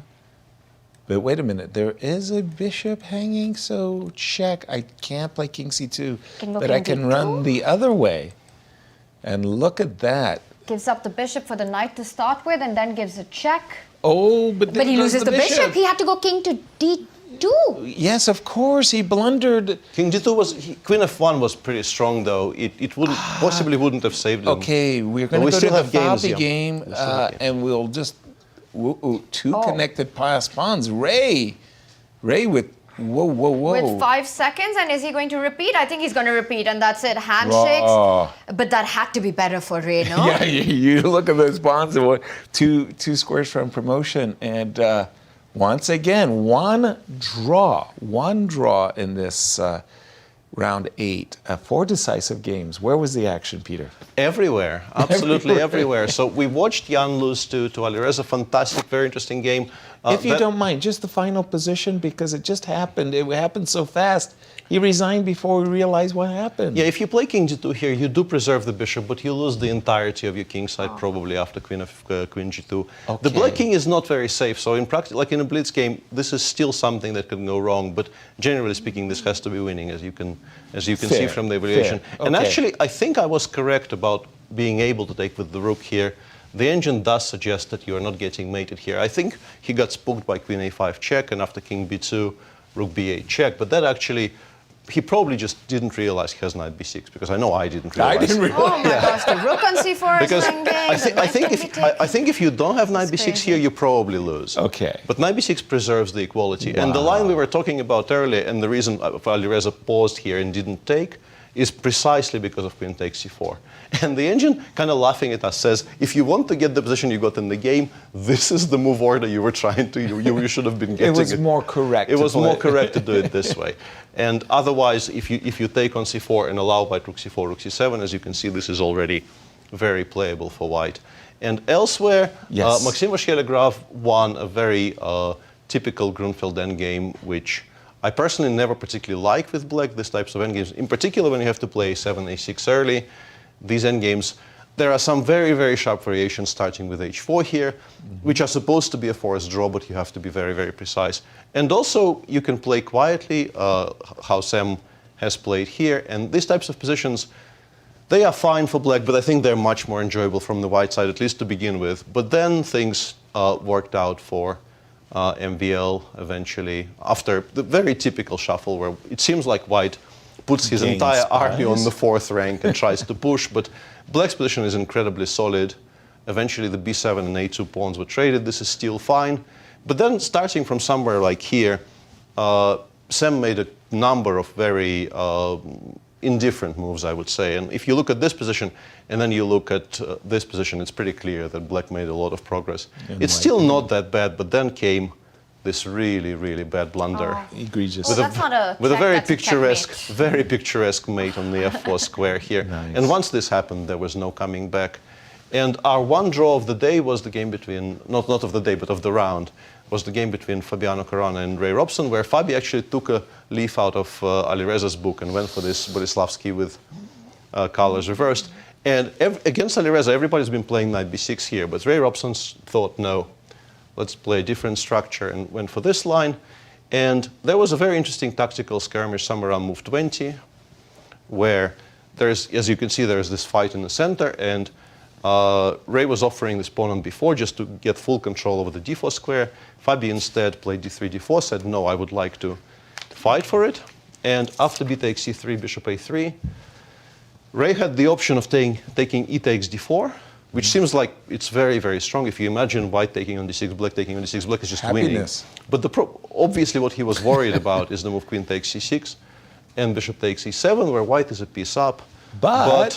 But honestly, in a blitz game, I'm probably taking black here. There's some music to face on the queen. And the engine is also suggesting this is completely playable. Instead of which, Ray went knight takes d4, and they ended up playing this position, which is frankly unrecognizable from the endgame we saw on our screens at the end.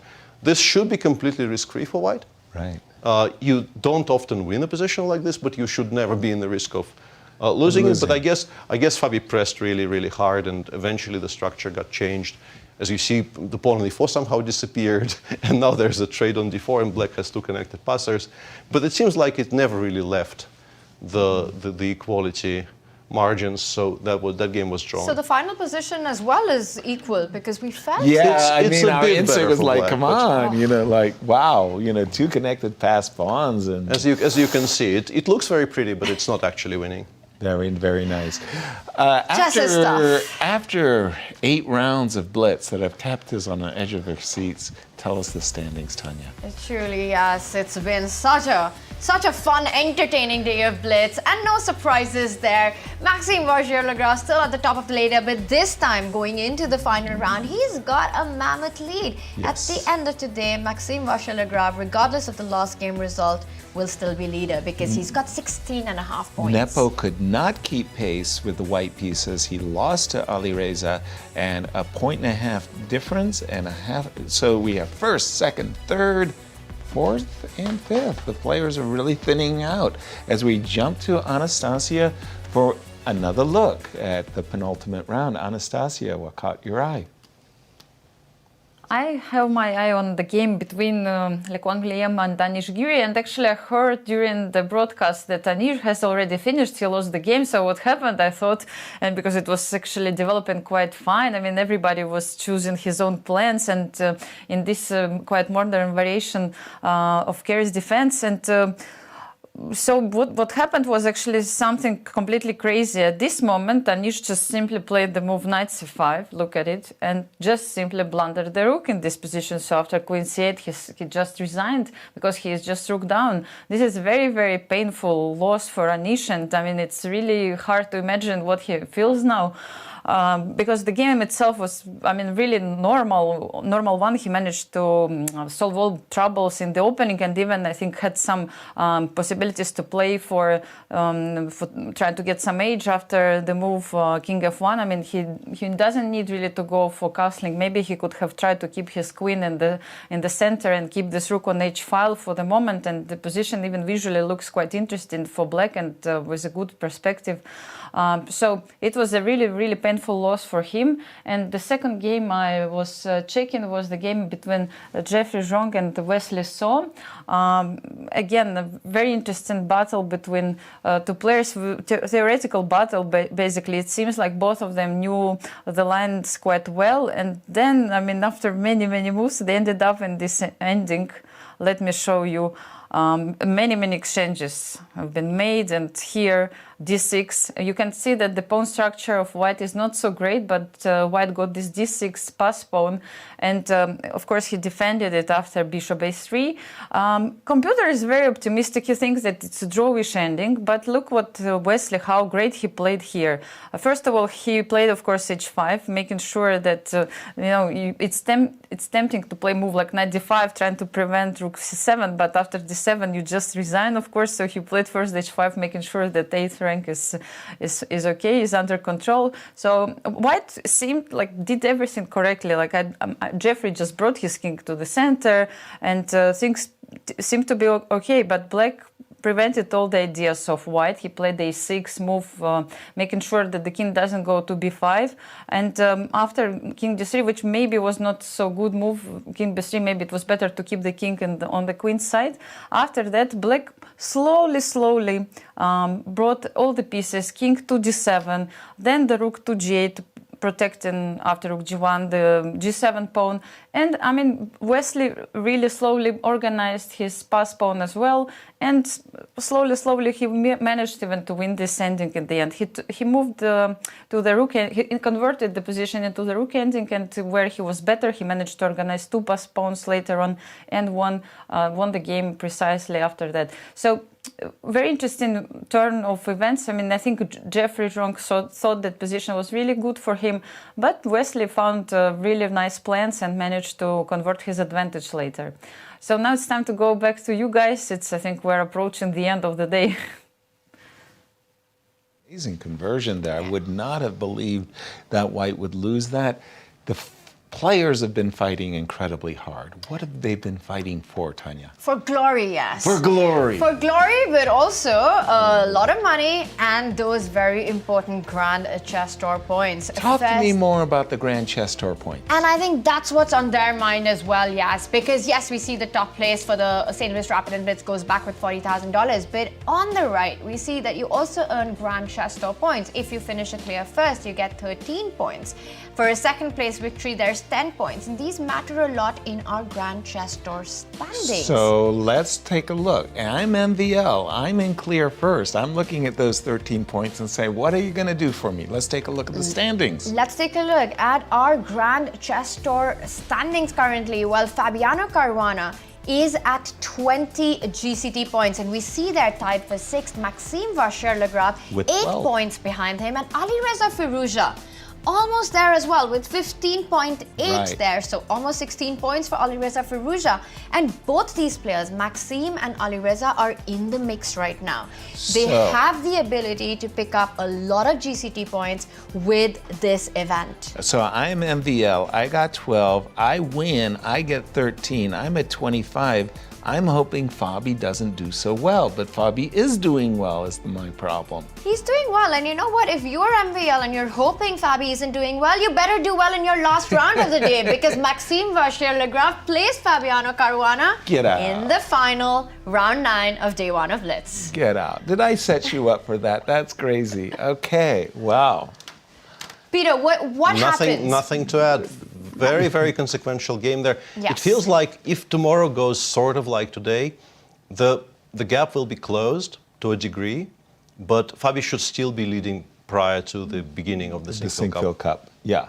Especially if he can stay in that second, third position. But it's very important for the others to get closer to Fabi. Even if they don't end up overtaking him by the end of St. Louis Rapid and Blitz, they've got a big one coming up, the big Sinquefield Cup. Well, as you saw in that Grand Chess Tour standings. But first, let's take a look at the pairings for this, our 9th and final round of the day. Tania, take it away. And it's a script you could not have written, as we see Maxime Vachier-Lagrave will take on Fabiano Caruana, the tour leader. Maxime starts with the white pieces. Another big game for our Grand Chess Tour standings for Alireza Firouzja. Also, the GCP points, so important. He plays against Jeffery Xiong. Nepo with the black pieces against Anish Giri. He's got 15 points. He's saying to himself, will somebody please stop MVL? And I'm going to say it, my pick, Firouzja, he's been losing games, but the problem is he's been losing crucial games against his rivals, MVL and Nepo. And Fabi. And Fabi. Those games really, really do hurt. Ouch.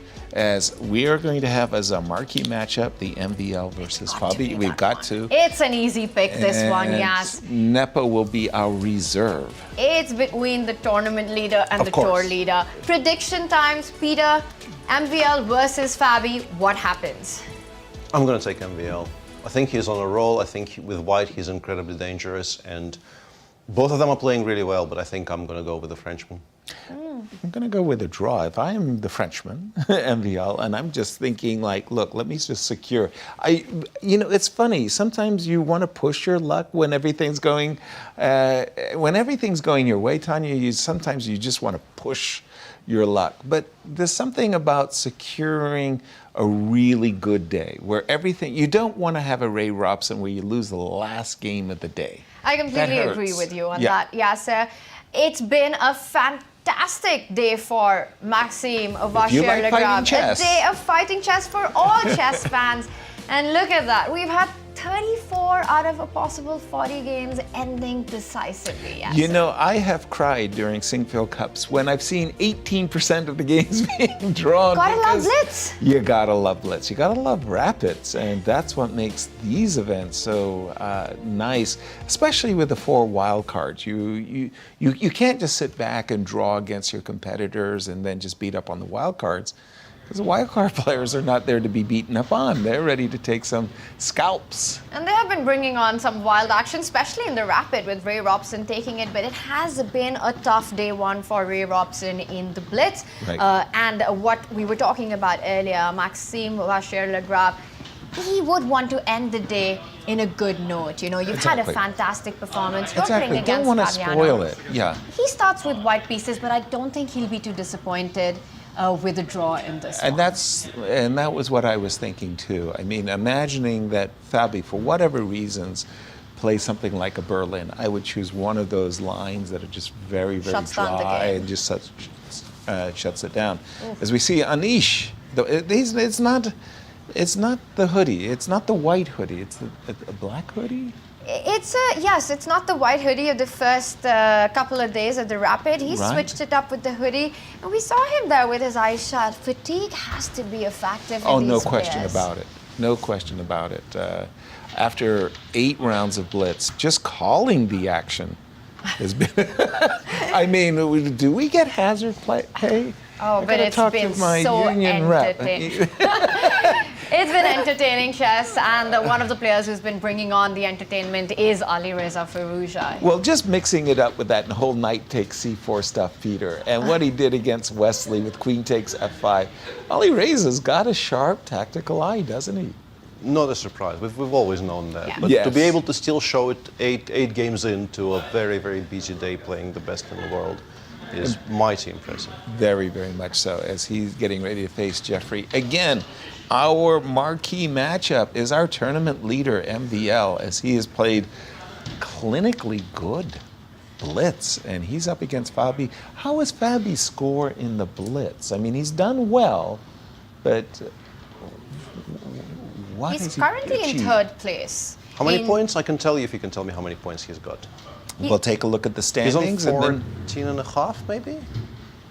We will get a confirmation on that, but this is our clash 14 of and a half. titans What here, did he where finish in the Maxime Rapids with with? 5 and the a half white out of pieces, and 8. there we have Okay, it. here we're going to see it. Okay, so he finished the Rapid with 10, So 5.5 out of 8 today. 5.5 out of No, That hang was on. quick, no, Peter. no, No. no, he was on 10, right? 4.5 out of 8. 4.5 out of 8. That's Only And the, plus same, one. and the same for Alireza, actually, because Alireza was on 9. So those are not great days. They're good days of No. Blitz, but not great days That's of Blitz only by their plus one standards. by their standards. That's not a good score. It still keeps them in the mix of things here. And for Yeah. Fabi, I think this marquee matchup, the clash of the titans, Yes. Fabi against Maxime, Fabi with the black pieces. And is it going to be a Berlin? It is not a Berlin. But will it be an Archangel Bishop C5? Oh, will he finally play his opening? And he doesn't. Come on, Fabi. What's going on here? I want my money back. And we have Technical DQ. a Chigo. Yeah, that's a classical Chigorin. Yeah. Wow. Very interesting turning point here because you can play d5 here and close everything down forever. You can play knight d2 and allow some more fun lines. For me, I used to play the Chigorin with black, and I gave up precisely because d5 exists. But yeah, MVL allows for more life action. in the. Yeah, I think as black you prefer this because it's not that you're immediately equal here, but there's more scope for you to have counterplay later down the Peter, line. help me out. But after the move knight d3, my understanding is the theory goes endlessly. It's like knight b3, Yeah, bishop but nobody e8. really looks at this anymore. This used to be incredibly popular in, I would Right. say, maybe the 80s. Yes. And by the time I started looking at this as a potential way to play with black, nobody really knew anything anymore, including myself, of course. I think it was hilarious. It was a New in Chess magazine where Vladimir Kramnik was annotating a game, and he was like 4 pages of analysis of these beautiful moves of, I think, this variation. And finally, on the 5th page of analysis, he says, so, my novelty. It was like, what? All the previous moves had been played by many other players. So the theory is very, very deep. Tanya, jump in. Yeah, Do you play I'm either just side? amazed at looking at the speed with which Fabi has been playing the entire opening. It feels like both players know exactly what they're doing, the plans and the position. And I don't play the Chigorin with black, but clearly Fabi, he's managed to create an expansion on the queen side, b4 always in the air.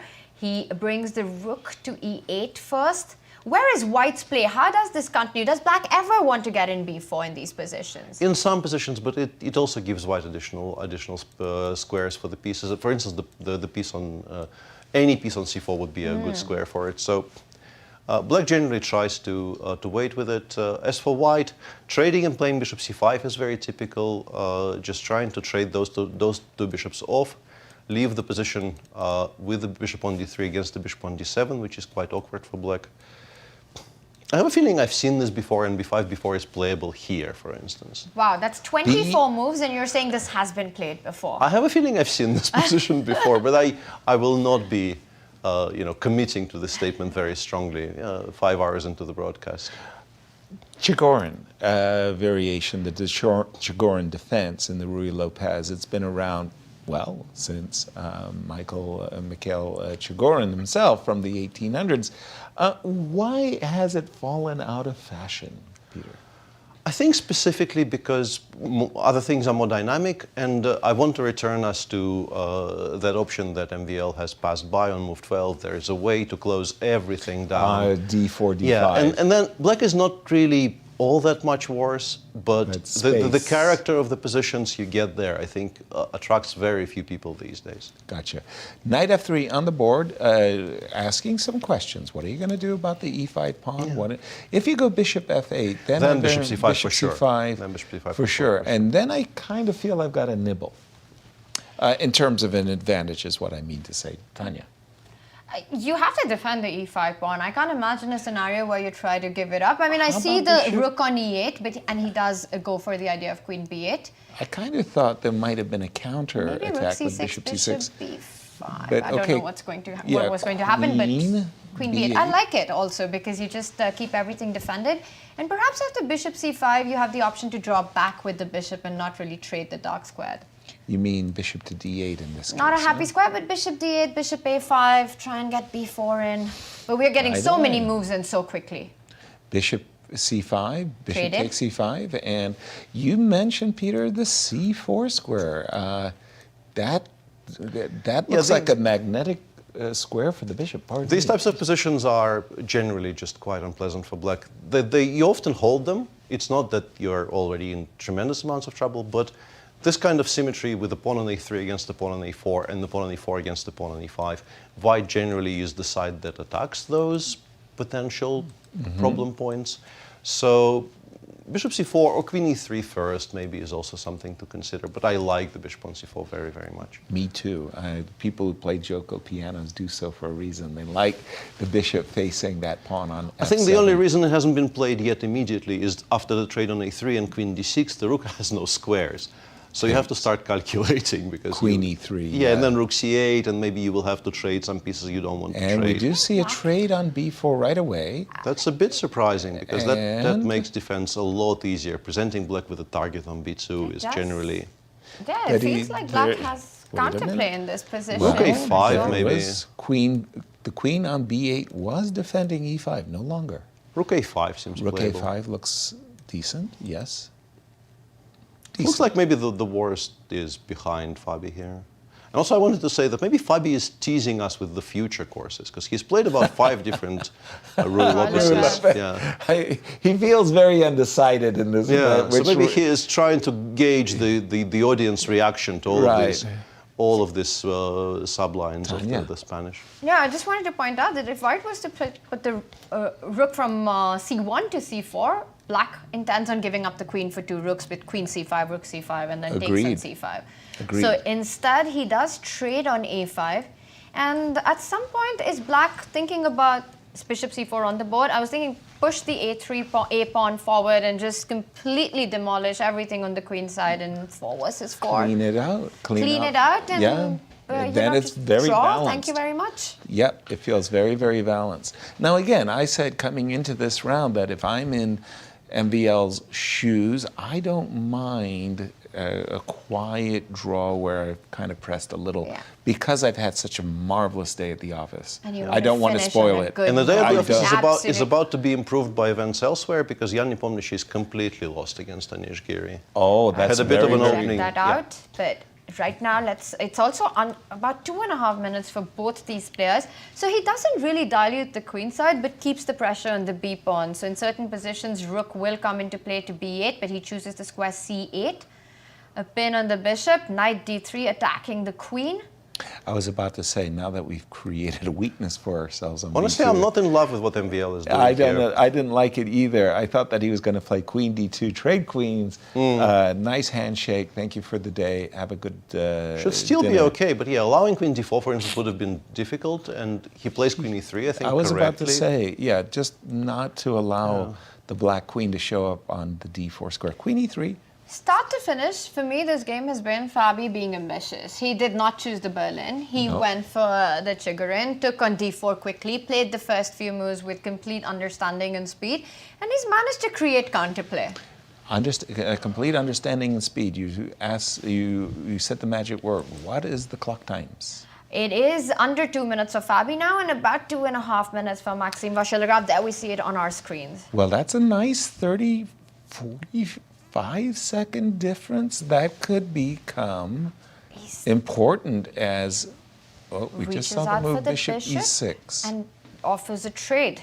Okay, so how does that work out? Trades everything, and now we're going into a queen and a knight middle game with the e4 pawn under attack currently. I was about to say that there was an option of queen takes d3, but there was a check. I beg your pardon. f7 would have been hanging in that case. So queen and knight versus queen and knight, e4. Is this too even? Should be very level, yeah.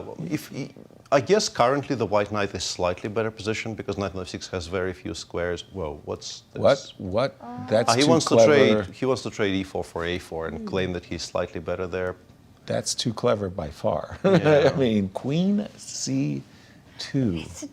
This would always be a very difficult decision for me on the board. Do you defend a4 or do you trade the pawn and give white this pass on the queen side? And There's look for no activity? comfortable way to defend it, so I think we take on e4 and we go for those positions. They don't 4 really versus look all 4, that scary, yeah. And the b pawn is not so scary. And With he's the- done it. By the way, Nepo went down, as we mentioned before. After right? 6 out of 7, he loses the last 2. Oh, this is always the most yeah, painful that's- game to Right, lose. that's what I was talking about. You know, you had a great day at the office. Don't spoil your day. Make a draw to just go home feeling good about yourself. Queen this takes is- a4, knight takes e4. This is getting a queen bit d- double-edged, I feel. You know, material equal, very less pieces on the board, but with the b pawn alive, I like that centralization. Whoa. There's a Check, check. king h7. Knight takes e5. You could take on d1. You could give queen d1 and take on f2. What's happening And after then all of that? f7 is hanging. Queen d1, take on f2, but I take on f7. So we're looking at a position after knight takes e5. I was trying to calculate that and and failing. check. By the way, if Please. Maxime wants to draw, is there a perpetual after queen e5? I see queen e5 and queen f5, queen c8. Easy draw. Is that a draw? Yes, it is. Oh, he goes for it. Yes. And he I said, don't know, but knight e5 may be more ambitious, but he goes, and this is going to end in a draw. Exactly. Exciting game, but the result you predicted. I felt it all the way. It's just the professional thing to do when you've played really an outstanding first round of Blitz. Peter, what's the action? Where is the action? Where should I go? Liem was much better, now is somewhat better against Ray? Robson. Yeah, Alireza is going to be pushing. I think that's the one we should be. Yes, for our Alireza? standings as well. And who is Alireza playing? I'm sorry? Jeffery Xiong. Jeffery Xiong. Okay. He is clearly a little bit better because his bishop is more active in the black king. Once again, having played f7, f6, black is never going to be very happy with his king position. But this should be manageable. Whoa. I'm seeing queen h6. And this Whoa. He's Just completely inviting ignoring. queen h6. Completely ignoring the threat of queen What h6. the Yeah. heck? On the board. This is terrifying for black. And I would now be he's in trouble terrified. because also a6 is hanging. So yeah, now he's lost at least the h7 pawn now after rook b6 and queen h7. This is going to be very, very difficult to defend. That's a pawn I'm very eager We to start by act- playing a3. Hang on, we probably need to worry about bishop c5. I wanted to say that I want to start with a4, but I guess we centralize the queen first. And he gave one check, and then your idea of a4 on the board, trying to create a weakness on the queen side for the light squared bishop to get to. Exactly, and he wants queen d5 check as well. Bishop c5. Ideas of bishop c5 can be met with queen d5 check, and I can protect my pawn on f2 as we're watching. From the d2 square, a nice square. The queen stays centralized, but also defends the king, and also threatening taking on b5, queen e2 check ideas at some point. Exactly. Picking up the queenside pawns. And here we go. We do have a b, but Strictly speaking, this is a draw, of course, but in practical terms, this is very, very difficult. oh, Whoa, hang on, f2. F2 he was just given blundered up, his yeah. f2 pawn for nothing, and Jeffery pre-moved. Yeah. Queen d6. He didn't take bishop f2 coming in with a check. No, he wanted to Unbelievable. trade queens, so he had actually, he literally had pre-moved he had made his move in advance, and now... Allowing queen d8 would not have been my decision because, whoa, have we lost? Because bishop b7, queen h8, And we in just 3 loses the seconds, queen. make We a lost- move, make we a lost move. the He's bishop. flagged. He's flagged. He flagged. That's a very dramatic end to this game. Oh, but what you were about to show... Oh, well, first of all, let's go to Ray Robson and Liem. And this is our 4-rook ending, an extra pawn for Liem? Yeah, but it will be difficult to convert because white's position is pretty solid. You take with the h-pawn. Yeah, these are, once again, definitely holdable in theory, but in practice, still You're has tested. to be shown. Yeah, still You're has to be tested shown. with 4 seconds on the clock. Oh, absolutely. Yeah. No question. Absolutely. That's not going to be an easy one. By the way, it just amazes me how quickly, with just 3 seconds on the clock, the players have pre-calculated, if you will, the defensive setup they want with their pawns. The fortresses. Yeah, now and we can start chasing. I would have played a 5 earlier as well. I thought the 5. King f6. Whoa. King f6. What was King f6? Was probably winning, to be honest. I'm very surprised more time was not spent on this. But, whoa. And again, and this is probably also very close to winning, if not just winning outright. What's e5? Well, it has to be winning now. We've got 2 connected Rook pass g8 pawns. is strong, Cuts though, off the king. The h-pawn is about to start pushing forward, so black wants to go rook h1. King g2, correct. Start. Yeah, rook e5. Give me the pawn. Oh my god, he made that move with 1 second. King g7 now wins. Oh no, rook e8 exists. King g7, rook e8, putting pressure on e6. And then king And then f7? rook h8. You just keep defending, and now you go forward with your king, but the d-pawn starts pushing. Yeah, now I think we start creating our own pass. I wouldn't have made this move. I would have started pushing g5, e4. Agreed. Do you bring the king to e3, closer to the pawns, if there was he's got to press the... 3 seconds. Gives a check. This might be getting away from Liem. Liem, yeah. I think he had... king f6, rook h6. You're still good. You're still good. We swing it over to d6. Now that we have the rook potentially behind, we just swing it over to d6. So rook h8? No, he's still flirting with trying to win a tempo here and there. Interesting. I thought king d6, king e5, but he wants to keep the king on e7. That's the point. No, because now rook d8. There's no rook d8, and you can even come back to e7, but that doesn't give you progress. He goes forward, but now you've got rook d8. Rook but d8, now we've got check. Check, and then king Putting e4. your king on a very awkward square. Not ideal. I don't know if I like that check, but it all comes to the same. Yeah, king e4, and it probably is a draw, but white is still, of course, the side e5? risking. It's a race. It's e5, a race. and you have to be sure, but you have to play h8. There is no choice. And your rook comes back, but it looks like the king is yes, very the king close is to the definitely central close. pawns, And then this it's a has draw. to be a Rook draw. takes d2. Whoa, what a D2. dramatic game, and that's it. King versus king, but I'm still thinking about the Alireza win against Jeffery. Wow. Whoa, what was that at the end? Peter, take it away. That was a great skewer that Alireza had on the h8 square against Jeffery Xiong at the very end. Many exciting moments in this round, and Wesley actually, I don't know where to go. Our game of the round... If you don't mind, Alireza, just that last moment there where just... to talk about this game, Alireza went for this really kind of risk-taking approach by ceding the center completely to black. As you can see, the engine kind of dislikes it and will dislike it even more further down the line. Alireza just ignoring the queen side for now, creating this idea of bishop takes h7. The engine says king h8, recreating the idea of knight db4 with this fork, and bishop h7 f5 is just not good, would give black a massive advantage. After g6, bishop c4, it said knight a5 would have given black a pretty serious advantage. But then things normalized, and as you can see by this point, the engine prefers white a little bit. Then Alireza found this nice tactic of pushing d3, d4. The knight on b6 will fall, but after this mass of trades, white wins the piece back by playing rook d1. And this is we joined somewhere here, and after king f8, queen d2, the engine suggests playing queen g5 to not allow queen h6 check. Right. But it was allowed, and this is much worse for black. And in fact, rook takes b6 is a massive mistake. Just playing something like rook e3 would have given white a massive advantage, because h7 is still hanging, and with rooks on the board, it's much easier to launch an attack against this king on e8. This endgame is tolerable, and would have continued being tolerable if in this position you play queen d4. You just don't lose. It's very difficult to understand. What my guess is, he thought he'll just play bishop e7 here. And then he realized this will cost him dearly. The highness. And at this point, there is no way to save the bishop on c5. Whichever square you choose, there will be a check that picks up the bishop on c5 for nothing. You know, to me, it looks like that moment where Jeffery missed bishop takes pawn, the free pawn on bishop f2. f2, yeah. It felt like a collapse after that. Suddenly, Jeffery became extremely panicky, and it was right here at Peter. Not playing bishop takes f2 check here. One thing I would say, sort of against your theory, is that I don't think he realized it. Honestly, he didn't betray any emotions.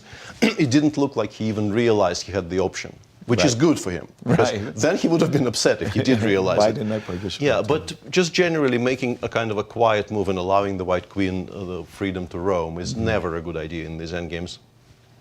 And let's pause our thoughts as we jump to Anastasiya, special guest. Over to you, Anastasiya.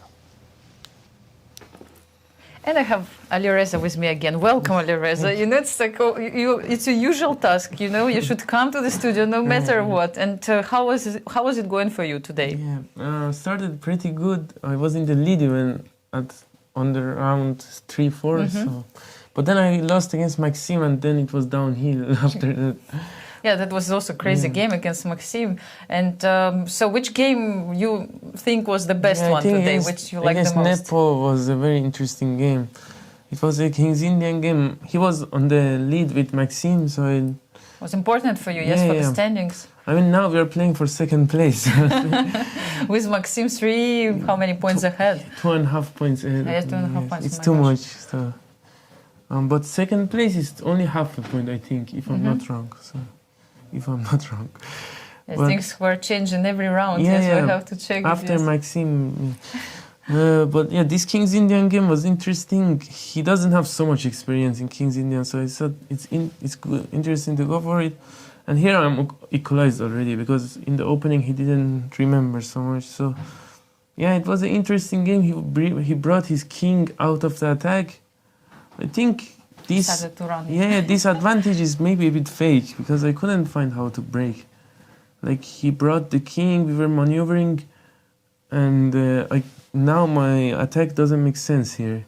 So I was looking at the other side. So I felt like I would spend some time here. He gets down on time and I push c6. So here he had like around 10 seconds. I don't know if this is correct. Yeah. This was crazy moment. Yes, I mean, everything started to hang.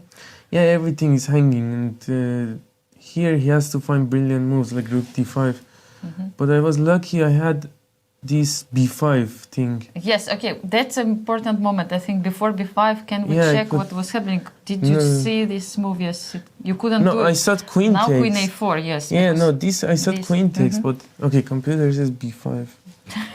Here b5, I mean, it's hard to play something like that. But I thought b5 here is clever, but now he says that this is draw ab, rook c4. Yeah, because he believes that there is no checkmate, which is crazy to imagine, yes? Queen b5, king c3, queen c3, and then queen b2. And after rook b8, there is something like knight b6, right? Knight I mean, how can you make this move? Still, it's not easy. d5.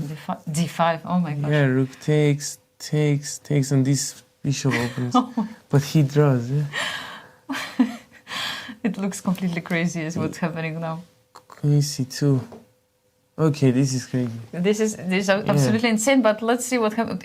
How far could you see? Did you see this knight b6? No, I saw... Yeah, I didn't calculate so much. I thought it was intuition, so if it works, it works. Yeah. Okay. And yeah, he couldn't do the best defense. It's just low on time. In Blitz is enough, this kind of attacks. Yeah.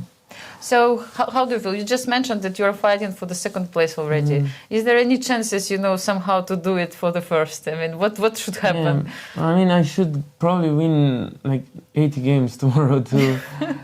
I mean, I did it last year, 80 Exactly. So I'm wondering. But still, Maxime should not get 6 points. He should get like 5.5. Yeah. Then I have chances. So it's impossible. But you also play against him, so I mean, things can get still wild. Things could get changed, Yes. Okay, that's great. I mean, we will see what happens tomorrow. Thank you so much, Alireza, for the interview, for your comments, and all the best of luck for you tomorrow. Thank you. Thank you, Anastasiya, and thank you, Alireza. I mean, he is really bringing the action, Peter. And this is how our standings look after 9 rounds of Blitz, Tania. Maxime Vachier-Lagrave looking good at the top, a 2-point lead. Ends day one with 17 points. And Fabiano Caruana along with Nepomniachtchi at 15. And then we've got Alireza, who said he has to win a lot of games tomorrow. A lot at 14.5. And of course, there are 9 games coming up tomorrow, 9 points up for grabs. We can still expect a lot. Peter, you've got more highlights for us. Just one more highlight, and this is an interesting one. And with all the excitement about MVL's score today, MVL ended the day with 7 out of 9.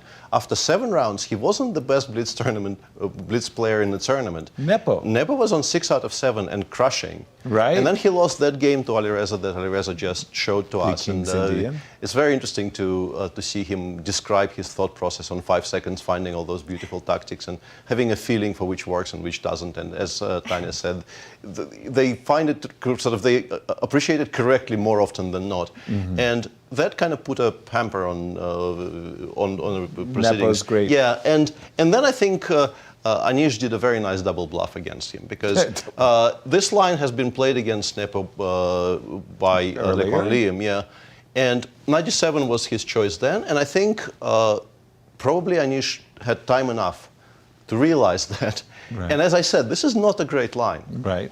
And after castles, I think Liem played rook b1 here, instead of which rook e1 was the choice of Anish, and Jan tried doing exactly the same as he's done against Liem by playing a6 and b5, and then he got hit by a4, b4, c takes b4, c takes b4, and a4, a5, keeping the rook on a1 compared to the position. Rook on b1. And suddenly this pawn on b4 is just incredibly weak. Isolated and weak. Yeah, and you can still, of course, continue, as you see the engine suggests you have to play knight b8 and try at least to get it to c6. It also reintroduces the idea of bishop c8, g4 to at least put some pressure on the white center.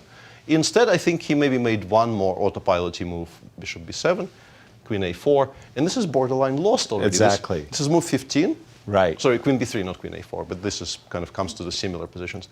And this is already so bad that he kind of gambled with knight c5, and after this very, very forced, very simple sequence of captures, the resulting position is just completely lost for black. Two bishops. Bishop h6 is threatened immediately. No. You can more or less resign here and now. Yeah. So a very nice kind of opening prep by Anish, because he knows his client there. He knows Jan is not going to play knight c6 and make a draw because he wants to fight for first. Right. He's not interested in making an immediate theoretical draw with no winning chances.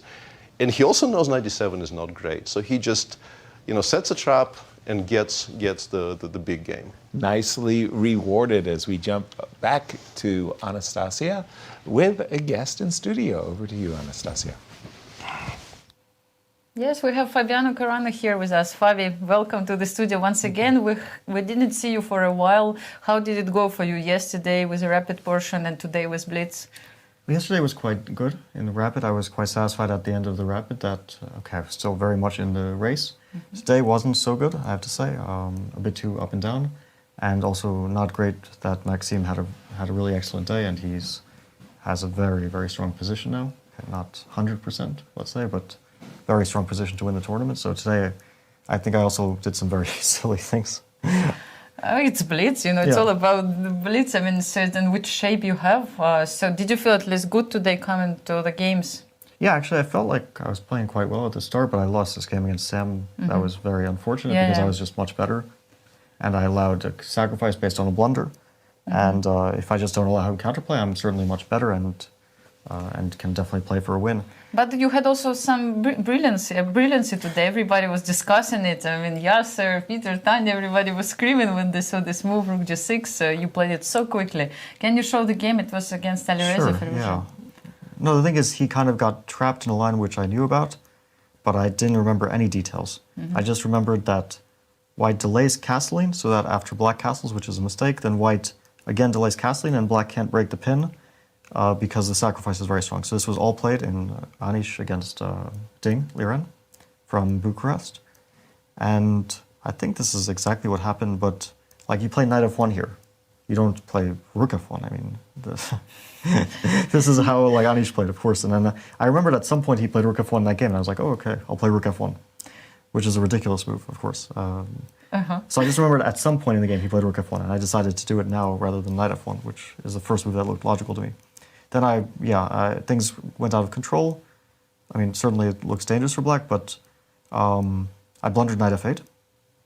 So I thought this was strong, I blundered knight f8. Then I had no choice what to do. I mean, I'm down 2 pieces. So at least I saw I can continue to sacrifice, and still it's a mess, and he was down on time. Yeah, okay, rook h7.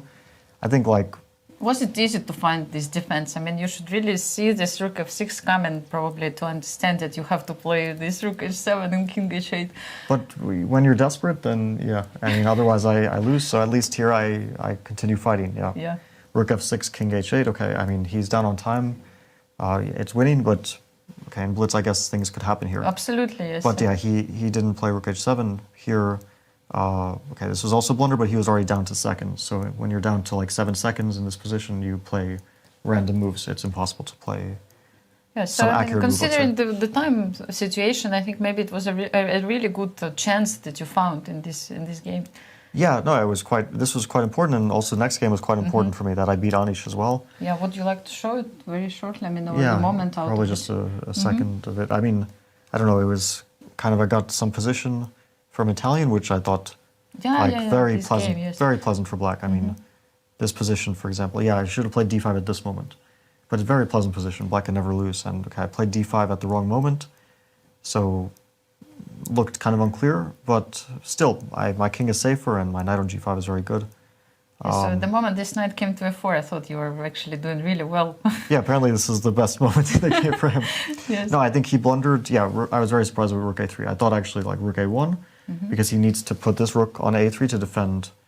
And here I saw this b6, I was very happy. At this point it looks like white is collapsing. But of course, still, maybe he didn't defend in the best way. And then also against Ray, I should have won. That was kind of a miss. Yeah.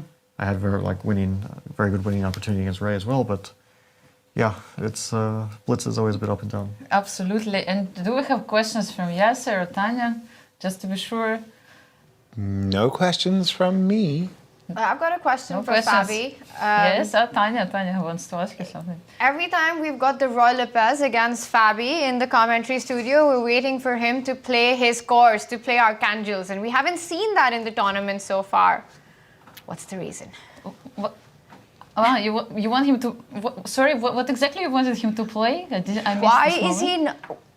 Why is he not playing what? Because I was out of... What Tanya's asking is, Fabi's done a chessable course on the Archangel. Yes, a chessable course, okay. But we haven't seen Why don't him you play your yet. variations? What's wrong? Yes, they're waiting. Why are you not playing your They're opening? good variations, but now Why don't you play your opening? everyone can expect it, so I play something else. No, I thought against Maxime, it's kind of funny to play like the oldest possible variations. I played like variations that people have stopped checking in the last few decades, you know, some ancient stuff. Maybe it's a good trick, huh? Like, when was the last time you saw Chigorin in a high-level game? I mean, it just doesn't happen anymore. So it's actually not so bad, these other variations. Yeah, the variations are not so bad, guys. Now we know. Yes, that's it. Thank you for your question. And thank you, Fabi, and all the best of luck for you tomorrow. I think it's still not over. Everything is possible, yes. Hopefully, thank you. Let's hope so. Thank you, and Anastasiya. we're going back to the studio. Thank you, Fabi. Dusty part of his opening library there, but it's a reliable defense that you go in. Yeah, there's a lot of depth to the Old Spanish, and you can do a lot of things reasonably, to a decent degree. Everybody's leaving points on the table, and Fabi certainly has his reasons to complain, but he's also done very well, Peter. He's done well, but you see the frustration there in the interview. He feels that he should have done better. He's had a decent day at the office, but he needed a good one, and now the entire field is left kind of, MVL is watching everybody in the rearview mirror there with a two-point cushion. Tania! Fantastic. And speaking of the man of the hour, we've got him with Anastasiya. Let's head over. Exactly, we're here with the hero of the day, Maxime is here. Welcome, Maxime. I was wondering, what did you eat? What did you do in order to succeed to play so well today? What happened? I'm joking. I mean, of course, you're one of the best players. Yeah, I mean, for a year, I've been having tough tournaments in Blitz for some reason. A few years ago, I was playing well every day of Blitz, but today it felt a bit vintage. Yes. So what did you do in order to get ready for this one? Nothing too special, but generally, like every day before Blitz, I would just go and do some tactics, and I did feel a bit sharp. Mm-hmm. So, but sometimes it's also like you don't feel sharp, and then reverberates on your play. But yeah, I felt sharp and it reverberated quite well. So What kind of tactics? I mean, 2-3 moves or something more 2-3 serious? moves. It's tactics. Exactly. I mean, it's blitz tactics. So you don't want to do calculation. Like you want to check your habits. Exactly. Yes. Okay, so it worked really well today. I don't know how many points did you score at the end. 7. 7 points out of 9. I mean, great result. Yeah, and I had especially a couple of clean games. I would say, especially the one with Wesley, felt nice. Yeah. So which one of the brilliances we will show to our public today? Which one was the most interesting for you? Yeah, I think this one. So here we have the game with Wesley. Yes. Okay. Yeah, I played this anti-martial actually in the Grand Swiss with this idea with h4. And I think this is supposed to be slightly inaccurate, but I don't know, maybe c5 was too early. Anyway, I felt like this was complicated middle game. I wasn't sure about my play at all, but let's say then it got interesting. So I go knight f5, I go queen c1, and this was the moment I thought was nice. Ah, yes, of course. Everybody was playing 95. What a move, huh?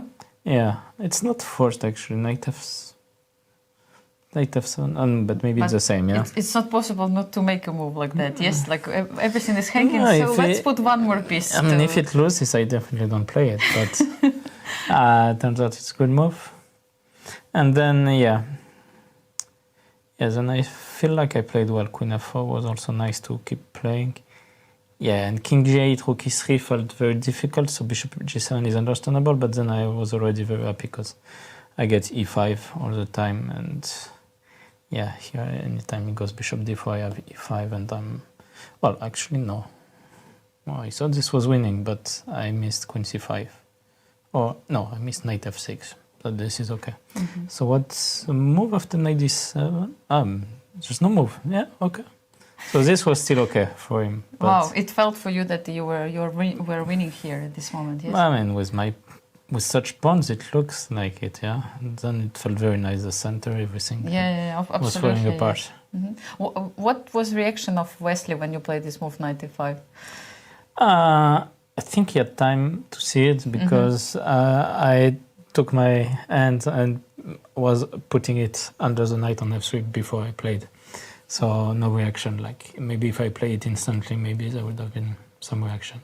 How can you explain that there were so many decisive games today? You know, like only a few draws. Like what was happening inside of the blitz. hall? It's not the same. It's not the same. Yes, it was not really the same. fun. Rapid is too slow nowadays. You know, so classical. Let's not talk about it. But rapid is too slow for. So we come and play great games of rapid.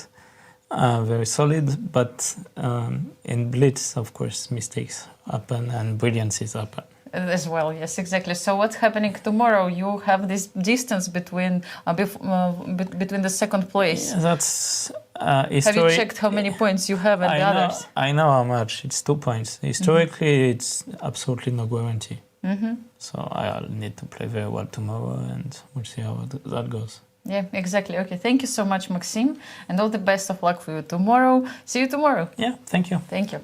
Thank you, Anastasiya. Thank you, Maxime. And thank you very much for your play. The knight e5 will give a lasting impression. I'm telling you, it's and going to be on T-shirts. It's going to be on mugs. It is fantastic. Brilliant. And here's our standings after one day of Blitz. With one more day to go, Tania, look at the scores. And you said it, Yasser, one more day to go, 9 games remaining. And as Maxime said it himself, that even with a 2-point lead, being on the first position, it still means nothing. Right. There is so much chess left to be played on day 2, and he's got to keep it up. Got to keep up the momentum, got to keep up his form in the next 9 rounds. Fabi and Jan sharing second and third, and Alireza just a half a point behind. Peter, you get the final word, the final thoughts of this very eventful day. This day belonged to the man we just watched on our screens. The Truly. Best result of the day, the best move of the day, arguably the best move of the tournament. Right. But I think all 3 of the people behind him, despite Alireza just saying, no, it's all over, I'm fighting for second, Right. I think all of them will quietly be thinking, if he has a mediocre, not even a bad day, a mediocre day, and I have a good day, and all 3 of them are perfectly capable of scoring a whole lot of points, we could still have a very, very interesting day tomorrow, and I'm very much much looking forward to it. Well said. I feel the same. And after today, folks, I hope you enjoyed this day because we've got tomorrow all lined up for you, clear schedule. Tell your friends where you're hanging out. We'll see you all tomorrow. Bye.